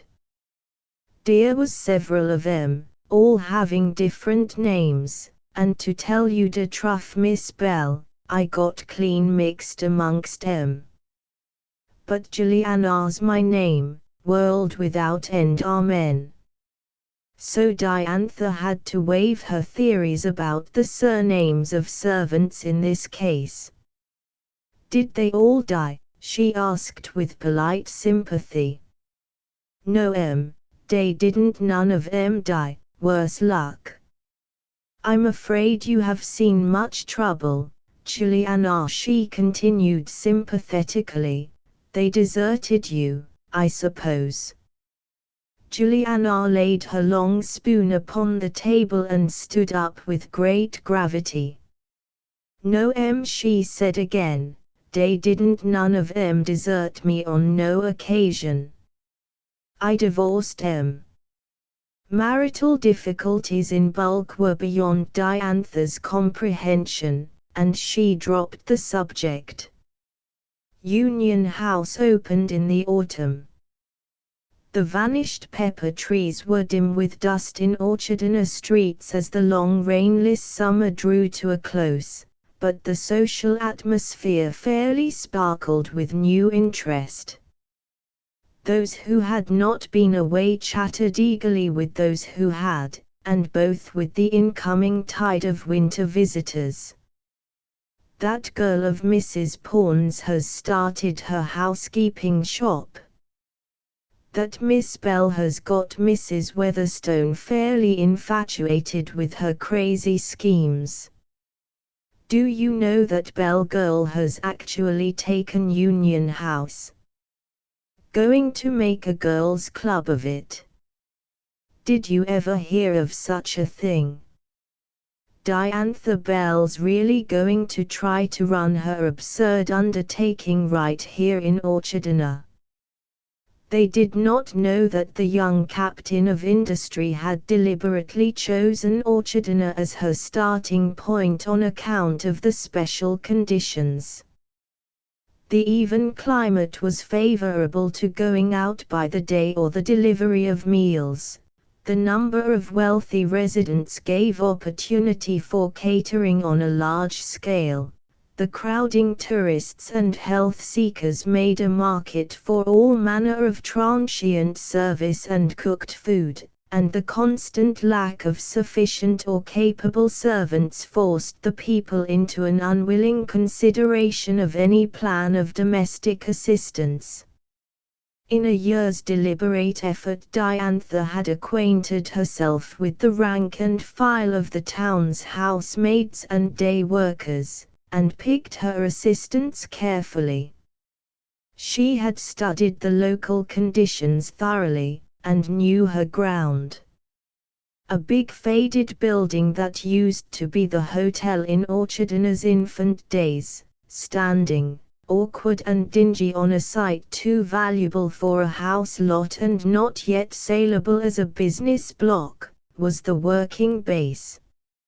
A half year with Mrs. Weatherstone gave her $500 in cash, besides the $100 she had saved at Mrs. Pawn's, and Mrs. Weatherstone's cheerfully offered backing gave her credit.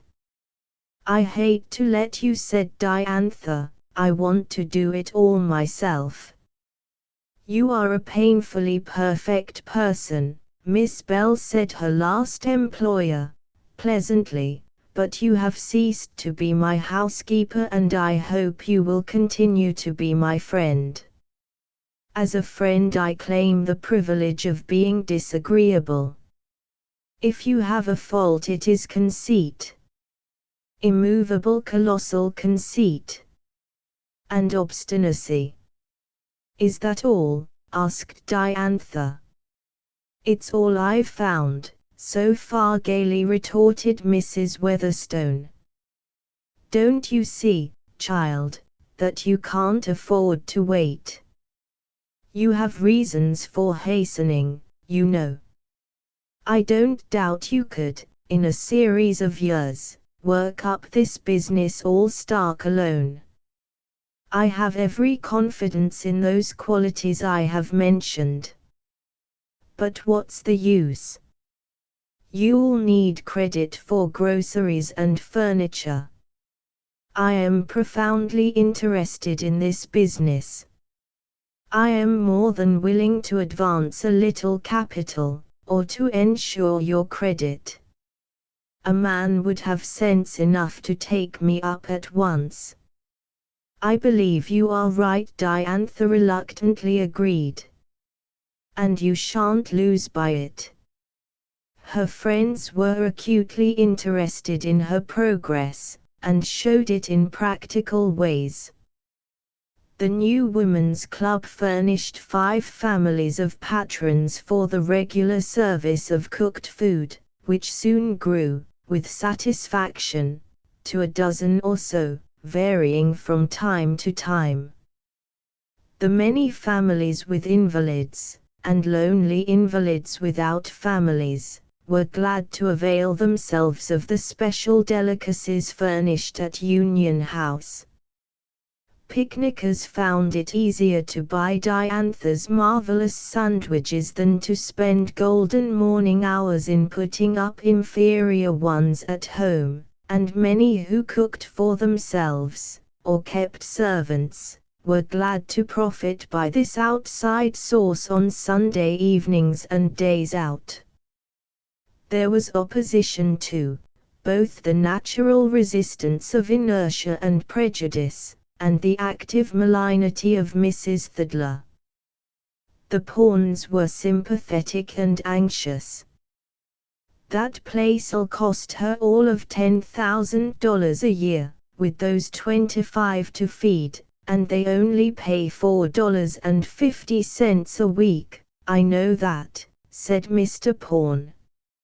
"It does look impossible," his wife agreed, "but such is my faith in Diantha Bell, I'd back her against Rockefeller." Mrs. Weatherstone was not alarmed at all. "If she should fail, which I don't for a moment expect, it won't ruin me," she told Isabel. "And if she succeeds, as I firmly believe she will, why, I'd be willing to risk almost anything to prove Mrs. Thidler in the wrong." Mrs. Thidler was making herself rather disagreeable. She used what power she had to cry down the undertaking, and was so actively malevolent that her husband was moved to covert opposition. He never argued with his wife, she was easily ahead of him in that art, and, if it came to recriminations, had certain controvertible charges to make against him, which made him angrily silent. He was convinced in a dim way that her ruthless domineering spirit, and the sheer malice she often showed, were more evil things than his own bad habits, and that even in their domestic relation her behavior really caused him more pain and discomfort than he caused her, but he could not convince her of it, naturally. "That Diantha Bell is a fine girl," he said to himself. "A damn fine girl, and as straight as a string." There had crept out, through the quenchless leak of servants' talk, a varicolored version of the incident of Matthew and the transom, and the town had grown so warm for that young gentleman that he had gone to Alaska suddenly, to cool off, as it were. His grandmother, finding Mrs. Thidler invincible with this new weapon, and what she had so long regarded as her home now visibly Mrs. Weatherstone's, had retired in regal dignity to her old Philadelphia establishment, where she upheld the standard of decorum against the weakening habits of a deteriorated world, for many years. As Mr. Thidler thought of this sweeping victory, he chuckled for the 100th time. "She ought to make good, and she will. Something's got to be done about it," said he. Diantha had never liked Mr. Thidler. She did not like that kind of man in general, nor his manner toward her in particular. Moreover, he was the husband of Mrs. Thidler. She did not know that he was still the largest owner in the town's best grocery store, and when that store offered her special terms for her exclusive trade, she accepted the proposition thankfully. She told Ross about it, as a matter well within his knowledge, if not his liking, and he was mildly interested. "I am much alarmed at this new venture," he wrote, "but you must get your experience. I wish I could save you. As to the groceries, those are wholesale rates, nearly, they'll make enough on it. Yours is a large order, you see, and steady." When she opened her business men's lunch, Mr. Thidler had a still better opportunity. He had a reputation as a high flyer, and had really intended to sacrifice himself on the altar of friendship by patronizing and praising this undertaking at any cost to his palate, but no sacrifice was needed. Diantha's group of day workers had their early breakfast and departed, taking each her neat lunch pail. They ate nothing of their employers, and both kitchen and dining room would have stood idle till supper time.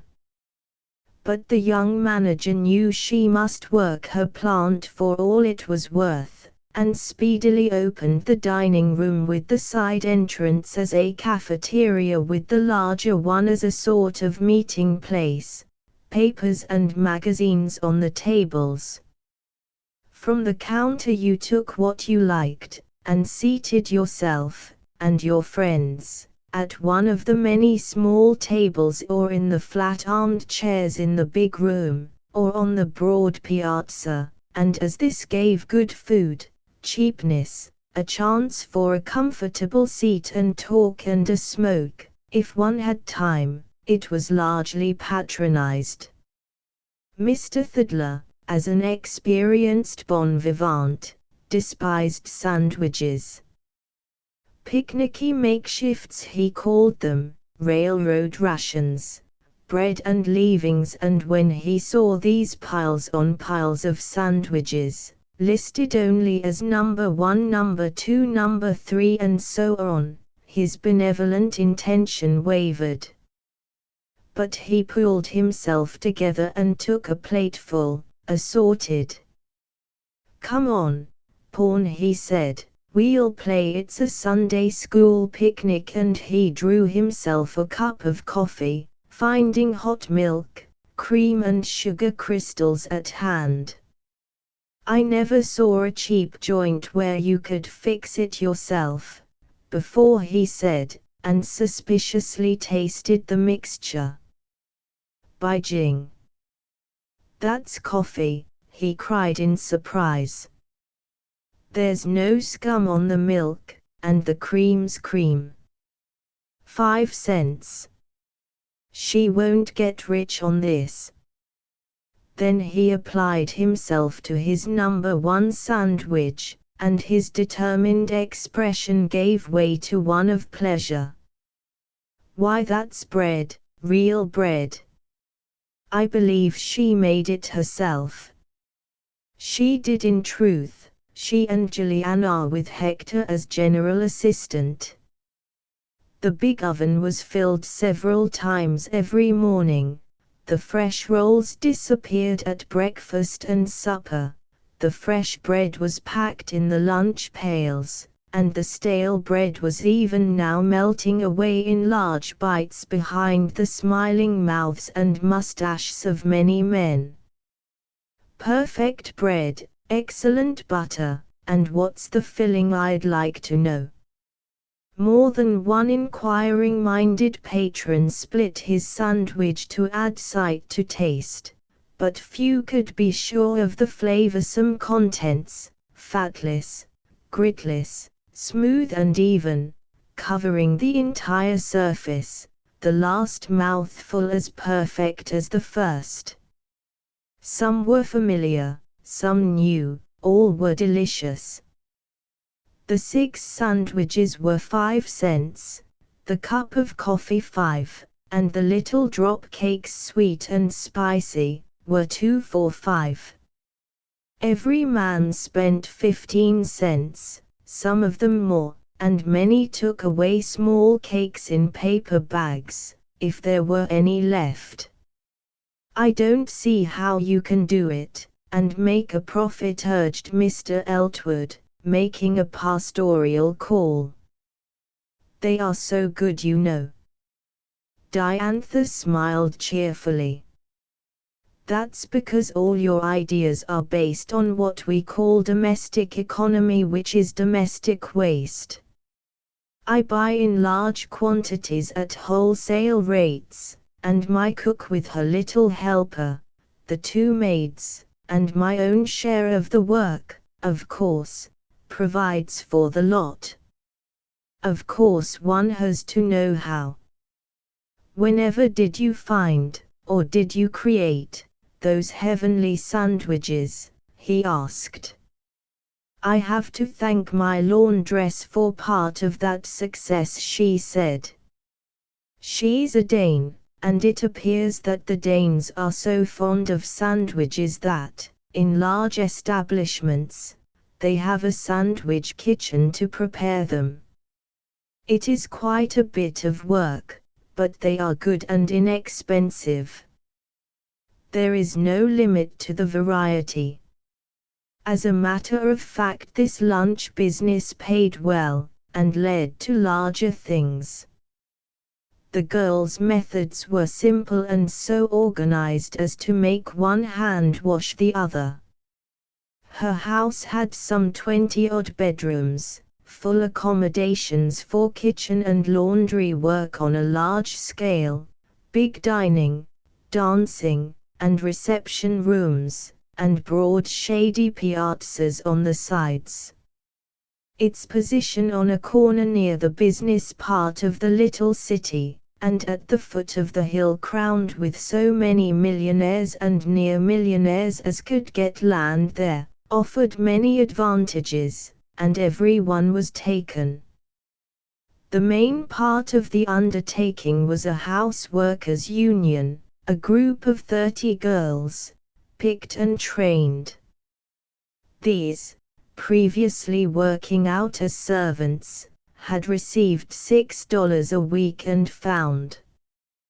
They now worked an agreed number of hours, were paid on a basis by the hour or day, and found themselves.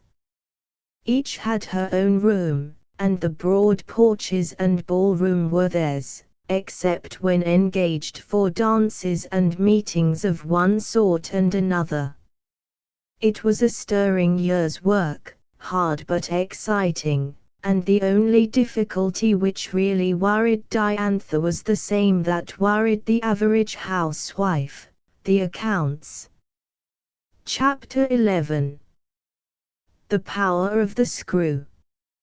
Your car is too big for one person to stir, your chauffeur is a little man, too, yet he lifts that machine, does the little chauffeur, by the power of a gentle jack-screw. Diantha worked. For all her employees she demanded a 10-hour day. She worked 14, rising at 6 and not getting to bed till 11, when her charges were all safely in their rooms for the night. They were all up at 5:30 or thereabouts, breakfasting at 6, and the girls off in time to reach their various places by 7. Their day was from 7 a.m. to 8:30 p.m., with half an hour out, from 11:30 to 12, for their lunch, and 3 hours, between 2:20 and 5:30, for their own time, including their tea. Then they worked again from 5:30 to 8:30, on the dinner and the dishes, and then they came home to a pleasant 9 o'clock supper, and had all hour to dance or rest before the 10:30 bell for bedtime. Special friends and cousins often came home with them, and frequently shared the supper, for a quarter, and the dance for nothing. It was no light matter in the first place to keep 20 girls contented with such a regime, and working with the steady excellence required, and in the second place to keep 20 employers contented with them. There were failures on both sides. Half a dozen families gave up the plan, and it took time to replace them, and 3 girls had to be asked to resign before the year was over. But most of them had been in training in the summer, and had listened for months to Diantha's earnest talks to the clubs, with good results. "Remember, we are not doing this for ourselves alone," she would say to them. Our experiment is going to make this kind of work easier for all home workers everywhere. You may not like it at first, but neither did you like the old way. It will grow easier as we get used to it, and we must keep the rules, because we made them. She laboriously composed a neat little circular, distributed it widely, and kept a pile in her lunchroom for people to take. It read thus: Union House Food and Service. General housework by the week, $10 general housework by the day, $2 10 hours work a day, and furnish their own food. Additional labor by the hour, 20 cents special service for entertainments, maids and waitresses, by the hour, $25 catering for entertainments. Delicacies for invalids. Lunches packed and delivered. Cafeteria. 12 to 2. What annoyed the young manager most was the uncertainty and irregularity involved in her work, the facts varying considerably from her calculations.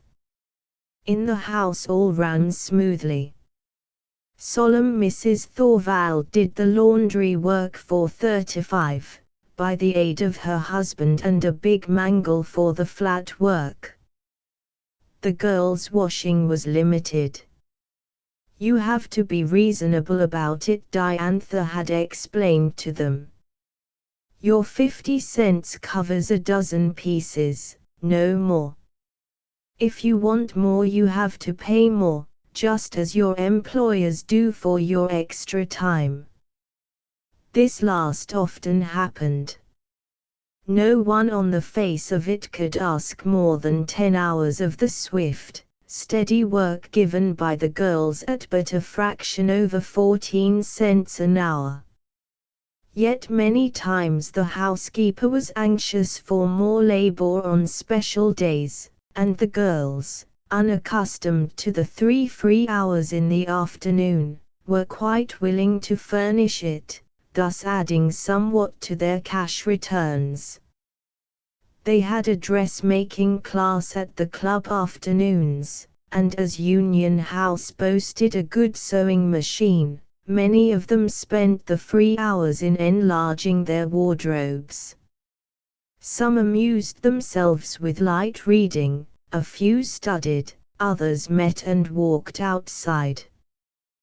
The sense of honest leisure grew upon them, with its broadening influence, and among her 30 Diantha found 4 or 5 who were able and ambitious, and willing to work heartily for the further development of the business.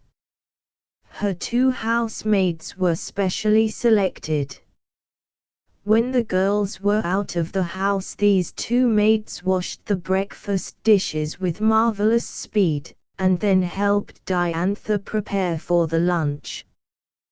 This was a large undertaking, and all 3 of them, as well as Juliana and Hector, worked at it until some 600 or 800 sandwiches were ready, and 200 or 300 little cakes. Diantha had her own lunch, and then sat at the receipt of custom during the lunch hour, making change and ordering fresh supplies as fast as needed. The 2 housemaids had a long day, but so arranged that it made but 10 hours work, and they had much available time of their own. They had to be at work at 5:30 to set the table for 6 o'clock breakfast, and then they were at it steadily, with the dining rooms to do and the lunch to get ready, until 11:30, when they had an hour to eat and rest. From 12:30 to 4 o'clock they were busy with the lunch cups, the bedrooms, and setting the table for dinner, but after that they had 4 hours to themselves, until the 9 o'clock supper was over, and once more they washed dishes for half an hour. The cafeteria used only cups and spoons. The sandwiches and cakes were served on paper plates. In the hand-cart methods of small housekeeping, it is impossible to exact the swift precision of such work, but not in the standardized tasks and regular hours of such an establishment as this.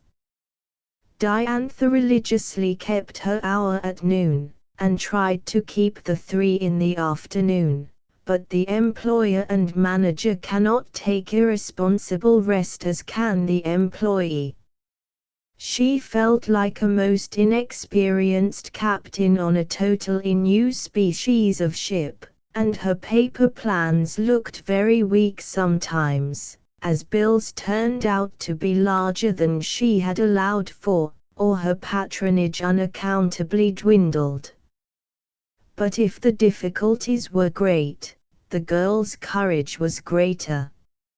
It is simply a big piece of work, she assured herself, and maybe a long one, but there never was anything better worth doing. Every new business has difficulties, I mustn't think of them. I must just push and push and push, a little more every day.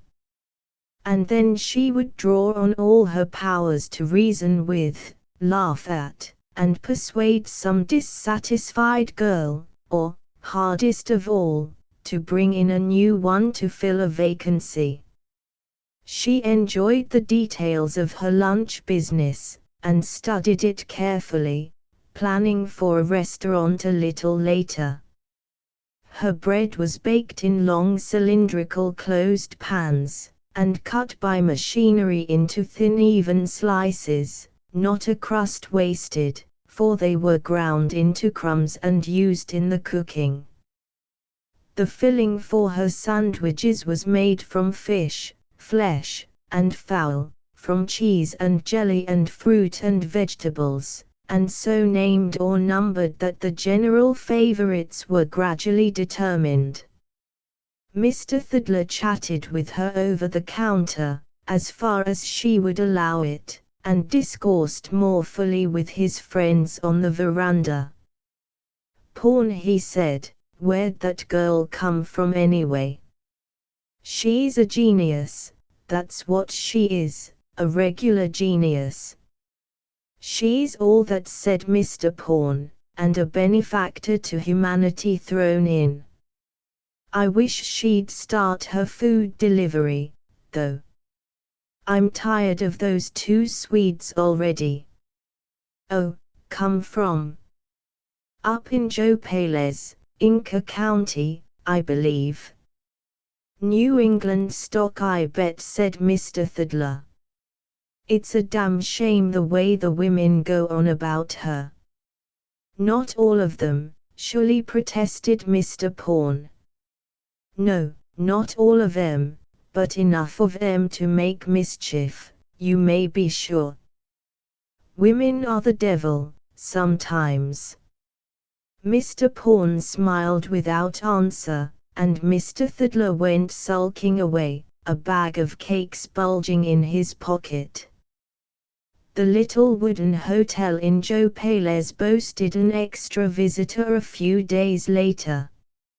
A big red-faced man, who strolled about among the tradesmen, tried the barber's shop, loafed in the post office, hired a rig and traversed the length and breadth of the town, and who called on Mrs. Warden, talking real estate with her most politely in spite of her protestation and the scornful looks of the 4 daughters, who bought tobacco and matches in the grocery store, and sat on the piazza thereof to smoke, as did other gentlemen of leisure.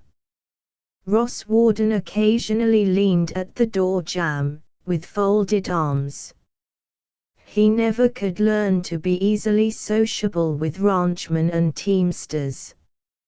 Serve them he must, but chat with them he need not.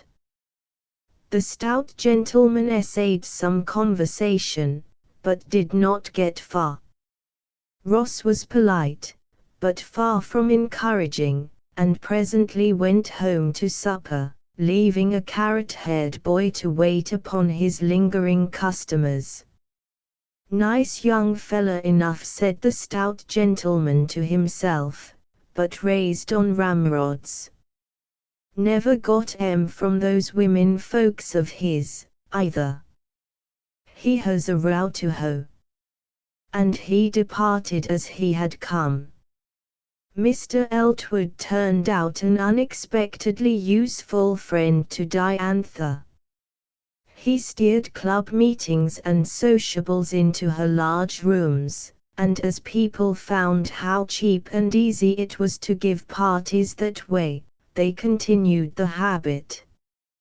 He brought his doctor friends to sample the lunch, and they tested the value of Diantha's invalid cookery, and were more than pleased. Hungry tourists were wholly without prejudice, and prized her lunches for their own sake. They descended upon the cafeteria in chattering swarms, some days, robbing the regular patrons of their food, and sent sudden orders for picnic lunches that broke in upon the routine hours of the place unmercifully. But of all her patrons, the families of invalids appreciated Diantha's work the most. Where a little shack or tent was all they could afford to live in, or where the tiny cottage was more than filled with the patient, attending relative, and nurse, this depot of supplies was a relief indeed. A girl could be had for an hour or two girls, together, with amazing speed, could put a small house in dainty order while the sick man lay in his hammock under the pepper trees, and be gone before he was fretting for his bed again. They lived upon her lunches, and from them, and other quarters, rose an increasing demand for regular cooked food. "Why don't you go into it at once?" urged Mrs. Weatherstone. "I want to establish the day service first," said Diantha. "It is a pretty big business, I find, and I do get tired sometimes. I can't afford to slip up, you know. I mean to take it up next fall, though." "All right. And look here, see that you begin in first-rate shape. I've got some ideas of my own about those food containers." They discussed the matter more than once, Diantha most reluctant to take any assistance, Mrs. Weatherstone determined that she should. "I feel like a big investor already," she said. "I don't think even you realize the money there is in this thing. You are interested in establishing the working girls, and saving money and time for the housewives. I am interested in making money out of it, honestly. It would be such a triumph." "You're very good," Diantha hesitated. "I'm not good. I'm most eagerly and selfishly interested. I've taken a new lease of life since knowing you, Diantha Bell. You see, my father was a businessman, and his father before him. I like it. There I was, with lots of money, and not an interest in life. Now, why, there's no end to this thing, Diantha. It's one of the biggest businesses on earth, if not the biggest." "Yes, I know," the girl answered. "But it's slow work. I feel the weight of it more than I expected. There's every reason to succeed, but there's the combined sentiment of the whole world to lift. It's as heavy as lead." "Heavy? Of course it's heavy. The more fun to lift it." "You'll do it, Diantha, I know you will, with that steady, relentless push of yours. But the cooked food is going to be your biggest power, and you must let me start it right. Now you listen to me, and make Mrs. Thidler eat her words. Mrs. Thidler's words would have proved rather poisonous, if eaten. She grew more antagonistic as the year advanced. Every fault that could be found in the undertaking she pounced upon and enlarged, every doubt that could be cast upon it she heavily piled up, and her opposition grew more rancorous as Mr. Thidler enlarged in her hearing upon the excellence of Diantha's lunches and the wonders of her management. "She's picked a bunch o' winners in those girls of hers," he declared to his friends. They set out in the morning looking like a flock of sweet peas, in their pinks and whites and greens and sixlets, and do more work in an hour than the average slavey can do in 3, I'm told. It was a pretty sight to see those girls start out. They had a sort of uniform, as far as a neat gingham dress went, with elbow sleeves, white ruffled, and a Dutch collar, a sort of cross between a nurse's dress and that of La Chocolataire, but colors were left to taste. Each carried her apron and a cap that covered the hair while cooking and sweeping, but nothing that suggested the black and white livery of the regulation servant. "This is a new stage of labor," their leader reminded them. "You are not servants, you are employees. You wear a cap as an English carpenter does, or a French cook, and an apron because your work needs it. It is not a ruffled label, it's a business necessity.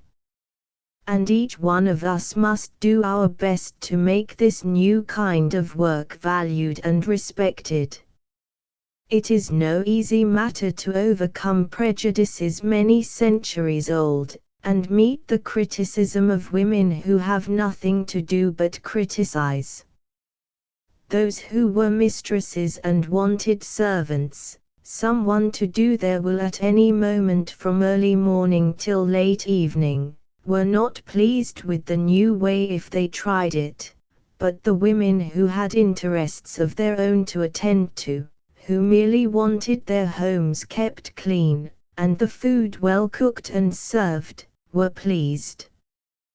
The speed, the accuracy, the economy, the pleasant, quiet, assured manner of these skilled employees was a very different thing from the old slipshod methods of the ordinary general servant. So the work slowly prospered, while Diantha began to put in execution the new plan she had been forced into. While it matured, Mrs. Thidler matured hers. With steady dropping she had let fall far and wide her suspicions as to the character of Union House.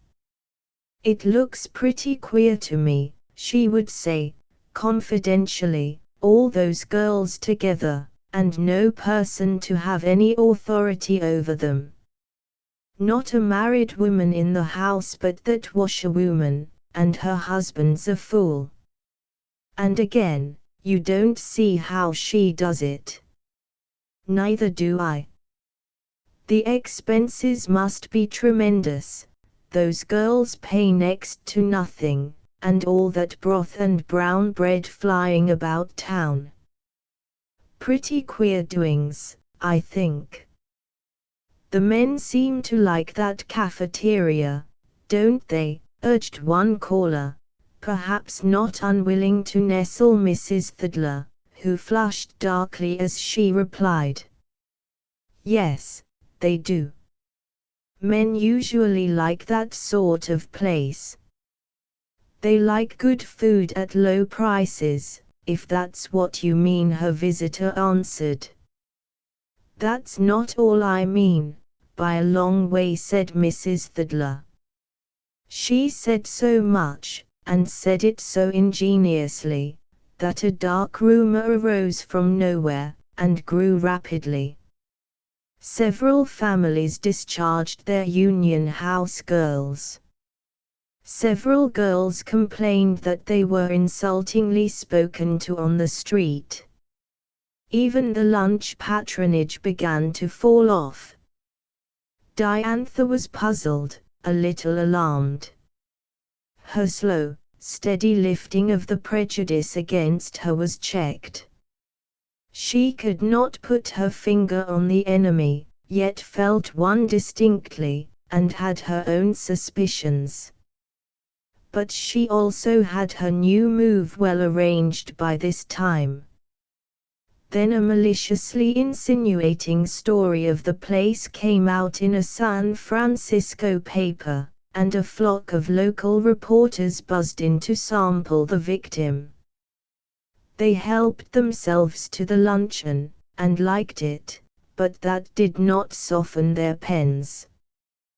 They talked with such of the girls as they could get in touch with, and wrote such versions of these talks as suited them. They called repeatedly at Union House, but Diantha refused to see them.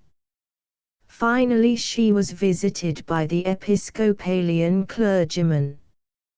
He had heard her talk at the club, was favorably impressed by the girl herself, and honestly distressed by the dark stories he now heard about Union House. "My dear young lady," he said, "I have called to see you in your own interests. I do not, as you perhaps know, approve of your schemes.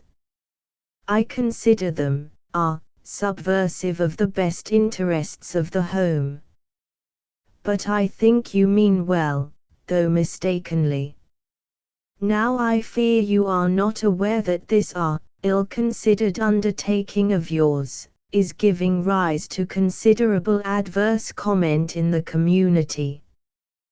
There is a great deal being said about this business of yours which I am sure you would regret if you knew it.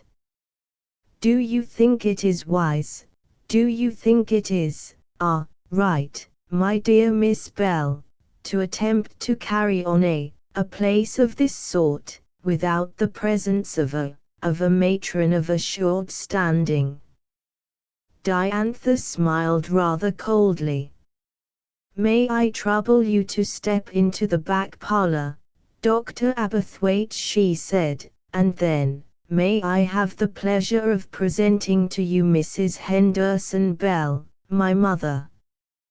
"Wasn't it great?" said Mrs. Weatherstone. "I was there, you see. I'd come to call on Mrs. Bell, she's a dear," and in came Mrs. Thidler. Oh, I know it was old Aberthwaite, but he represented Mrs. Thidler and her clique, and had come there to preach to Diantha about propriety. I heard him, and she brought him in and very politely introduced him to her mother. It was rich, Isabel. "How did Diantha manage it?" asked her friend. "She's been trying to arrange it for ever so long. Of course her father objected, you'd know that.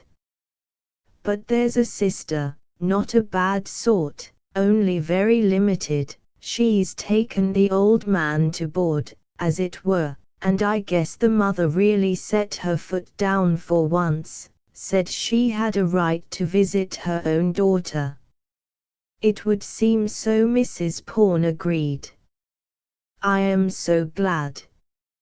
It will be so much easier for that brave little woman now." It was. Diantha held her mother in her arms the night she came, and cried like a baby. "Oh, mother dear," she sobbed, "I'd no idea I should miss you so much. Oh, you blessed comfort." Her mother cried a bit too. She enjoyed this daughter more than either of her older children, and missed her more. A mother loves all her children, naturally, but a mother is also a person, and may, without sin, have personal preferences. She took hold of Diantha's tangled mass of papers with the eagerness of a questing hound. "You've got all the bills, of course?" she demanded, with her anxious rising inflection. "Everyone," said the girl. "You taught me that much. What puzzles me is to make things balance. I'm making more than I thought in some lines, and less in others, and I can't make it come out straight. It won't, altogether, till the end of the year, I dare say," said Mrs. Bell, "but let's get clear as far as we can. In the first place we must separate your business, see how much each one pays." "The first one I want to establish," said her daughter, "is the girls' club. Not just this one, with me to run it, but to show that any group of 20 or 30 girls could do this thing in any city. Of course, where rents and provisions were high, they'd have to charge more. I want to make an average showing somehow. Now can you disentangle the girl part front, the lunch part and the food part, mother dear, and make it all straight?" Mrs. Bell could and did. It gave her absolute delight to do it. She set down the total of Diantha's expenses so far in the service department, as follows: rent of Union House $1,500, rent of furniture $300, one payment on furniture $400, fuel and lights, etc. $352, service of 5 at $10 a week each, $2,600, food for 37, $3,848, total $9,000. That covers everything but my board," said Mrs. Bell. "Now your income is easy. 35x $4.50 equals $8,190. Take that from your $9,000 and you are $810 behind." "Yes, I know," said Diantha, eagerly, "but if it was merely a girls' club home, the rent and fixtures would be much less. A home could be built, with 30 bedrooms, and all necessary conveniences, for $7,000. I've asked Mr. and Mrs. Pawn about it, and the furnishing needn't cost over $2,000 if it was very plain. 10% of that is a rent of $900, you see." "I see," said her mother. "Better say 1,000. I guess it could be done for that." So they set down rent, $1,000. "There have to be 5 paid helpers in the house," Diantha went on, "the cook, the laundress, the 2 maids, and the matron. She must buy and manage. She could be one of their mothers or aunts." Mrs. Bell smiled. "Do you really imagine, Diantha, that Mrs. O'Shaughnessy or Mrs. Johnson can manage a house like this as you can?" Diantha flushed a little. "No, mother, of course not. But I am keeping very full reports of all the work. Just the schedule of labor, the hours, the exact things done. One laundress, with machinery, can wash for 35, it's only 6 a day you see, and the amount is regulated, about 6 dozen a day, and all the flat work mangled. In a girls' club alone the cook has all day off, as it were, she can do the downstairs cleaning. And the two maids have only table service and bedrooms. 35 bedrooms. Yes. But 2 girls together, who know how, can do a room in 8 minutes, easily. They are small and simple, you see. Make the bed, shake the mats, wipe the floors and windows, you watch them. I have watched them, the mother admitted. They are as quick as mill workers. Well, pursued Diantha, they spend 3 hours on dishes and tables, and 7 on cleaning. The bedrooms take 280 minutes, that's nearly 5 hours.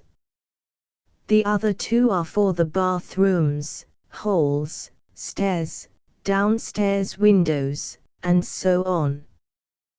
That's all right. Then I'm keeping the menus, just what I furnish and what it costs. Anybody could order and manage when it was all set down for her. And you see, as you have figured it, they'd have over $500 leeway to buy the furniture if they were allowed to. Yes, Mrs. Bell admitted, if the rent was what you allow, and if they all work all the time. That's the hitch, of course. But mother, the girls who don't have steady jobs do work by the hour, and that brings in more, on the whole. If they are the right kind, they can make good. If they find anyone who don't keep her job, for good reasons, they can drop her. Said Mrs. Bell. Well, it's an interesting experiment. But how about you? So far you are $410 behind. Yes, because my rent's so big. But I cover that by letting the rooms, you see. Mrs. Bell considered the orders of this sort. So far it averages about $25 a week, that's doing well. It will be less in summer, much less, Diantha suggested. Suppose you call it an average of $15.00. Call it $10.00, said her mother ruthlessly. At that it covers your deficit and $110 over. Which isn't much to live on, Diantha agreed, but then comes my special catering, and the lunches. Here they were quite at sea for a while. But as the months passed, and the work steadily grew on their hands, Mrs. Bell became more and more cheerful. She was up with the earliest, took entire charge of the financial part of the concern, and at last Diantha was able to rest fully in her afternoon hours. What delighted her most was to see her mother thrive in the work.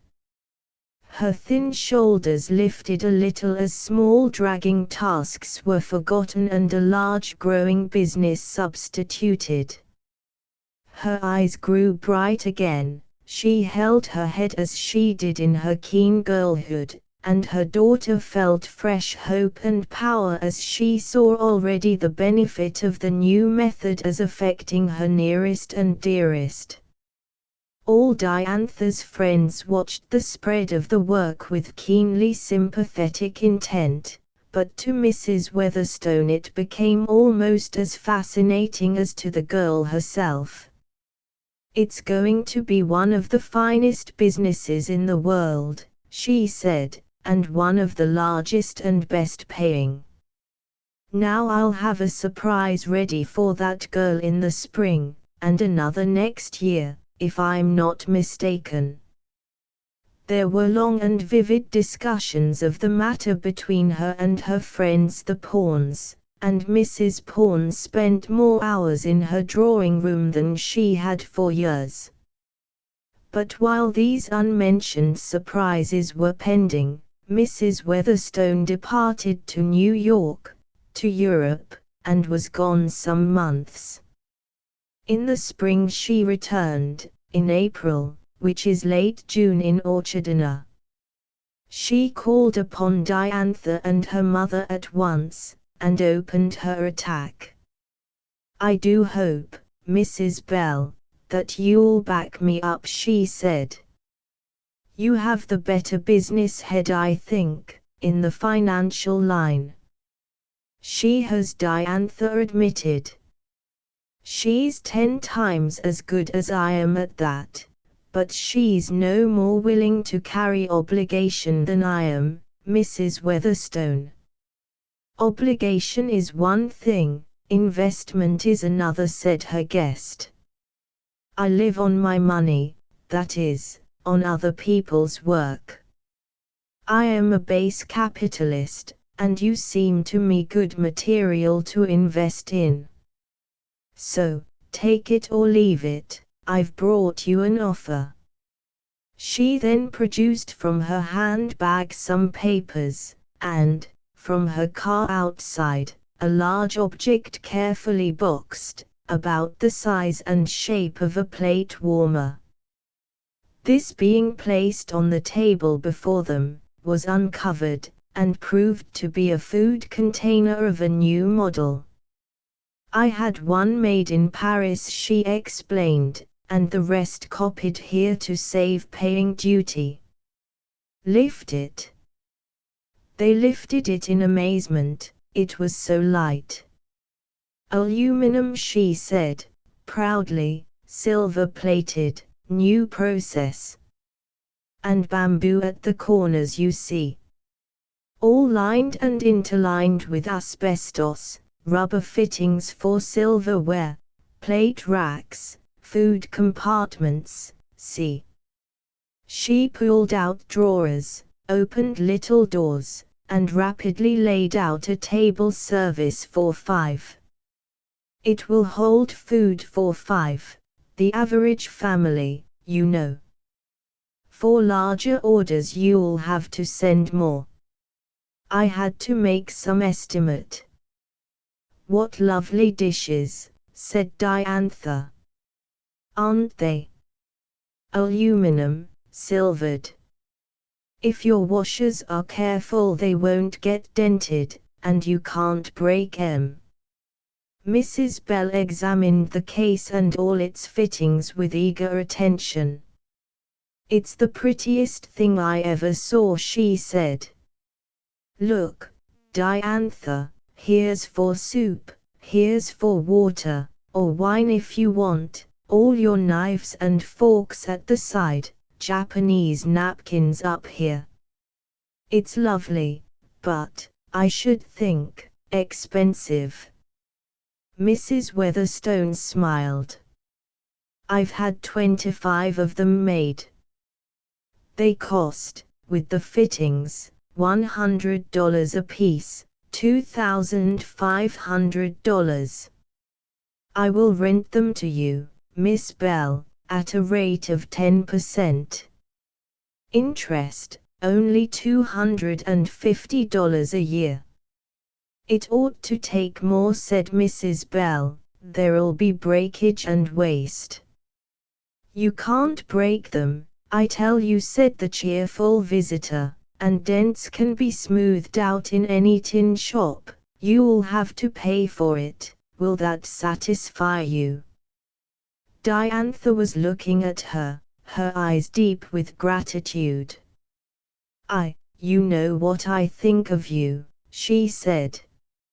Mrs. Weatherstone laughed. "I'm not through yet," she said. "Look at my next piece of impudence." This was only on paper, but the pictures were amply illuminating. "I went to several factories," she gleefully explained, "here and abroad. A Yankee firm built it. It's in my garage now. It was a light gasoline motor wagon, the body built like those old-fashioned moving wagons which were also used for excursions, wherein the floor of the vehicle was rather narrow, and set low, and the seats ran lengthwise, widening out over the wheels, only here the wheels were lower, and in the space under the seats ran a row of lockers opening outside. Mrs. Weatherstone smiled triumphantly. "Now, Diantha Bell," she said, "here's something you haven't thought of, I do believe. This estimable vehicle will carry 30 people inside easily," and she showed them how each side held 12, and turn-up seats accommodated 6 more, and outside, she showed the lengthwise picture, it carries 24 containers. If you want to send all your 25 at once, one can go here by the driver. Now then. This is not an obligation, Miss Bell, it is another valuable investment. I'm having more made. I expect to have use for them in a good many places. This cost pretty near $3,000, and you get it at the same good interest, for $300 a year. What's more, if you are smart enough, and I don't doubt you are, you can buy the whole thing on installments, same as you mean to with your furniture." Diantha was dumb, but her mother wasn't.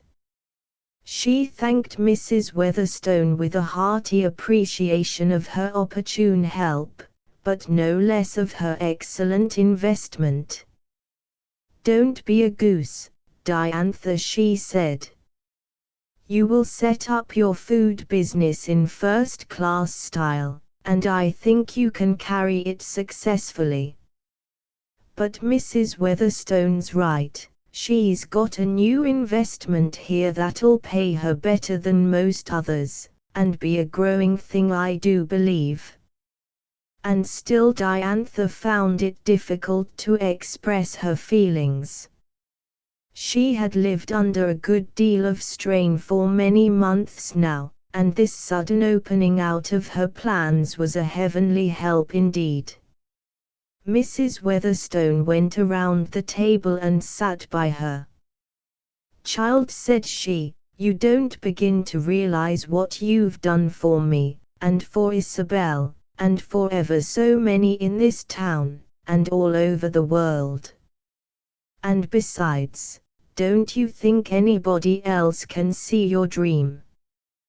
We can't do it as you can, but we can see what it's going to mean, and we'll help if we can. You wouldn't grudge us that, would you?" As a result of all this, the cooked food delivery service was opened at once. "It is true that the tourists are gone, mostly," said Mrs. Weatherstone, as she urged it, "but you see there are ever so many residents who have more trouble with servants in summer than they do in winter, and hate to have a fire in the house, too." So Diantha's circulars had an addition, forthwith. These were distributed among the Orchardinians, setting their tongues wagging anew, as a fresh breeze stirs the eaves of the forest. The stealthy inroads of lunches and evening refreshments had been deprecated already. This new kind of servant who wasn't a servant, but held her head up like anyone else, they are as independent as, say less ladies, said one critic, was also viewed with alarm. But when even this domestic assistant was to be removed, and a square case of food and dishes substituted, all archaic Orchardina was horrified. There were plenty of new minds in the place, however, enough to start Diantha with 7 full orders and 5 partial ones. Her work at the club was now much easier, thanks to her mother's assistance, to the smoother running of all the machinery with the passing of time, and further to the fact that most of her girls were now working at summer resorts, for shorter hours and higher wages. They paid for their rooms at the club still, but the work of the house was so much lightened that each of the employees was given 2 weeks of vacation, on full pay. The lunch department kept on a pretty regular basis from the patronage of resident businessmen, and the young manager, in her ambitious moments, planned for enlarging it in the winter. But during the summer her whole energies went to perfecting the menus and the service of her food delivery. Mrs. Pawn was the very first to order. She had been waiting impatiently for a chance to try the plan, and, with her husband, had the firmest faith in Diantha's capacity to carry it through. "We don't save much in money," she explained to the eager Mrs. Ree, who hovered, fascinated, over the dangerous topic, "but we do in comfort, I can tell you. You see, I had 2 girls, paid them $12 a week, now I keep just the one, for $6. My food and fuel for the 4 of us, I don't count the babies either time, they remain as before, was all of $16, often more. That made $28 a week. Now I pay for 3 meals a day, delivered, for 3 of us, $15 a week, with the nurse's wages, $21. Then I pay a laundress one day, $2, and her 2 meals, 50 cents, making $23.50. Then I have 2 maids, for an hour a day, to clean, 50 cents a day for 6 days, $3, and 1 maid Sunday, 25 cents. $26.75 in all. So we only make $1.25. But there's another room. We have the cook's room for an extra guest. I use it most for a sewing room, though, and the kitchen is a sort of day nursery now. The house seems as big again." "But the food?" eagerly inquired Mrs. Ree. "Is it as good as your own? Is it hot and tempting?" Mrs. Ree was fascinated by the new heresy. As a staunch adherent of the old Home and Culture Club, and its older ideals, she disapproved of the undertaking, but her curiosity was keen about it. Mrs. Pawn smiled patiently. "You remember Diantha Bell's cooking, I am sure, Mrs. Ree," she said. "And Juliana used to cook for dinner parties, when one could get her. My Swede was a very ordinary cook, as most of these untrained girls are. Do take off your hat and have dinner with us, I'll show you," urged Mrs. Pawn. I mustn't," fluttered the little woman. "They'll expect me at home, and, surely your supply doesn't allow for guests." "We'll arrange all that by phone," her hostess explained, and she promptly sent word to the Ree household, then called up Union House and ordered 1 extra dinner. "Is it? I'm dreadfully rude, I know, but I'm so interested. Is it expensive?" Mrs. Pawn smiled. "Haven't you seen the little circular? Here's one, extra meals to regular patrons 25 cents. And no more trouble to order than to tell a maid." Mrs. Ree had a lively sense of paltering with Satan as she sat down to the Pawns' dinner table. She had seen the delivery wagon drive to the door, had heard the man deposit something heavy on the back porch, and was now confronted by a butler's tray at Mrs. Pawn's left, whereon stood a neat square shining object with silvery panels and bamboo trimmings. "It's not at all bad looking, is it?" she ventured. "Not bad enough to spoil one's appetite," Mr. Pawn cheerily agreed. "Open, Sesame. Now you know the worst." Mrs. Pawn opened it, and an inner front was shown, with various small doors and drawers. "Do you know what is in it?" asked the guest. "No, thank goodness, I don't," replied her hostess. "If there's anything tiresome it is to order meals and always know what's coming. That's what men get so tired of at restaurants, what they hate so when their wives ask them what they want for dinner. Now I can enjoy my dinner at my own table, just as if I was a guest." "It is a tax, sometimes," Mrs. Ree admitted, adding hastily, "but one is glad to do it, to make home attractive." Mr. Pawn's eyes sought his wife's, and love and contentment flashed between them, as she quietly set upon the table 3 silvery plates. "Not silver, surely," said Mrs. Ree, lifting hers. "Oh, aluminum." "Aluminum, silver-plated," said Mr. Pawn. "They've learned how to do it at last. It's a problem of weight, you see, and breakage.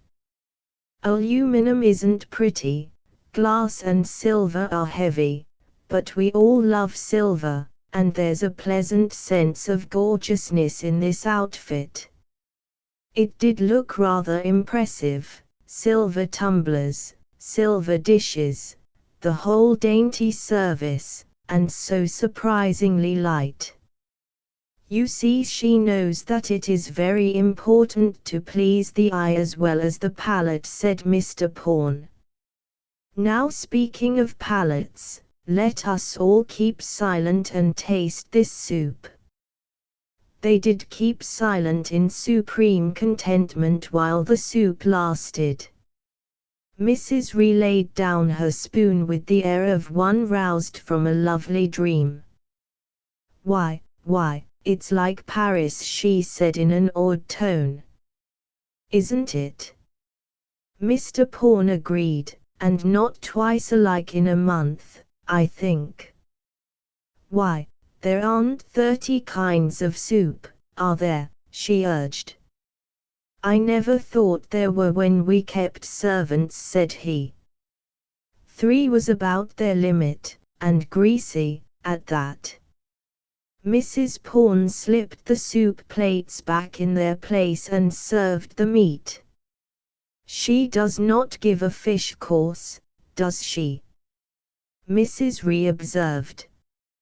"Not at the table d'hôte price," Mrs. Pawn answered. "We never pretended to have a fish course ourselves, do you?" Mrs. Ree did not, and eagerly disclaimed any desire for fish. The meat was roast beef, thinly sliced, hot and juicy. "Don't you miss the carving, Mr. Pawn?" asked the visitor. "I do so love to see a man at the head of his own table, carving." "I do miss it, Mrs. Ree. I miss it every day of my life with devout thankfulness. I never was a good carver, so it was no pleasure to me to show off, and to tell you the truth, when I come to the table, I like to eat, not saw wood." And Mr. Pawn ate with every appearance of satisfaction. "We never get roast beef like this, I'm sure," Mrs. Ree admitted. "We can't get it small enough for our family." And a little roast is always spoiled in the cooking. Yes, this is far better than we used to have, agreed her hostess. Mrs. Ree enjoyed every mouthful of her meal. The soup was hot. The salad was crisp and the ice cream hard. There was sponge cake, thick, light, with sugar freckles on the dark crust. The coffee was perfect and almost burned the tongue. I don't understand about the heat and cold, she said, and they showed her the asbestos-lined compartments and perfectly fitting places for each dish and plate. Everything went back out of sight, small leavings in a special drawer, knives and forks held firmly by rubber fittings, nothing that shook or rattled. And the case was set back by the door where the man called for it at 8 o'clock. She doesn't furnish table linen. No, there are Japanese napkins at the top here. We like our own napkins, and we didn't use a cloth, anyway. And how about silver? We put ours away. This plated ware they furnish is perfectly good. We could use ours, of course, if we wanted to wash it. Some do that and some have their own case marked, and their own silver in it, but it's a good deal of risk, I think, though they are extremely careful. Mrs. Ree experienced peculiarly mixed feelings. As far as food went, she had never eaten a better dinner. But her sense of domestic aesthetics was jarred. It certainly tastes good, she said. Delicious, in fact. I am extremely obliged to you, Mrs. Pawn. I'd no idea it could be sent so far and be so good. And only $5 a week, you say? For each person, yes. I don't see how she does it. All those cases and dishes, and the delivery wagon. That was the universal comment in Orchardina circles as the months passed and Union House continued in existence. I don't see how she does it. Chapter 12. Like a banyan tree, the earth plants spring up from beneath, the air plants swing down from above, but the banyan trees grow both above and below, and one makes a prosperous grove. In the fleeting opportunities offered by the cafeteria, and in longer moments, rather neatly planned for, with some remnants of an earlier ingenuity, Mr. Thidler contrived to become acquainted with Mrs. Bell. Diantha never quite liked him, but he won her mother's heart by frank praise of the girl and her ventures. I never saw a smarter woman in my life, he said, and no airs. I tell you, if there was more like her, this world would be an easier place to live in, and I can see she owes it all to you. This the mother would never admit for a moment, but expatiated loyally on the scientific mind of Mr. Henderson Bell, still of Joe Palez. I don't see how he can bear to let her out of his sight, said Mr. Thidler. Of course he hated to let her go, replied the lady. We both did. But he is very proud of her now. I guess there's somebody else who's proud of her, too, he suggested. Excuse me, I don't mean to intrude, but we know there must be a good reason for your daughter keeping all Orchardina at a distance. Why, she could have married 6 times over in her first year here. She does not wish to give up her work, Mrs. Bell explained. Of course not, and why should she? Nice, womanly business, I am sure. I hope nobody expect a girl who can keep house for a whole township to settle down to bossing one man and a hired girl. In course of time he got a pretty clear notion of how matters stood, and meditated upon it, seriously rolling his big cigar about between pursed lips. Mr. Thidler was a good deal of a gossip, but this he kept to himself, and did what he could to enlarge the patronage of Union House. The business grew. It held its own in spite of fluctuations, and after a certain point began to spread steadily. Mrs. Bell's coming and Mr. Eltwood's ardent championship, together with Mr. Thidler's, quieted the dangerous slanders which had imperiled the place at one time. They lingered, subterraneously, of course. People never forget slanders. A score of years after there were to be found in Orchardina folk who still whispered about dark allegations concerning Union House, and the papers had done some pretty serious damage, but the fame of good food, good service, cheapness and efficiency made steady headway. In view of the increase and of the plans still working in her mind, Diantha made certain propositions to Mr. Pawn, and also to Mrs. Pawn, in regard to a new, specially built clubhouse for the girls. I have proved what they can do, with me to manage them, and want now to prove that they can do it themselves, with any matron competent to follow my directions. The house need not be so expensive. One big dining room, with turn-up tables like those ironing board seat tables, you know, then they can dance there. Small reception room and office, hall, kitchen and laundry, and 30 bedrooms, 40 by 30, with an L for the laundry, ought to do it, oughtn't he it? Mrs. Pawn agreed to make plans, and did so most successfully, and Mr. Pawn found small difficulty in persuading an investor to put up such a house, which visibly could be used as a boarding house or small hotel, if it failed in its first purpose.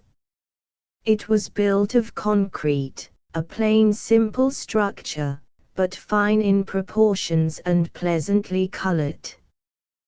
Diantha kept her plans to herself, as usual, but they grew so fast that she felt a species of terror sometimes, lest the ice break somewhere.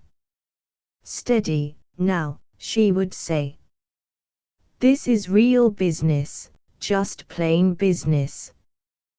There's no reason why I shouldn't succeed as well as Fred Harvey. I will succeed. I am succeeding." She kept well, she worked hard, she was more than glad to have her mother with her, but she wanted something else, which seemed farther off than ever. Her lover's picture hung on the wall of her bedroom, stood on her bureau, and, but this was a secret, a small one was carried in her bosom. Rather a grim-looking young woman, Diantha, with the cares of the world of housekeepers upon her proud young shoulders, with all the stirring hopes to be kept within bounds, all the skulking fears to be resisted, and the growing burden of a large affair to be carried steadily. But when she woke, in the brilliant California mornings, she would lie still a few moments looking at the face on the wall and the face on the bureau, would draw the little picture out from under her pillow and kiss it, would say to herself for the 1000th time, "It is for him, too." She missed him, always. The very vigor of her general attitude, the continued strength with which she met the days and carried them, made it all the more needful for her to have someone with whom she could forget every care, every purpose, every effort, someone who would put strong arms around her and call her little girl. His letters were both a comfort and a pain. He was loyal, kind, loving, but always that wall of disapproval. He loved her, he did not love her work. She read them over and over, hunting anew for the tender phrases, the things which seemed most to feed and comfort her. She suffered not only from her loneliness, but from his, and most keenly from his sternly suppressed longing for freedom and the work that belonged to him. Why can't he see, she would say to herself, that if this succeeds, he can do his work, that I can make it possible for him. And he won't let me. He won't take it from me. Why are men so proud? Is there anything so ignominious about a woman that it is disgraceful to let one help you? And why can't he think at all about the others? It's not just us, it's all people. If this works, men will have easier times, as well as women. Everybody can do their real work better with this old primitive business once set right. And then it was always time to get up, or time to go to bed, or time to attend to some of the numberless details of her affairs. She and her mother had an early lunch before the cafeteria opened, and were glad of the afternoon tea, often held in a retired corner of the broad piazza. She sat there one hot, dusty afternoon, alone and unusually tired. The asphalt street was glaring and noisy, the cross street deep in soft dust, for months unwet. Failure had not discouraged her, but increasing success with all its stimulus and satisfaction called for more and more power. Her mind was busy foreseeing, arranging, providing for emergencies, and then the whole thing slipped away from her. She dropped her head upon her arm for a moment, on the edge of the tea table, and wished for Ross. From down the street and up the street at this moment, two men were coming, both young, both tall, both good-looking, both apparently approaching Union House. One of them was the nearer, and his foot soon sounded on the wooden step. The other stopped and looked in a shop window. Diantha started up, came forward. It was Mr. Eltwood. She had a vague sense of disappointment, but received him cordially. He stood there, his hat off, holding her hand for a long moment, and gazing at her with evident admiration. They turned and sat down in the shadow of the reed-curtained corner. The man at the shop window turned, too, and went away. Mr. Eltwood had been a warm friend and cordial supporter from the epoch of the club-splitting speech. He had helped materially in the slow, uphill days of the girl's effort, with faith and kind words. He had met the mothers coming with most friendly advances, and Mrs. Bell found herself much at home in his liberal little church. Diantha had grown to like and trust him much. "What's this about the new house, Miss Bell? Your mother says I may know." "Why not?" she said. "You have followed this thing from the first. Sugar or lemon? You see, I want to disentangle the undertakings, set them upon their own separate feet, and establish the practical working of each one.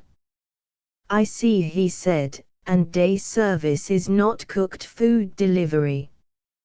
Nor yet rooms for entertainment, she agreed. We've got them all labeled, Mother and I. There's the DS and CFD and RFE and the PP, that's picnics and parties. And more coming. What, more yet? You'll kill yourself, Miss Bell. Don't go too fast. You are doing a great work for humanity. Why not take a little more time? I want to do it as quickly as I can, for reasons, answered Diantha. Mr. Eltwood looked at her with tender understanding. I don't want to intrude any further than you are willing to want me, he said, but sometimes I think that even you, strong as you are, would be better for some help. She did not contradict him. Her hands were in her lap, her eyes on the worn boards of the piazza floor. She did not see a man pass on the other side of the street, cast a searching glance across and walk quickly on again. If you were quite free to go on with your beautiful work, said Mr. Eltwood slowly, if you were offered heartiest appreciation, profound respect, as well as love, of course, would you object to marrying, Miss Bell? Asked in an even voice, as if it were a matter of metaphysical inquiry.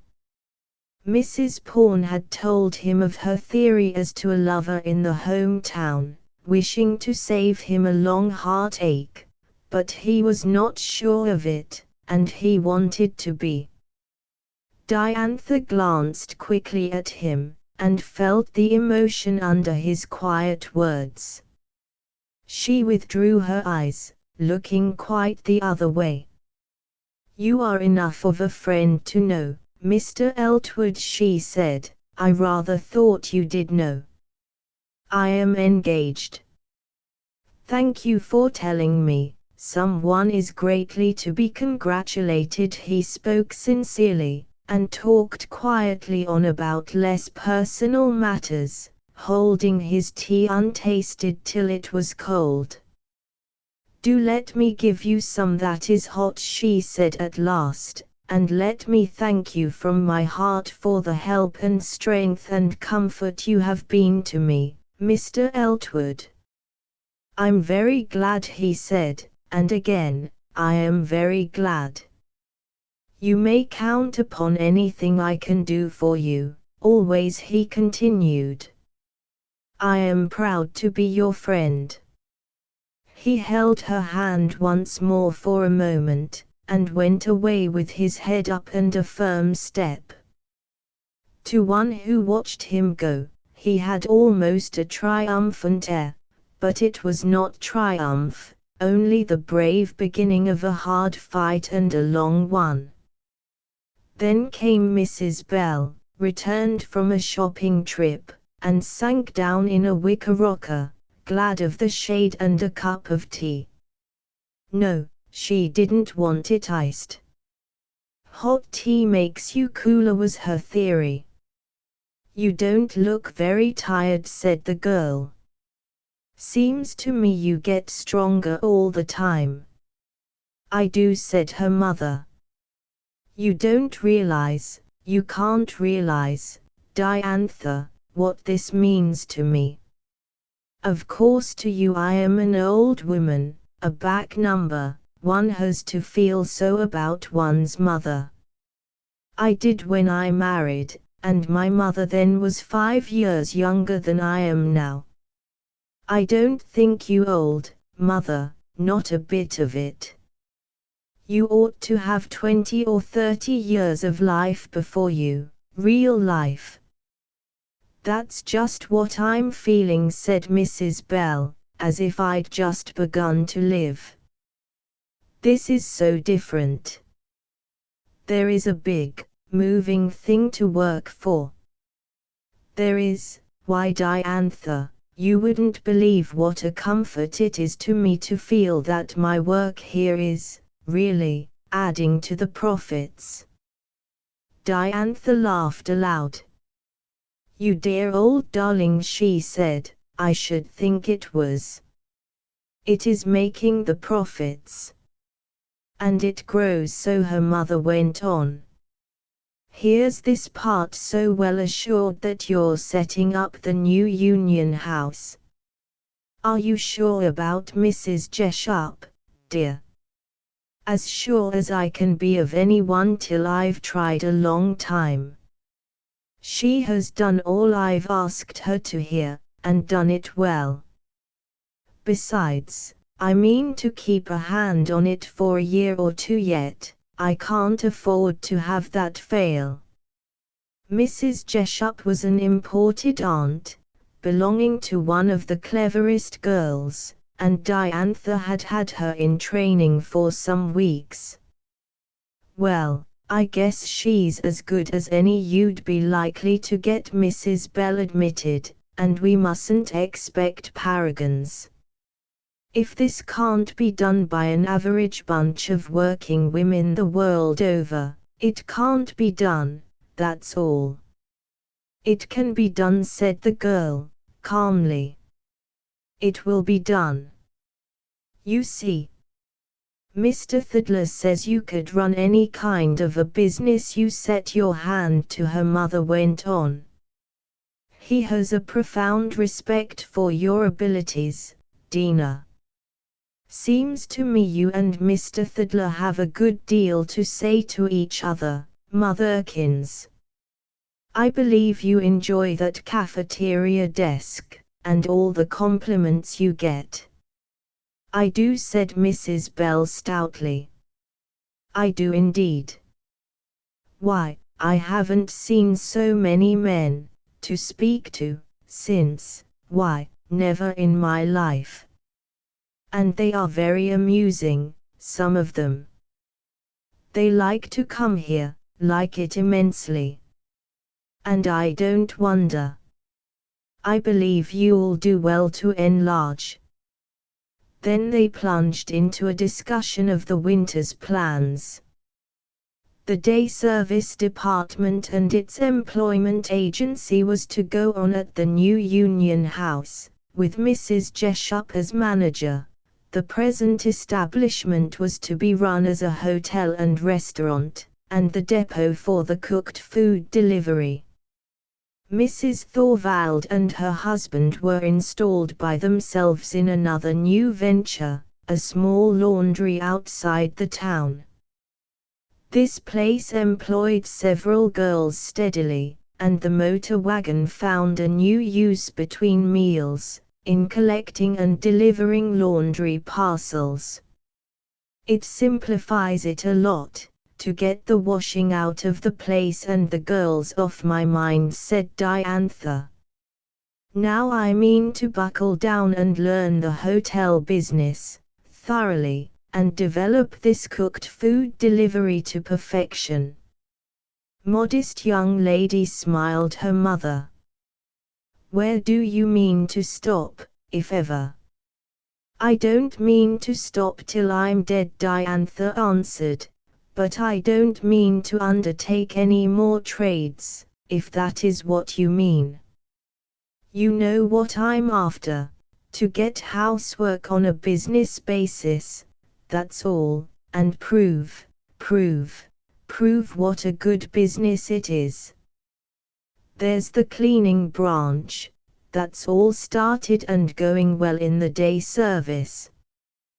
There's the washing, that's simple and easy. Laundry work's no mystery. But the food part is a big thing. It's an art, a science, a business, and a handicraft. I had the handicraft to start with, I'm learning the business, but I've got a lot to learn yet in the science and art of it. Don't do too much at once, her mother urged. You've got to cater to people as they are. I know it, the girl agreed. They must be laid, step by step, the natural method. It's a big job, but not too big. Out of all the women who have done housework for so many ages, surely it's not too much to expect one to have a special genius for it. Her mother gazed at her with loving admiration. That's just what you have, Dina, a special genius for housework. I wish there were more of you. There are plenty of me, mother dear, only they haven't come out. As soon as I show em how to make the thing pay, you'll find that we have a big percentage of this kind of ability. It's all buried now in the occasional perfect housekeeper. But they won't leave their husbands, Dina. They don't need to, the girl answered cheerfully. Some of them aren't married yet, some of them have lost their husbands, and some of them, she said this a little bitterly, have husbands who will be willing to let their wives grow. Not many, I'm afraid, said Mrs. Bell, also with some gloom. Diantha lightened up again.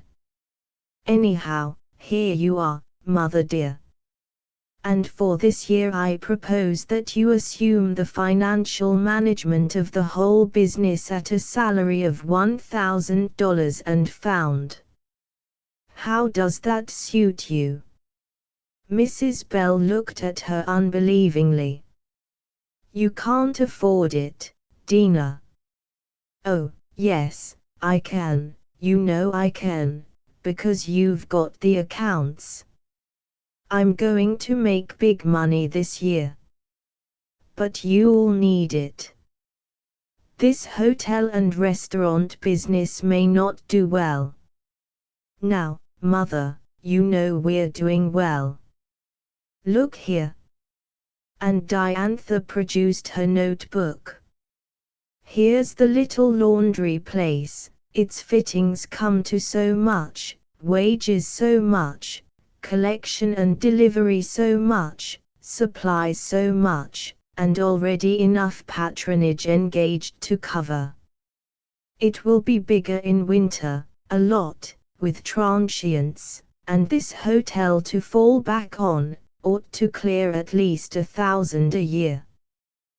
The service club don't pay me anything, of course, that is for the girls' benefit, but the food delivery is doing better than I dared hope. Mrs. Bell knew the figures better than Diantha, even, and they went over them carefully again.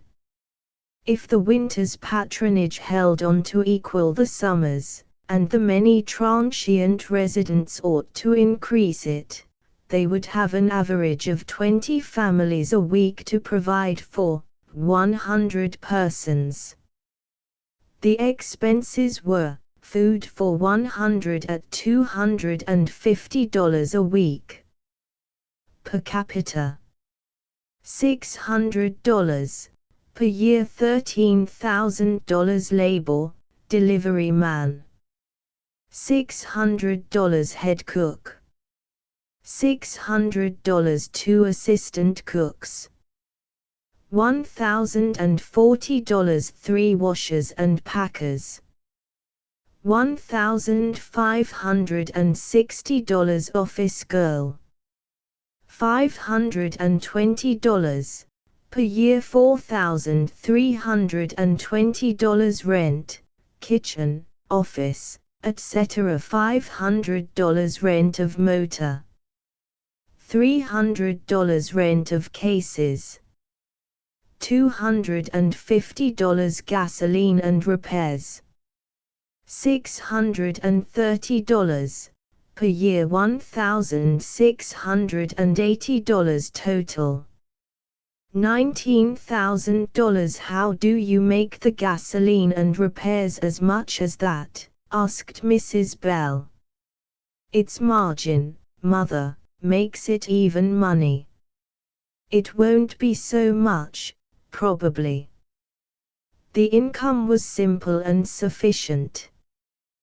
They charged $5 a week per capita for 3 meals, table d'hôte, delivered thrice daily.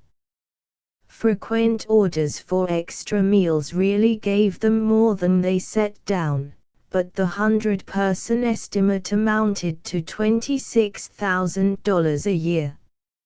Now, see, said Diantha triumphantly, subtract all that expense list, and it is a liberal one, and we have $7,000 left.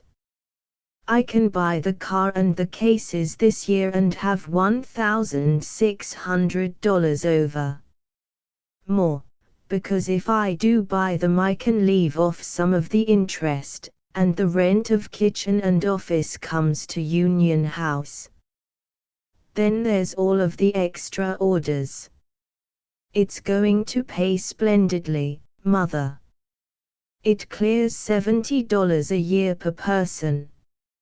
Next year it will clear a lot more. It did not take long to make Mrs. Bell admit that if the business went on as it had been going, Diantha would be able to pay her a salary of $1,000, and have $500 left, from the food business alone. There remained the hotel, with large possibilities. The present simple furnishings were to be moved over to New Union House, and paid for by the girls in due time. With new paint, paper, and furniture, the old house would make a very comfortable place. Of course, it's the restaurant mainly. These big kitchens and the central location are the main thing. The guests will be mostly tourists, I suppose. Diantha dwelt upon the prospect at some length, and even her cautious mother had to admit that unless there was some setback the year had a prospect of large success. How about all this new furnishing? Mrs. Bell said suddenly. How do you cover that? Take what you've got ahead now. Yes, there's plenty, said Diantha. You see, there is all Union House has made, and this summer's profit on the cooked food, it's plenty. Then you can't pay for the motor and cases as you planned, her mother insisted. No, not unless the hotel and restaurant pays enough to make good. But I don't have to buy them the first year. If I don't, there is $5,500 leeway. Yes, you are safe enough. There's over $4,000 in the bank now, Mrs. Bell admitted. But, child, she said suddenly, your father. Yes, I've thought of father, said the girl, and I mean to ask him to come and live at the hotel. I think he'd like it. He could meet people and talk about his ideas, and I'm sure I'd like to have him. They talked much and long about this, till the evening settled about them, till they had their quiet supper, and the girls came home to their noisy one, and late that evening, when all was still again, Diantha came to the dim piazza corner once more and sat there quite alone. Full of hope, full of courage, sure of her progress, and aching with loneliness.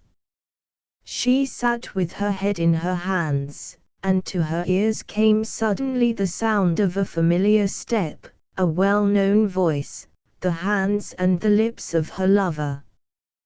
Diantha. He held her close. Oh, Ross. Ross. Darling. Is it true? When did you come? Oh, I'm so glad. So glad to see you. She was so glad that she had to cry a little on his shoulder, which he seemed to thoroughly enjoy. I've good news for you, little girl, he said. Good news at last. Listen, dear, don't cry. There's an end in sight. A man has bought out my shop. The incubus is off, I can live now.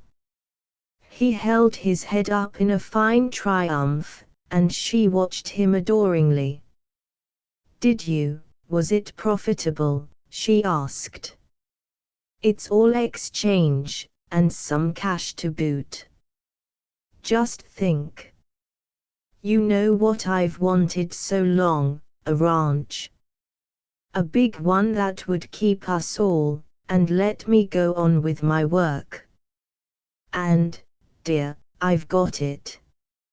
It's a big fruit ranch, with its own water, think of that.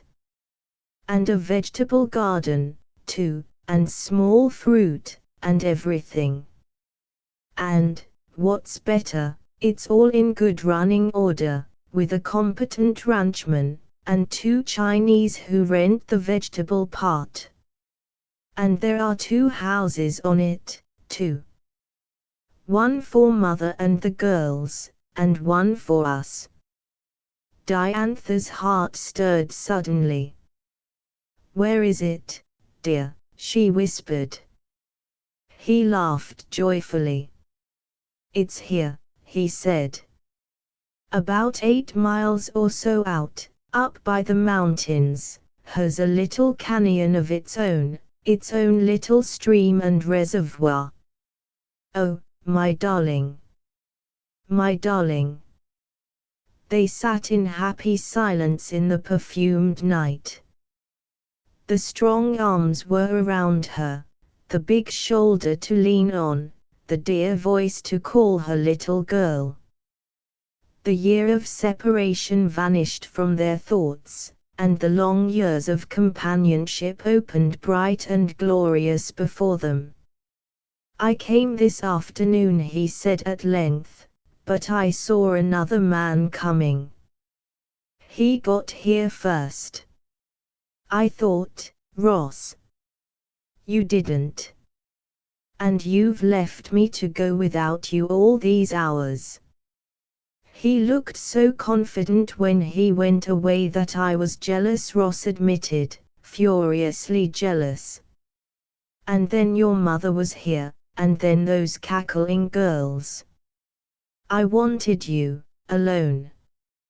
And then he had her, alone, for other quiet, happy moments. She was so glad of him.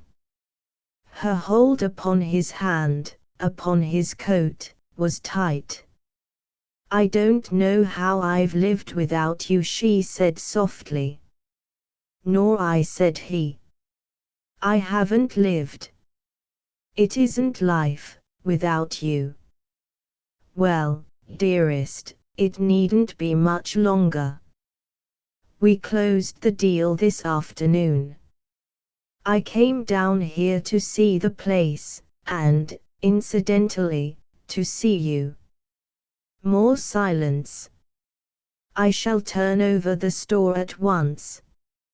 It won't take long to move and settle, there's enough money over to do that. And the ranch pays, Diantha. It really pays, and will carry us all. How long will it take you to get out of this? Get out of what? She faltered. Why, the whole abominable business. You're so deep in here. Thank God, there's no shadow of need for it anymore. The girl's face went white, but he could not see it. She would not believe him. Why, dear, she said, if your ranch is as near as that, it would be perfectly easy for me to come into the business, with a car. I can afford a car soon.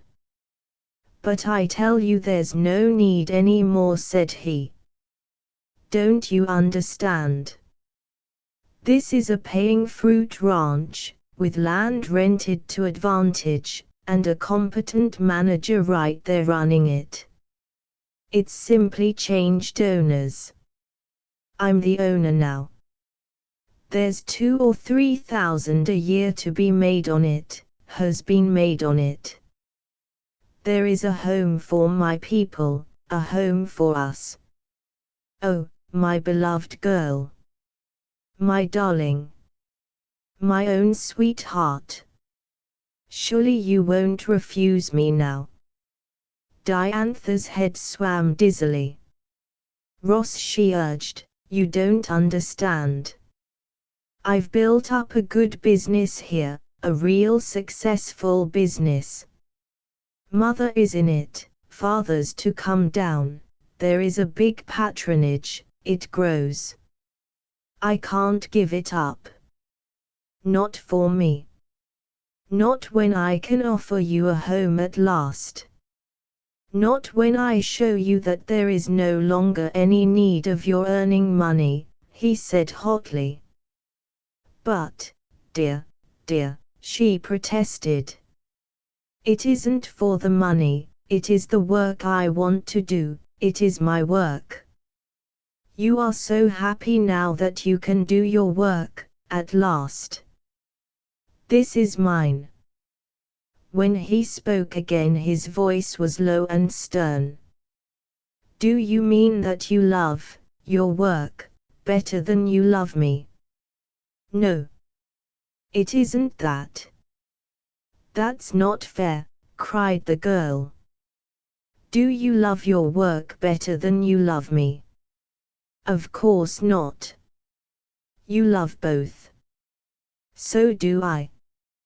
Can't you see? Why should I have to give up anything? You do not have to, he said patiently. I cannot compel you to marry me. But now, when at last, after these awful years, I can really offer you a home, you refuse. I have not refused, she said slowly. His voice lightened again. Ah, dearest. And you will not. You will marry me. I will marry you, Ross. And when? When, dearest? As soon as you are ready. But, can you drop this at once? I shall not drop it. Her voice was low, very low, but clear and steady.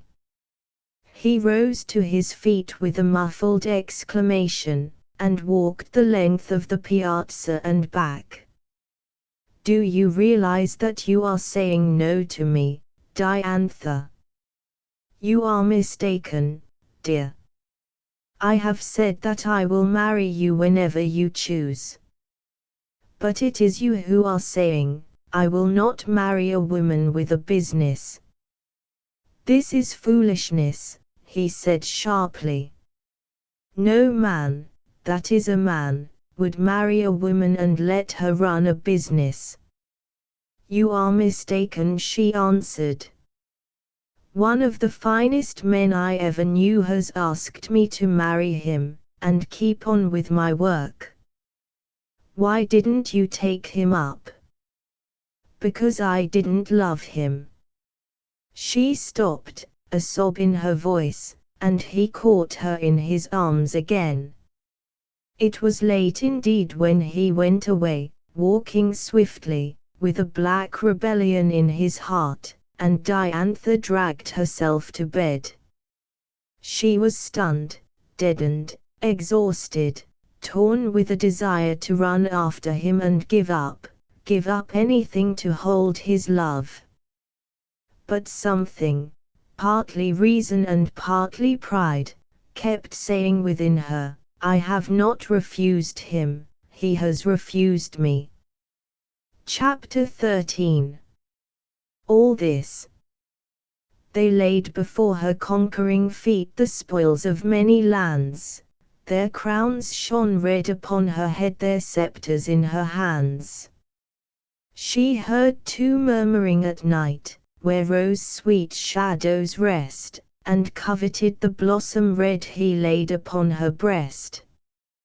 When Madame Weatherstone shook the plentiful dust of orchardina from her expensive shoes, and returned to adorn the more classic groves of Philadelphia, Mrs. Thidler assumed to hold undisputed sway as a social leader.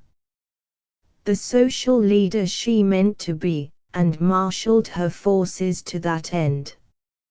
She patronized here, and donated there, revised her visiting list with rigid exclusiveness, secured an eminent professor and a noted writer as visitors, and gave entertainments of almost Roman magnificence. Her husband grew more and more restive under the rising tide of social exactions in dress and deportment, and spent more and more time behind his fast horses, or on the stock ranch where he raised them. As a neighbor and fellow ranchman, he scraped acquaintance with Ross Warden, and was able to render him many small services in the process of settling. Mrs. Warden remembered his visit to Joe Palez, and it took her some time to rearrange him in her mind as a person of wealth and standing. Having so rearranged him, on sufficient evidence, she and her daughters became most friendly, and had hopes of establishing valuable acquaintance in the town. "It's not for myself I care," she would explain to Ross, every day in the week and more on Sundays, but for the girls. In that dreadful Joe Palez there was absolutely no opportunity for them, but here, with horses, there is no reason we should not have friends. You must consider your sisters, Ross. Do be more cordial to Mr. Thidler. But Ross could not at present be cordial to anybody. His unexpected good fortune, the freedom from hated cares, and chance to work out his mighty theories on the faithful guinea pig, ought to have filled his soul with joy, but Diantha's cruel obstinacy had embittered his cup of joy. He could not break with her, she had not refused him, and it was difficult in cold blood to refuse her. He had stayed away for 2 whole weeks, in which time the guinea pigs nibbled at ease and Diantha's work would have suffered except for her mother's extra efforts. Then he went to see her again, miserable but stubborn, finding her also miserable and also stubborn. They argued till there was grave danger of an absolute break between them, then dropped the subject by mutual agreement, and spent evenings of unsatisfying effort to talk about other things. Diantha and her mother called on Mrs. Warden, of course, admiring the glorious view, the sweet high air, and the embowered loveliness of the 2 ranch houses. Ross drew Diantha aside and showed her theirs, a lovely little wide-porched concrete cottage, with a red-tiled roof, and heavy masses of gold of Ophir and Banksia roses. He held her hand and drew her close to him. He kissed her when they were safe inside, and murmured, "Come, darling, won't you come and be my wife?" "I will, Ross, whenever you say, but..." She would not agree to give up her work, and he flung away from her in reckless despair. Mrs. Warden and the girls returned the call as a matter of duty, but came no more, the mother saying that she could not take her daughters to a servant girls' club. And though the servant girls' club was soon removed to its new quarters and Union House became a quiet, well-conducted hotel, still the 2 families saw but little of each other. Mrs. Warden naturally took her son's side, and considered Diantha an unnatural monster of hard-heartedness. The matter sifted through to the ears of Mrs. Thidler, who rejoiced in it, and called upon Mrs. Warden in her largest automobile. As a mother with 4 marriageable daughters, Mrs. Warden was delighted to accept and improve the acquaintance, but her aristocratic Southern soul was inwardly rebellious at the ancestralness and uncultured moneyed pride of her new friend. If only Madam Weatherstone had stayed, she would complain to her daughters. She had family as well as wealth. "There's young Mrs. Weatherstone, mother," suggested Dora. "A nobody," her mother replied. "She has the Weatherstone money, of course, but no position, and what little she has she is losing by her low tastes. She goes about freely with Diantha Bell, her own housekeeper." "She's not her housekeeper now, mother." "Well, it's all the same. She was. And a mere general servant before that. And now to think that when Ross is willing to overlook it all and marry her, she won't give it up." They were all agreed on this point, unless perhaps that the youngest had her inward reservations. Dora had always liked Diantha better than had the others. Young Mrs. Weatherstone stayed in her big empty house for a while, and as Mrs. Warden said, went about frequently with Diantha Bell. She liked Mrs. Bell, too, took her for long stimulating rides in her comfortable car, and insisted that first one and then the other of them should have a bit of vacation at her seashore home before the winter's work grew too heavy. With Mrs. Bell she talked much of how Diantha had helped the town. "She has no idea of the psychic effects," Mrs. Bell said. She sees the business, and she has a great view of all it is going to do for women to come, but I don't think she realizes how much she is doing right now for women here, and men, too. There were my friends the pawns. They were drifting apart as the novels have it, and no wonder. Isabel was absolutely no good as a housekeeper. He naturally didn't like it, and the baby made it all the worse. She pined for her work, you see, and couldn't get any time for it. Now they are as happy as can be, and it's just Diantha Bell's doings. The housework is off Isabel's shoulders.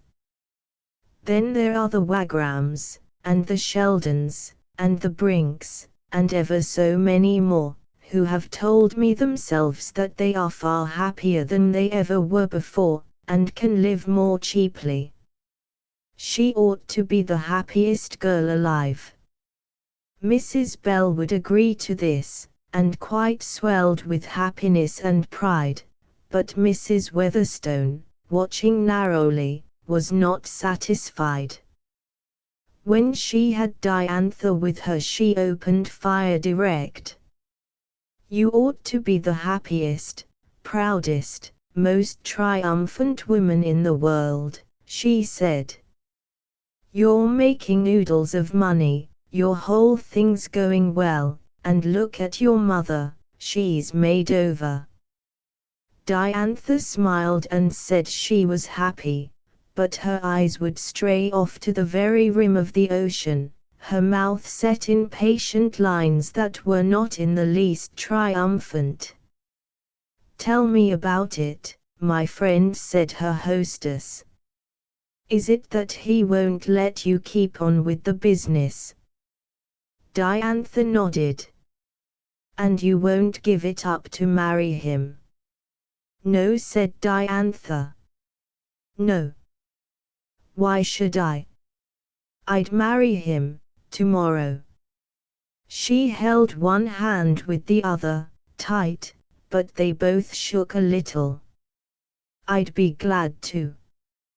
But I will not give up my work.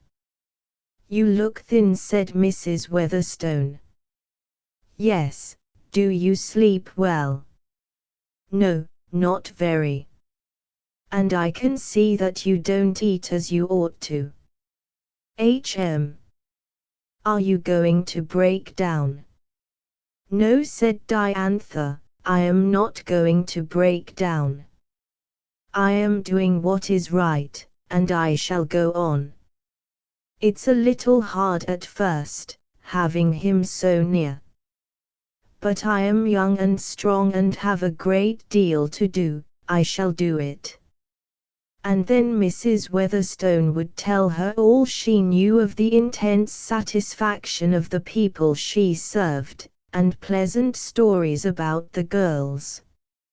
She bought her books to read and such gleanings as she found in foreign magazines on the subject of organized house service. Not only so, but she supplied the Orchardina Library with a special bibliography on the subject, and induced the New Women's Club to take up a course of reading in it, so that there gradually filtered into the Orchardina mind a faint perception that this was not the freak of an eccentric individual, but part of an inevitable business development, going on in various ways in many nations. As the winter drew on, Mrs. Weatherstone whisked away again, but kept a warm current of interest in Diantha's life by many letters. Mr. Bell came down from Joe Paley's without a reluctance but in a satisfaction. He had rented his place, and Susie had 3 babies now. Henderson, Jr., had no place for him, and to do housework for himself was no part of Mr. Bell's plan. In Diantha's hotel he had a comfortable room next his wife's, and a capacious chair in the firelit hall in wet weather, or on the shaded piazza in dry. The excellent library was a resource to him. He found some congenial souls to talk with, and under the new stimulus succeeded at last in patenting a small device that really worked. With this, and his rent, he felt inclined to establish a home of his own, and the soul of Mrs. Bell sank within her. Without allowing it to come to an issue between them, she kept the question open for endless discussion, and Mr. Bell lived on in great contentment under the impression that he was about to move at almost any time. To his friends and cronies he dilated with pride on his daughter's wonderful achievements. "She's as good as a boy," he would declare. "Women nowadays seem to do anything they want to." And he rigidly paid his board bill with a flourish. Meanwhile the impressive gatherings at Mrs. Thidler's, and the humbler tea and card parties of Diantha's friends, had a new topic as a shuttlecock. A New York company had bought one of the largest and finest blocks in town, the old Para Place, and was developing it in a manner hitherto unseen. The big, shabby, neglected estate began to turn into such a fairyland as only southern lands can know. The old live oaks were untouched, the towering eucalyptus trees remained in ragged majesty, but an army of workmen was busy under guidance of a master of beauty. One large and lovely building rose, promptly dubbed a hotel by the unwilling neighbors. Others, smaller, showed here and there among the trees, and then a rose-gray wall of concrete ran around the whole, high, tantalizing, with green boughs and sweet odors coming over it. Those who went in reported many buildings, and much activity. But, when the wall was done, and each gate said no admittance except on business, then the work of genii was imagined, and there was none to contradict. It was a school of theosophy, it was a Christian Science college, it was a free love colony, it was a secret society, it was 1,000 wonders. Lot of little houses and one big one, the employees said when questioned. Hotel and cottages, the employers said when questioned. They made no secret of it, they were too busy, but the town was unsatisfied. Why a wall? What did any honest person want of a wall? Yet the wall cast a pleasant shadow, there were seats here and there between buttresses, and, as the swift California season advanced, roses and oleanders nodded over the top, and gave hints of beauty and richness more subtly stimulating than all the open glory of the low-hedged gardens near. Diantha's soul was stirred with secret envy. Some big concern was about to carry out her dream, or part of it, perhaps to be a huge and overflowing rival. Her own work grew meantime, and flourished as well as she could wish. The food delivery service was running to its full capacity, the girls got on very well under Mrs. Jessup, and were delighted to have a house of their own with the parlors and piazzas all to themselves, and a garden to sit in as well. If this depleted their ranks by marriage, it did not matter now, for there was a waiting list in training all the time. Union House kept on evenly and profitably, and Diantha was beginning to feel safe and successful, but the years looked long before her. She was always cheered by Mrs. Weatherstone's letters, and Mrs. Pawn came to see her, and to compare notes over their friend's success. For Mrs. Weatherstone had been presented at court, at more than one court, in fact, and Mrs. Weatherstone had been proposed to by a duke, and had refused him. Orchardina well-nigh swooned when this was known.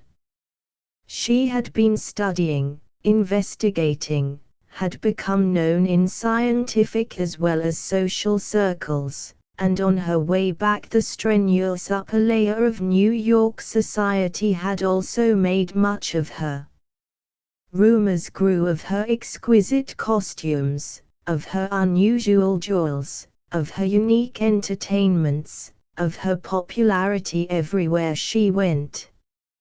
Other proposals, of a magnificent nature, were reported, with more magnificent refusals, and Orchardina began to be very proud of young Mrs. Weatherstone and to wish she would come back.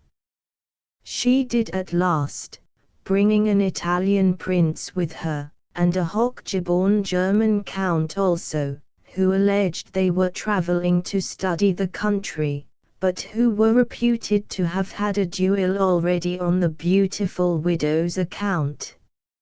All this was long-drawn gossip but bore some faint resemblance to the facts. Viva Weatherstone at 30 was a very different woman from the pale, sad-eyed girl of 4 years earlier. And when the great house on the avenue was arrayed in new magnificence, and all Orchardina, that dead, had paid its respects to her, she opened the season, as it were, with a brilliant dinner, followed by a reception and ball. All Orchardina came, so far as it had been invited. There was the prince, sure enough, a pleasant, blue-eyed young man. And there was the count, bearing visible evidence of duels a-plenty in earlier days. And there was Diantha Bell, receiving, with Mrs. Pawn and Mrs. Weatherstone. all orchard in a stead. Diantha had been at the dinner, that was clear. And now she stood there in her soft, dark evening dress, the knot of golden acacias nestling against the black lace at her bosom, looking as fair and sweet as if she had never had a care in her life. Her mother thought her the most beautiful thing she had ever seen, and her father, though somewhat critical, secretly thought so, too. Mrs. Weatherstone cast many a loving look at the tall girl beside her in the intervals of delighted to see yous and saw that her double burden had had no worse effect than to soften the lines of the mouth and give a hint of pathos to the clear depths of her eyes.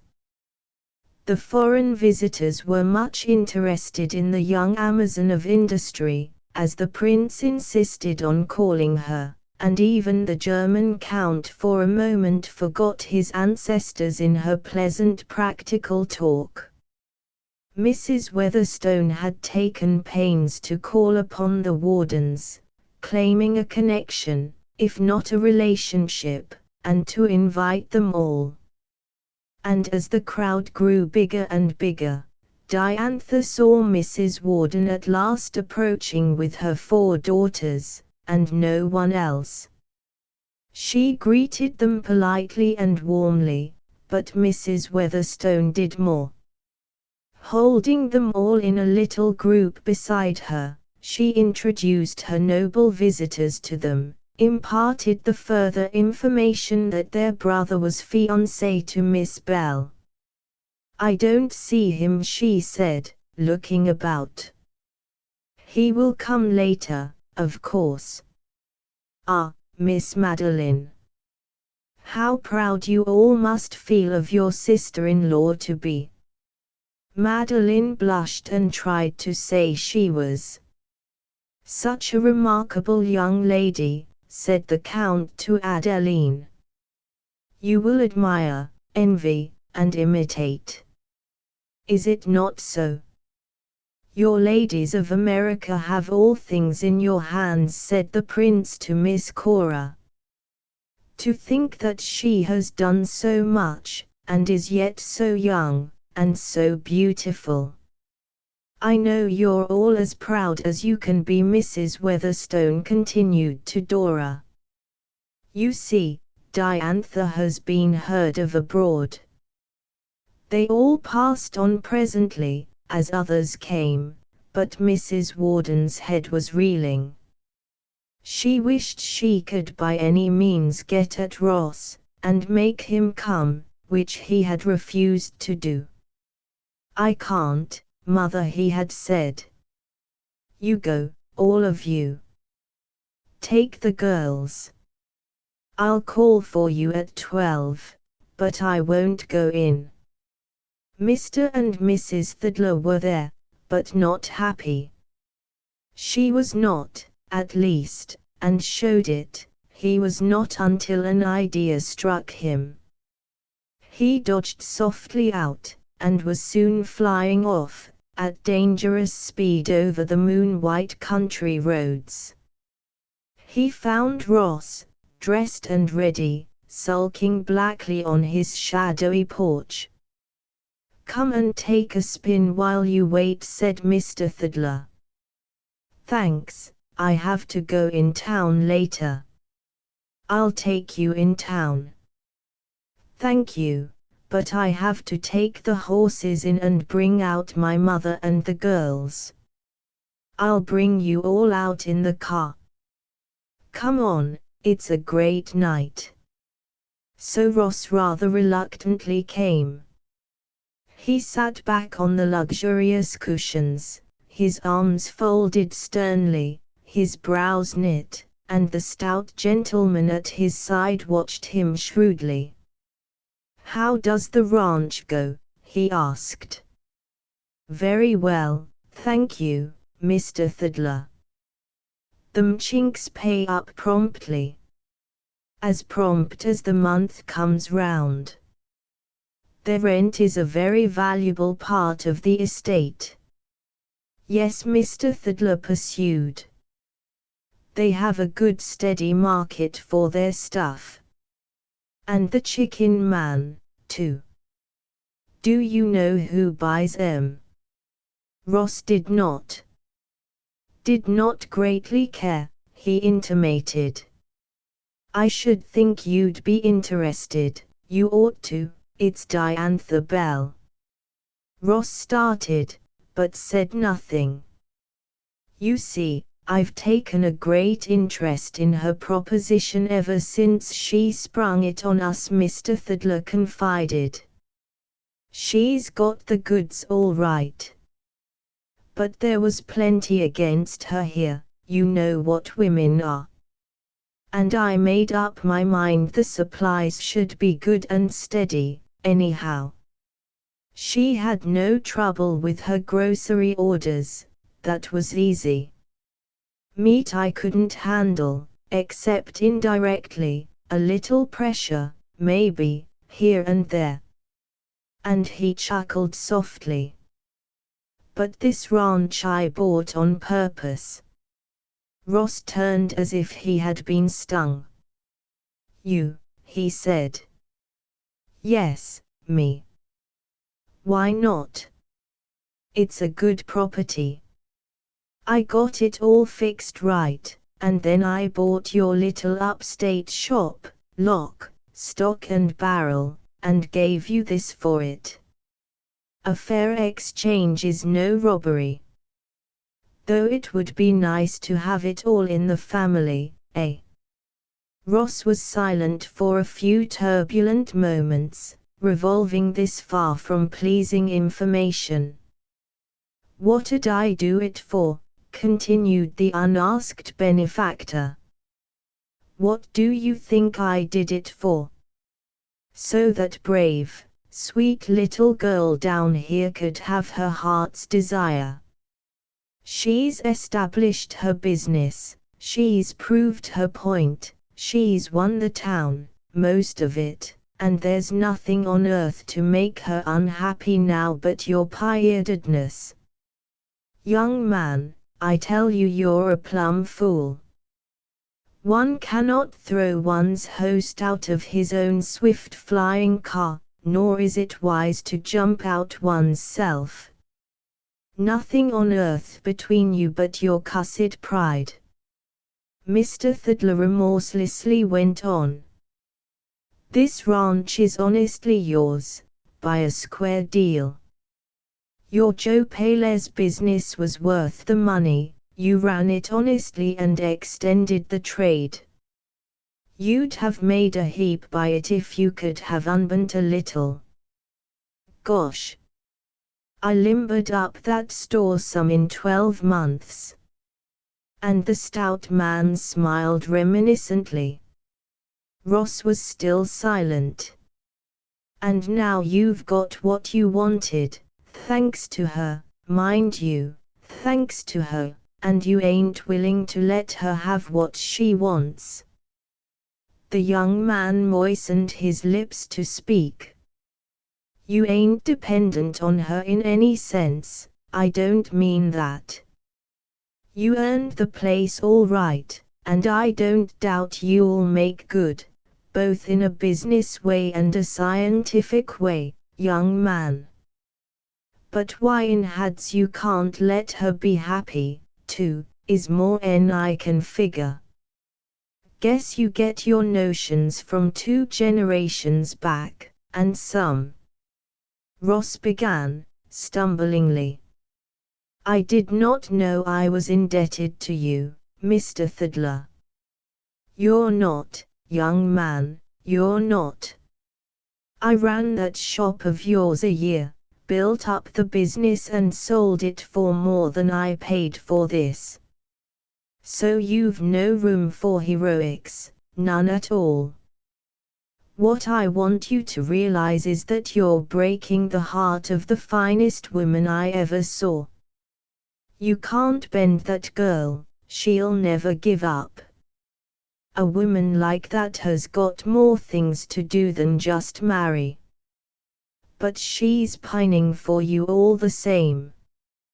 Here she is tonight, receiving with Mrs. Weatherstone, with those bannerets, dukes and earls around her, standing up there like a princess herself, and her eyes on the door all the time, and tears in 'em, I could swear, because you don't come. They drew up with a fine curve before the carriage gate. I'll take 'em all home, they won't be ready for some time yet, said Mr. Thidler. And if you two would like this car, I'll send for the other one.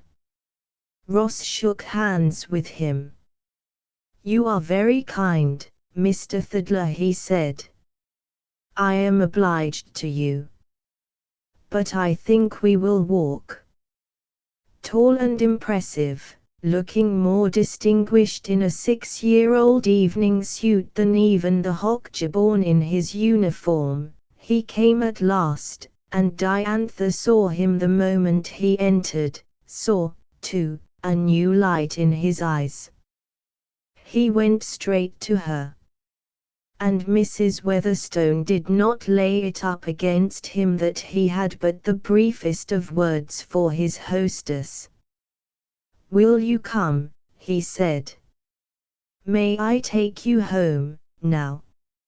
She went with him, without a word, and they walked slowly home, by far outlying paths, and long waits on rose-bowered seats they knew. The moon filled all the world with tender light, and the orange blossoms flooded the still air with sweetness. Dear, said he, I have been a proud fool, I am yet, but I have come to see a little clearer. I do not approve of your work, I cannot approve of it, but will you forgive me for that and marry me? I cannot live any longer without you. Of course I will, said Diantha. Chapter 14. And Heaven Beside. They were married while the flowers were knee-deep over the sunny slopes and mesas, and the canyons gulfs of color and fragrance, and went for their first moon together to a far high mountain valley hidden among wooded peaks, with a clear lake for its central jewel. A month of heaven, while wave on wave of perfect rest and world-forgetting oblivion rolled over both their hearts. They swam together in the dawn-flushed lake, seeing the morning mists float up from the silver surface, breaking the still reflection of thick trees and rosy clouds, rejoicing in the level shafts of forest-filtered sunlight. They played and ran like children, rejoiced over their picnic meals, lay flat among the crowding flowers and slept under the tender starlight. I don't see, said her lover, but that my strenuous Amazon is just as much a woman as any woman. Whoever said I wasn't, quoth Diantha demurely. A month of perfect happiness. It was so short it seemed but a moment, so long in its rich perfection that they both agreed if life brought no further joy this was enough. Then they came down from the mountains and began living. Day service is not so easily arranged on a ranch some miles from town. They tried it for a while, the new runabout car bringing out a girl in the morning early, and taking Diantha into her office.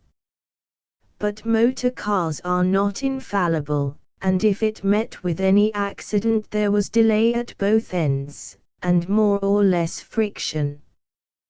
Then Diantha engaged a first-class Oriental gentleman, well recommended by the vegetable Chinaman on their own place. This was extremely satisfactory, he did the work well, and was in all ways reliable, but there arose in the town a current of malicious criticism and protest, that she did not live up to her principles. To this she paid no attention, Her work was now too well planted, too increasingly prosperous to be weakened by small sneers. Her mother, growing plumper now, thriving continuously in her new lines of work, kept the hotel under her immediate management, and did bookkeeping for the whole concern. New Union Home ran itself, and articles were written about it in magazines, so that here and there in other cities similar clubs were started, with varying success. The restaurant was increasingly popular. Diantha's cooks were highly skilled and handsomely paid, and from the cheap lunch to the expensive banquet they gave satisfaction. But the CFD was the darling of her heart, and it prospered exceedingly.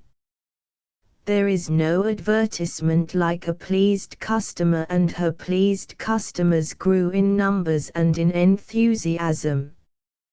Family after family learned to prize the cleanliness and quiet, the odorlessness and flylessness of a home without a kitchen, and their questioning guests were converted by the excellence of the meals.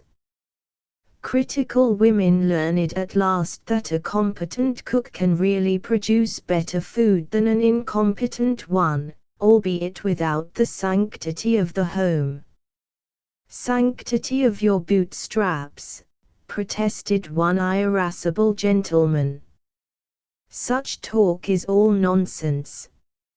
I don't want sacred meals, I want good ones, and I'm getting them, at last."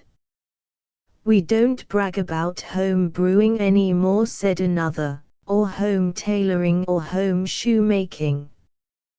Why all this talk about home cooking?" What pleased the men most was not only the good food, but its clockwork regularity, and not only the reduced bills but the increased health and happiness of their wives. Domestic bliss increased in Orchardina, and the doctors were more rigidly confined to the patronage of tourists. Ross Warden did his best. Under the merciless friendliness of Mr. Thaddler he had been brought to see that Diantha had a right to do this if she would, and that he had no right to prevent her, but he did not like it any the better. When she rolled away in her little car in the bright, sweet mornings, a light went out of the day for him. He wanted her there, in the home, his wife, even when he was not in it himself. And in this particular case it was harder than for most men, because he was in the house a good deal, in his study, with no better company than a polite Chinaman some distance off. It was by no means easy for Diantha, either. To leave him tugged at her heartstrings, as it did at his, and if he had to struggle with inherited feelings and acquired traditions, still more was she beset with an unexpected uprising of sentiments and desires she had never dreamed of feeling. With marriage, love, happiness came an overwhelming instinct of service, personal service. She wanted to wait on him, loved to do it, regarded Wang Fu with positive jealousy when he brought in the coffee and Ross praised it. She had a sense of treason, of neglected duty, as she left the flower-crowned cottage, day by day. But she left it, she plunged into her work, she schooled herself religiously. "Shame on you," she berated herself. Now that you've got everything on earth, to weaken. You could stand unhappiness, can't you stand happiness?" And she strove with herself, and kept on with her work. After all, the happiness was presently diluted by the pressure of this blank wall between them. She came home, eager, loving, delighted to be with him again. He received her with no complaint or criticism, but always an unspoken, perhaps imagined, sense of protest. She was full of loving enthusiasm about his work, and he would dilate upon his harassed guinea pigs and their development with high satisfaction. But he never could bring himself to ask about her labors with any genuine approval. She was keenly sensitive to his dislike for the subject, and so it was ignored between them, or treated by him in a vein of humor with which he strove to cover his real feeling. When, before many months were over, the crowning triumph of her effort revealed itself, her joy and pride held this bitter drop: he did not sympathize, did not approve. Still, it was a great glory. The New York company announced the completion of their work and the Hotel de las Casas was opened to public inspection. House of the Houses. That's a fine name, said some disparagingly, but, at any rate, it seemed appropriate. The big estate was one rich garden, more picturesque, more dreamily beautiful, than the American commercial mind was usually able to compass, even when possessed of millions. The hotel of itself was a pleasure palace, wholly unostentatious, full of gaiety and charm, offering lovely chambers for guests and residents, and every opportunity for healthful amusement. There was the rare luxury of a big swimming pool, there were billiard rooms, card rooms, reading rooms, lounging rooms and dancing rooms of satisfying extent. Outside there were tennis courts, badminton, rogue, even croquet, and the wide roof was a garden of Babylon, a court of the stars, with views of purple mountains, fair, wide valley and far-flashing rim of sea. Around it, each in its own hedged garden, nestled Las Casas, the houses, 20 in number, with winding shaded paths, groups of rare trees, a wilderness of flowers, between and about them. In one corner was a playground for children, a wall around this, that they might shout in freedom, and the nursery thereby gave every provision for the happiness and safety of the little ones. The people poured along the winding walls, entered the pretty cottages, were much impressed by a little flock of well-floored tents in another corner, but came back with ohs and ahs of delight to the large building in the avenue. Diantha went all over the place, inch by inch, her eyes widening with admiration, Mr. and Mrs. Pawn and Mrs. Weatherstone with her. She enjoyed the serene, well-planned beauty of the whole, approved heartily of the cottages, each one a little different, each charming in its quiet privacy, admired the plentiful arrangements for pleasure and gay association, but her professional soul blazed with enthusiasm over the great kitchens, clean as a hospital, glittering in glass and copper and cool tiling, with the swift, sure electric stove. The fuel all went into a small, solidly built powerhouse, and came out in light and heat and force for the whole square. Diantha sighed in absolute appreciation. "Fine, isn't it?" said Mr. Pawn. "How do you like the architecture?" asked Mrs. Pawn. "What do you think of my investment?" said Mrs. Weatherstone. Diantha stopped in her tracks and looked from one to the other of them. "Fact," I control the stock. I'm president of the Hotel de las Casas company. Our friends here have stock in it, too, and more that you don't know. We think it's going to be a paying concern. But if you can make it go, my dear, as I think you will, you can buy us all out and own the whole outfit. It took some time to explain all this, but the facts were visible enough. Nothing remarkable at all, said Mrs. Weatherstone. Here's a dear with 3 big hotels on his hands, why shouldn't I have one to play with? And I've got to employ somebody to manage it. Within a year of her marriage, Diantha was at the head of this pleasing center of housekeeping. She kept the hotel itself so that it was a joy to all its patrons. She kept the little houses homes of pure delight for those who were so fortunate as to hold them, and she kept up her CFD business till it grew so large she had to have quite a fleet of delivery wagons.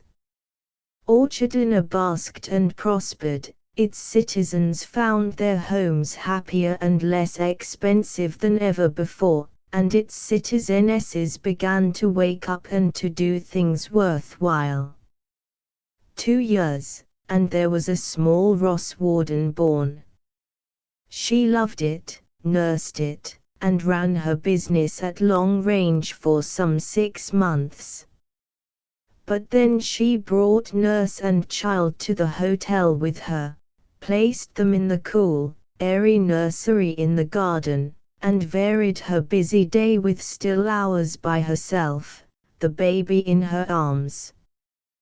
Back they came together before supper, and found unbroken joy and peace in the quiet of home, but always in the background was the current of Ross' unspoken disapproval. 3 years, 4 years. There were 3 babies now. Diantha was a splendid woman of 30, handsome and strong, preeminently successful, and yet, there were times when she found it in her heart to envy the most ordinary people who loved and quarreled and made up in the little outlying ranch houses along the road. They had nothing between them, at least. Meantime, in the friendly opportunities of Orchardina society, added to by the unexampled possibilities of Las Casas, and they did not scorn this hotel nor Diantha's position in it, the 3 older Miss Wardens had married. 2 of them preferred the good old way, but one tried the DS and the CFD and liked them well. Dora amazed and displeased her family, as soon as she was of age, by frankly going over to Diantha's side and learning bookkeeping. She became an excellent accountant and bade fair to become an expert manager soon.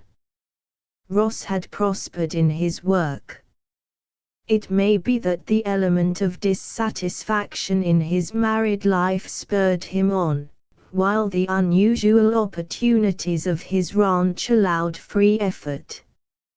He had always held that the non-transmissibility of acquired traits was not established by any number of curtailed mice or crop-eared rats. A mutilation is not an acquired trait, he protested. An acquired trait is one gained by exercise. It modifies the whole organism. It must have an effect on the race. We expect the sons of a line of soldiers to inherit their father's courage, perhaps his habit of obedience, but not his wooden leg. To establish his views he selected from a fine family of guinea pigs 2 pair, set the one pair in conditions of ordinary guinea pig bliss, and subjected the other, pair B, to a course of discipline. They were trained to run.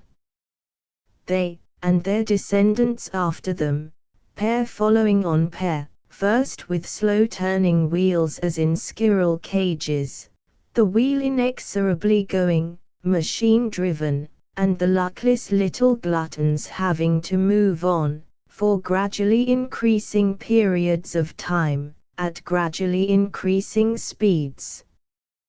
Para and their progeny were sheltered and fed, but the rod was spared.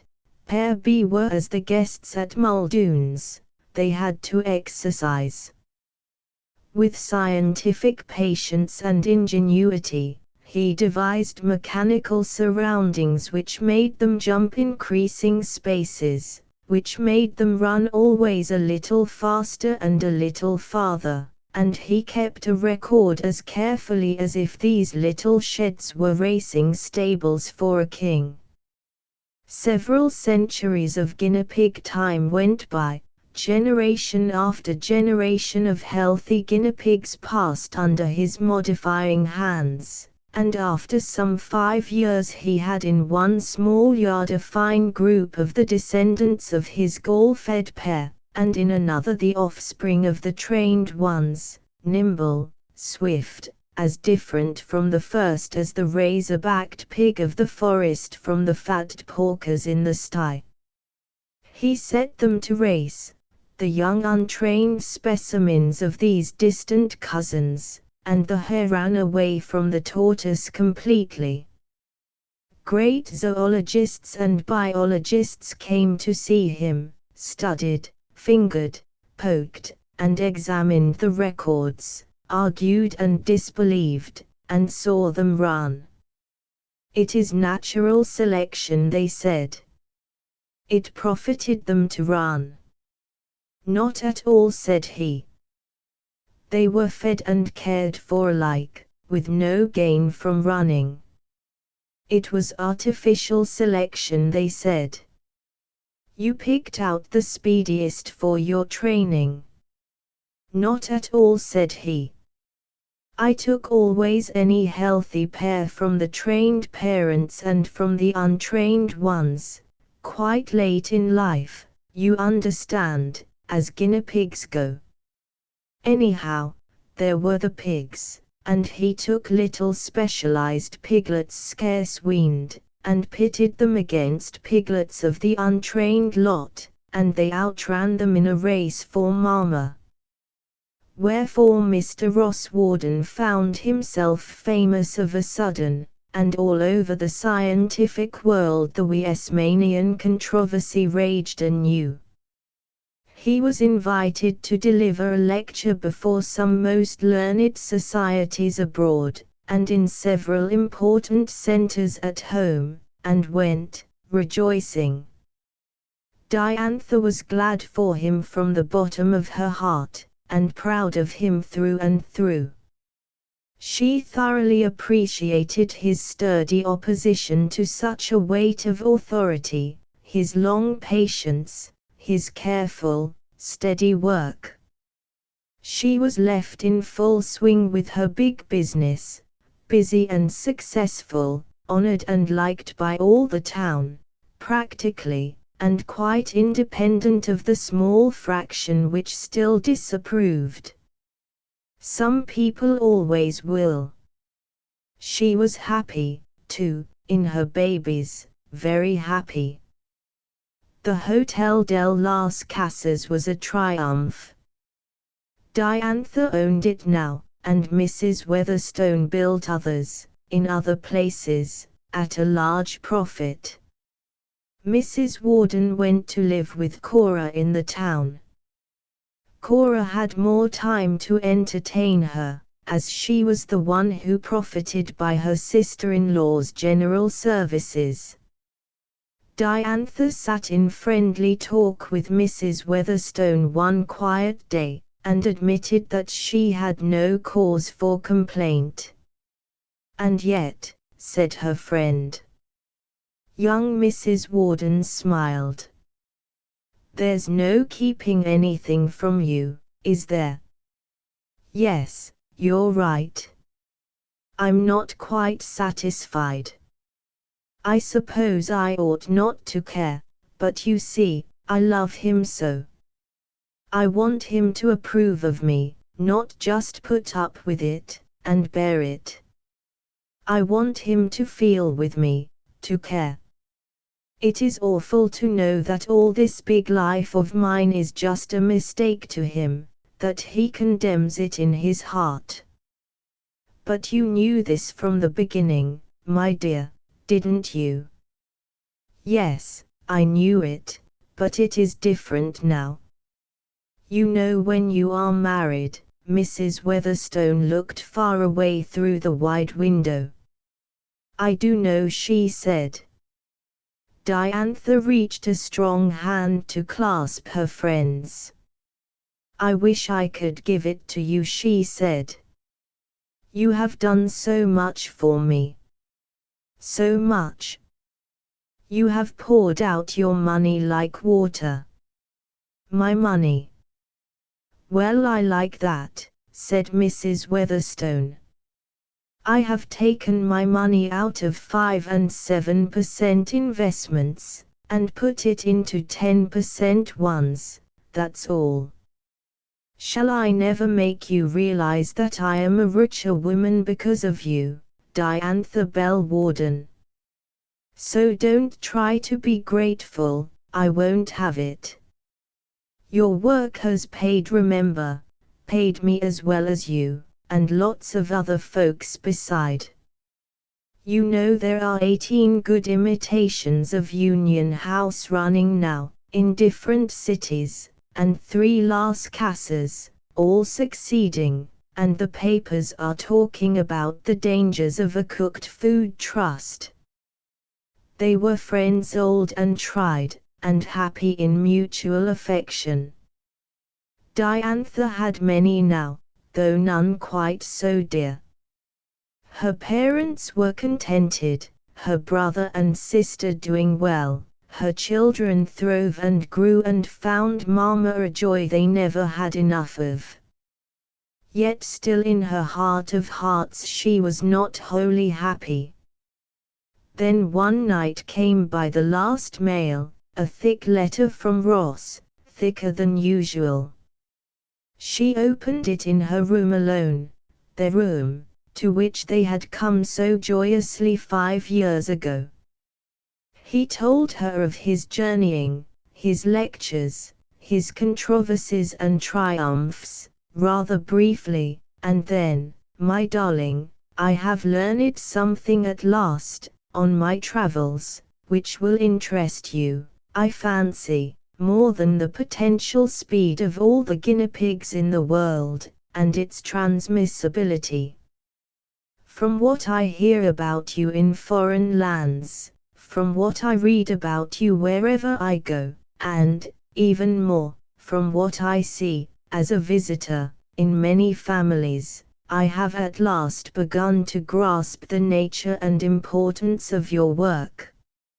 As a man of science, I must accept any truth when it is once clearly seen, and, though I've been a long time about it, I do see at last what brave, strong, valuable work you have been doing for the world. Doing it scientifically, too.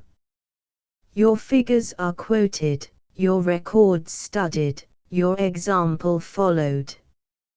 You have established certain truths in the business of living which are of importance to the race. As a student, I recognize and appreciate your work. As man to man, I'm proud of you, tremendously proud of you. As your husband. Ah, my love. I am coming back to you, coming soon, coming with my whole heart, yours. Just wait, my darling, till I get back to you. Your lover and husband. Diantha held the letter close, with hands that shook a little. She kissed it hard, over and over, not improving its appearance as a piece of polite correspondence. Then she gave way to an overmastering burst of feeling, and knelt down by the wide bed, burying her face there, the letter still held fast. It was a funny prayer, if any human ear had heard it. "Thank you," was all she said, with long, deep sobbing sighs between. "Thank you, oh, thank you." Asterisk asterisk asterisk end of the Project Gutenberg ebook. What Diantha did asterisk asterisk asterisk updated editions will replace the previous one, the old editions will be renamed. Creating the works from print editions not protected by U.S. copyright law means that no one owns a United States copyright in these works, so the Foundation, and you, can copy and distribute it in the United States without permission and without paying copyright royalties. Special rules, set forth in the general terms of use part of this license, apply to copying and distributing Project Gutenberg trademark symbol electronic works to protect the Project Gutenberg trademark symbol concept and trademark.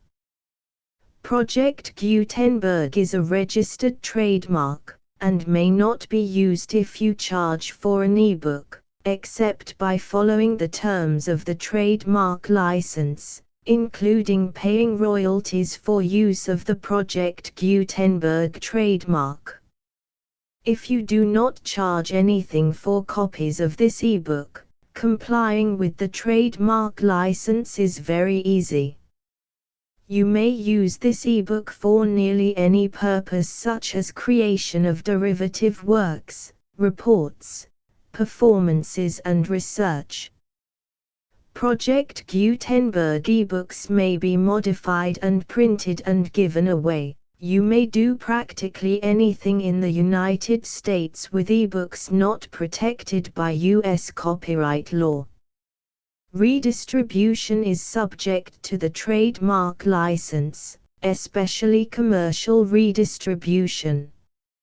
Start. Full license. The full Project Gutenberg license. Please read this before you distribute or use this work to protect the Project Gutenberg trademark symbol mission of promoting the free distribution of electronic works, by using or distributing this work, or any other work associated in any way with the phrase Project Gutenberg. You agree to comply with all the terms of the full Project Gutenberg trademark symbol license available with this file or online at www.gutenberg.org/license. Section 1.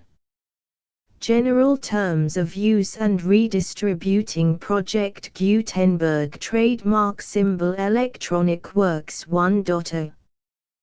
By reading or using any part of this Project Gutenberg trademark symbol electronic work, you indicate that you have read, understand, agree to and accept all the terms of this license and intellectual property, trademark/copyright, agreement. If you do not agree to abide by all the terms of this agreement, you must cease using and return or destroy all copies of Project Gutenberg trademark symbol electronic works in your possession. If you paid a fee for obtaining a copy of or access to a Project Gutenberg trademark symbol electronic work and you do not agree to be bound by the terms of this agreement, you may obtain a refund from the person or entity to whom you paid the fee as set forth in paragraph 1.e.8. 1.b Project Gutenberg is a registered trademark. It may only be used on or associated in any way with an electronic work by people who agree to be bound by the terms of this agreement. There are a few things that you can do with most Project Gutenberg trademark symbol electronic works even without complying with the full terms of this agreement. See paragraph 1.c below. There are a lot of things you can do with Project Gutenberg trademark symbol electronic works if you follow the terms of this agreement and help preserve free future access to Project Gutenberg trademark symbol electronic works. See paragraph 1.e below. 1.c. The Project Gutenberg Literary Archive Foundation, the Foundation or PGLAF, owns a compilation copyright in the collection of Project Gutenberg trademark symbol electronic works. Nearly all the individual works in the collection are in the public domain in the United States.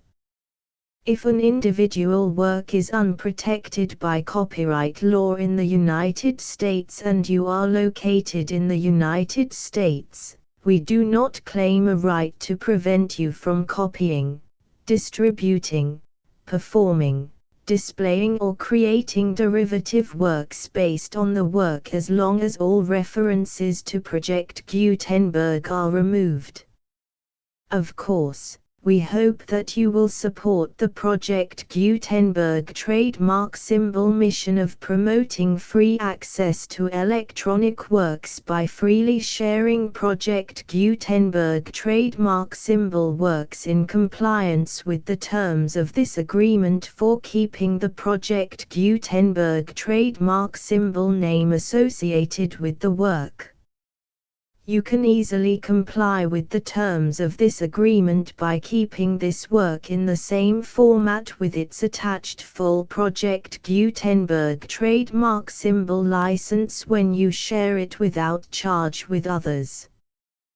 1.d. The copyright laws of the place where you are located also govern what you can do with this work. Copyright laws in most countries are in a constant state of change. If you are outside the United States, check the laws of your country in addition to the terms of this agreement before downloading, copying, displaying, performing, distributing or creating derivative works based on this work or any other Project Gutenberg trademark symbol work. The Foundation makes no representations concerning the copyright status of any work in any country other than the United States. 1.e. Unless you have removed all references to Project Gutenberg, 1.e.1. The following sentence, with active links to, or other immediate access to, the full Project Gutenberg trademark symbol license must appear prominently whenever any copy of a Project Gutenberg trademark symbol work, any work on which the phrase Project Gutenberg appears, or with which the phrase Project Gutenberg is associated, is accessed, displayed, performed, viewed, copied or distributed. This ebook is for the use of anyone anywhere in the United States and most other parts of the world at no cost and with almost no restrictions whatsoever. You may copy it, give it away or reuse it under the terms of the Project Gutenberg license included with this ebook or online at www.gutenberg.org. If you are not located in the United States, you will have to check the laws of the country where you are located before using this ebook. 1.e.2. If an individual Project Gutenberg trademark symbol electronic work is derived from texts not protected by U.S. copyright law, does not contain a notice indicating that it is posted with permission of the copyright holder, The work can be copied and distributed to anyone in the United States without paying any fees or charges. If you are redistributing or providing access to a work with the phrase Project Gutenberg associated with or appearing on the work, you must comply either with the requirements of paragraphs 1.e.1 through 1.e.7 or obtain permission for the use of the work and the Project Gutenberg trademark symbol trademark as set forth in paragraphs 1.e.8 or 1.e.9. 1.e.3. If an individual Project Gutenberg trademark symbol electronic work is posted with the permission of the copyright holder, your use and distribution must comply with both paragraphs 1.e.1 through 1.e.7 and any additional terms imposed by the copyright holder. Additional terms will be linked to the Project Gutenberg trademark symbol license for all works posted with the permission of the copyright holder found at the beginning of this work. 1.e.4. Do not unlink or detach or remove the full Project Gutenberg trademark symbol license terms from this work, or any files containing a part of this work or any other work associated with Project Gutenberg trademark symbol. 1.e.5. Do not copy, display, perform, distribute or redistribute this electronic work, or any part of this electronic work, without prominently displaying the sentence set forth in paragraph 1.e.1 with active links or immediate access to the full terms of the Project Gutenberg trademark symbol license. 1.e.6. You may convert to and distribute this work in any binary, compressed, marked up, non-proprietary or proprietary form, including any word processing or hypertext form. However, if you provide access to or distribute copies of a Project Gutenberg trademark symbol work in a format other than plain vanilla ASCII or other format used in the official version posted on the official Project Gutenberg trademark symbol website, www.gutenberg.org, you must, at no additional cost, fee or expense to the user, provide a copy, a means of exporting a copy, or a means of obtaining a copy upon request, of the work in its original plain vanilla ASCII or other form. Any alternate format must include the full Project Gutenberg trademark symbol license as specified in paragraph 1.e.1. 1.e.7. Do not charge a fee for access to, viewing, displaying, performing, copying or distributing any Project Gutenberg trademark symbol works unless you comply with paragraph 1.e.8 or 1.e.9. 1.e.8. You may charge a reasonable fee for copies of or providing access to or distributing Project Gutenberg trademark symbol electronic works provided that you pay a royalty fee of 20% of the gross profits you derive from the use of Project Gutenberg trademark symbol works calculated using the method you already use to calculate your applicable taxes. The fee is owed to the owner of the Project Gutenberg trademark symbol trademark, but he has agreed to donate royalties under this paragraph to the Project Gutenberg Literary Archive Foundation. Royalty payments must be paid within 60 days following each date on which you prepare, or are legally required to prepare, your periodic tax returns.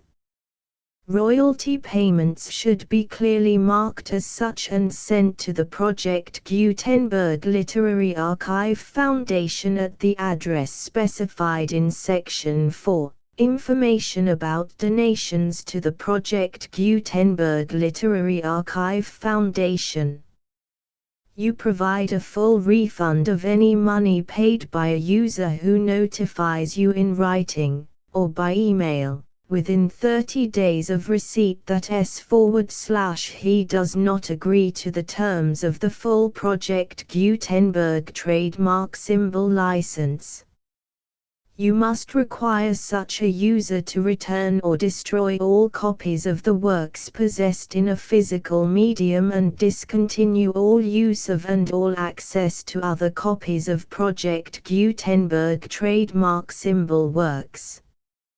You provide, in accordance with paragraph 1.f.3, a full refund of any money paid for a work or a replacement copy, if a defect in the electronic work is discovered and reported to you within 90 days of receipt of the work. You comply with all other terms of this agreement for free distribution of Project Gutenberg trademark symbol works. 1.e.9. If you wish to charge a fee or distribute a Project Gutenberg trademark symbol electronic work or group of works on different terms than are set forth in this agreement, you must obtain permission in writing from the Project Gutenberg Literary Archive Foundation, the manager of the Project Gutenberg trademark symbol trademark. Contact the Foundation as set forth in Section 3 below. 1.f1.f.1. Project Gutenberg volunteers and employees expend considerable effort to identify, do copyright research on, transcribe and proofread works not protected by U.S. copyright law in creating the Project Gutenberg trademark symbol collection. Despite these efforts, Project Gutenberg trademark symbol electronic works, and the medium on which they may be stored, may contain defects such as, but not limited to, incomplete, inaccurate or corrupt data, transcription errors, a copyright or other intellectual property infringement, a defective or damaged disk or other medium, a computer virus, or computer codes that damage or cannot be read by your equipment. 1.f.2. Limited warranty, disclaimer of damages, except for the right of replacement or refund described in paragraph 1.f.3, the Project Gutenberg Literary Archive Foundation, the owner of the Project Gutenberg trademark symbol trademark, and any other party distributing a Project Gutenberg trademark symbol electronic work under this agreement, disclaim all liability to you for damages, costs and expenses, including legal fees.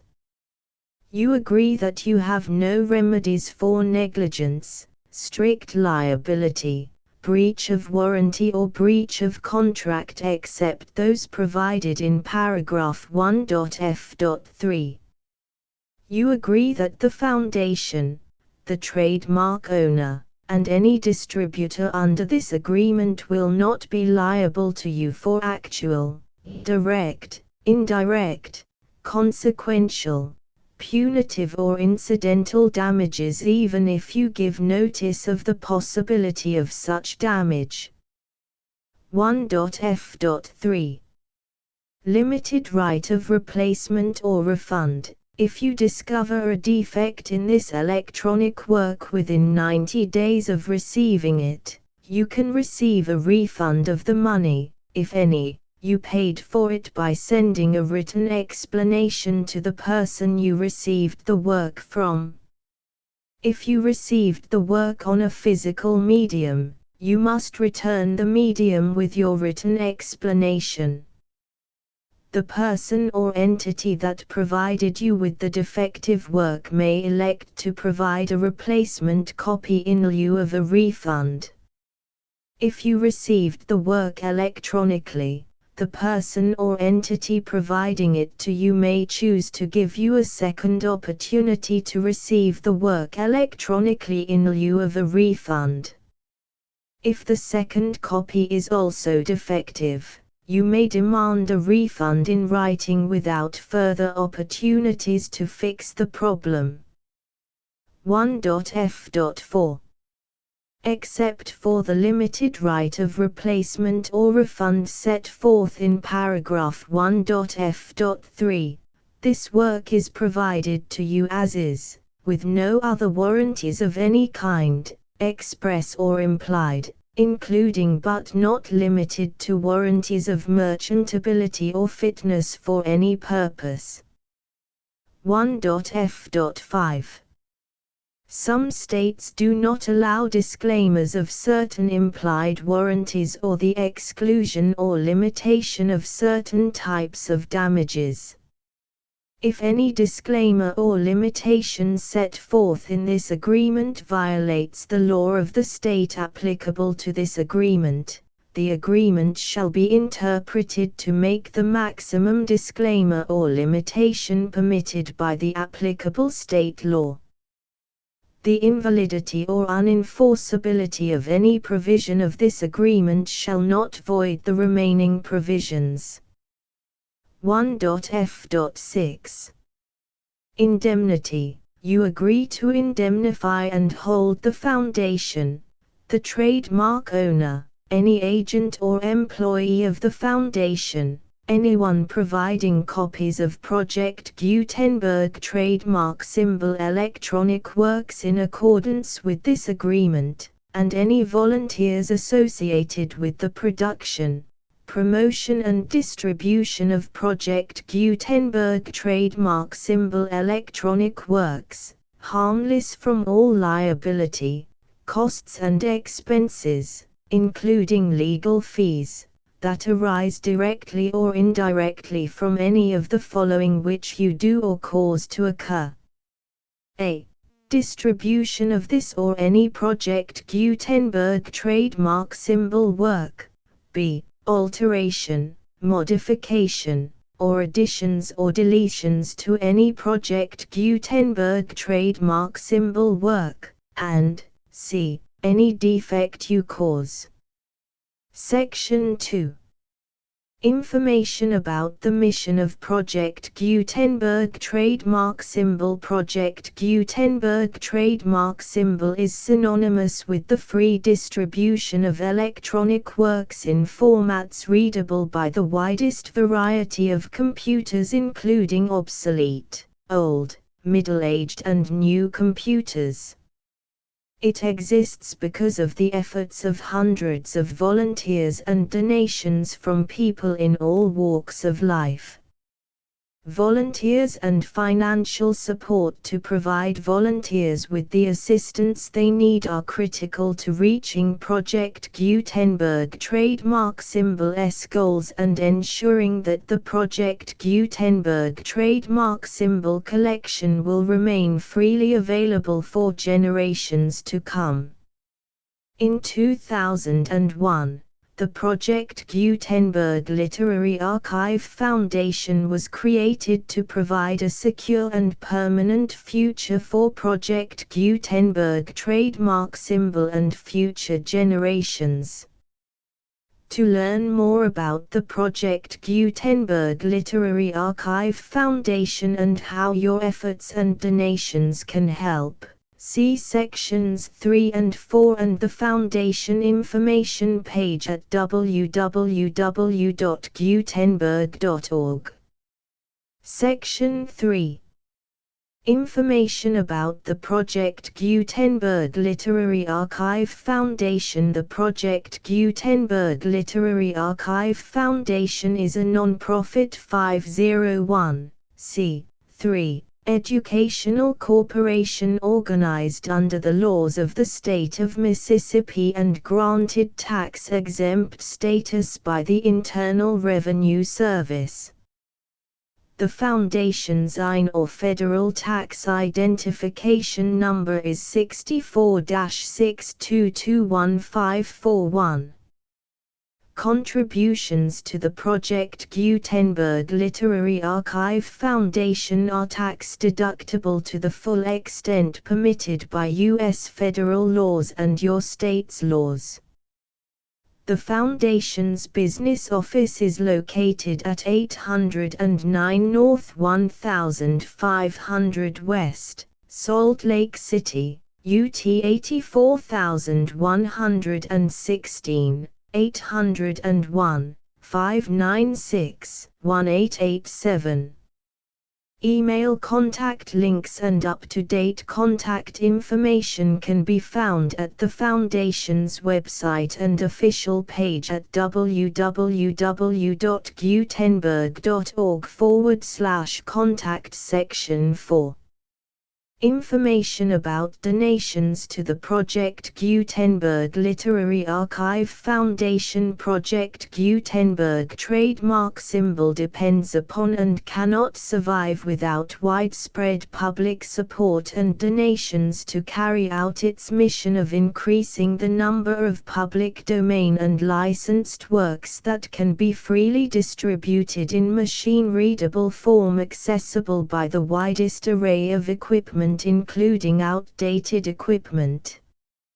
Many small donations, $1 to $5,000, are particularly important to maintaining tax-exempt status with the IRS. The Foundation is committed to complying with the laws regulating charities and charitable donations in all 50 states of the United States. Compliance requirements are not uniform and it takes a considerable effort, much paperwork and many fees to meet and keep up with these requirements. We do not solicit donations in locations where we have not received written confirmation of compliance. To send donations or determine the status of compliance for any particular state, visit www.gutenberg.org/donate. While we cannot and do not solicit contributions from states where we have not met the solicitation requirements, we know of no prohibition against accepting unsolicited donations from donors in such states who approach us with offers to donate. International donations are gratefully accepted, but we cannot make any statements concerning tax treatment of donations received from outside the United States. U.S. laws alone swamp our small staff. Please check the Project Gutenberg web pages for current donation methods and addresses. Donations are accepted in a number of other ways including checks, online payments and credit card donations. To donate, please visit www.gutenberg.org/donate. Section 5. General information about Project Gutenberg trademark symbol electronic works. Professor Michael S. Hart was the originator of the Project Gutenberg trademark symbol concept of a library of electronic works that could be freely shared with anyone. For 40 years, he produced and distributed Project Gutenberg trademark symbol ebooks with only a loose network of volunteer support. Project Gutenberg trademark symbol ebooks are often created from several printed editions, all of which are confirmed as not protected by copyright in the U.S. unless a copyright notice is included. Thus, we do not necessarily keep ebooks in compliance with any particular paper edition. Most people start at our website, which has the main PG search facility, www.gutenberg.org. This website includes information about Project Gutenberg trademark symbol, including how to make donations to the Project Gutenberg Literary Archive Foundation, how to help produce our new ebooks, and how to subscribe to our email newsletter to hear about new ebooks.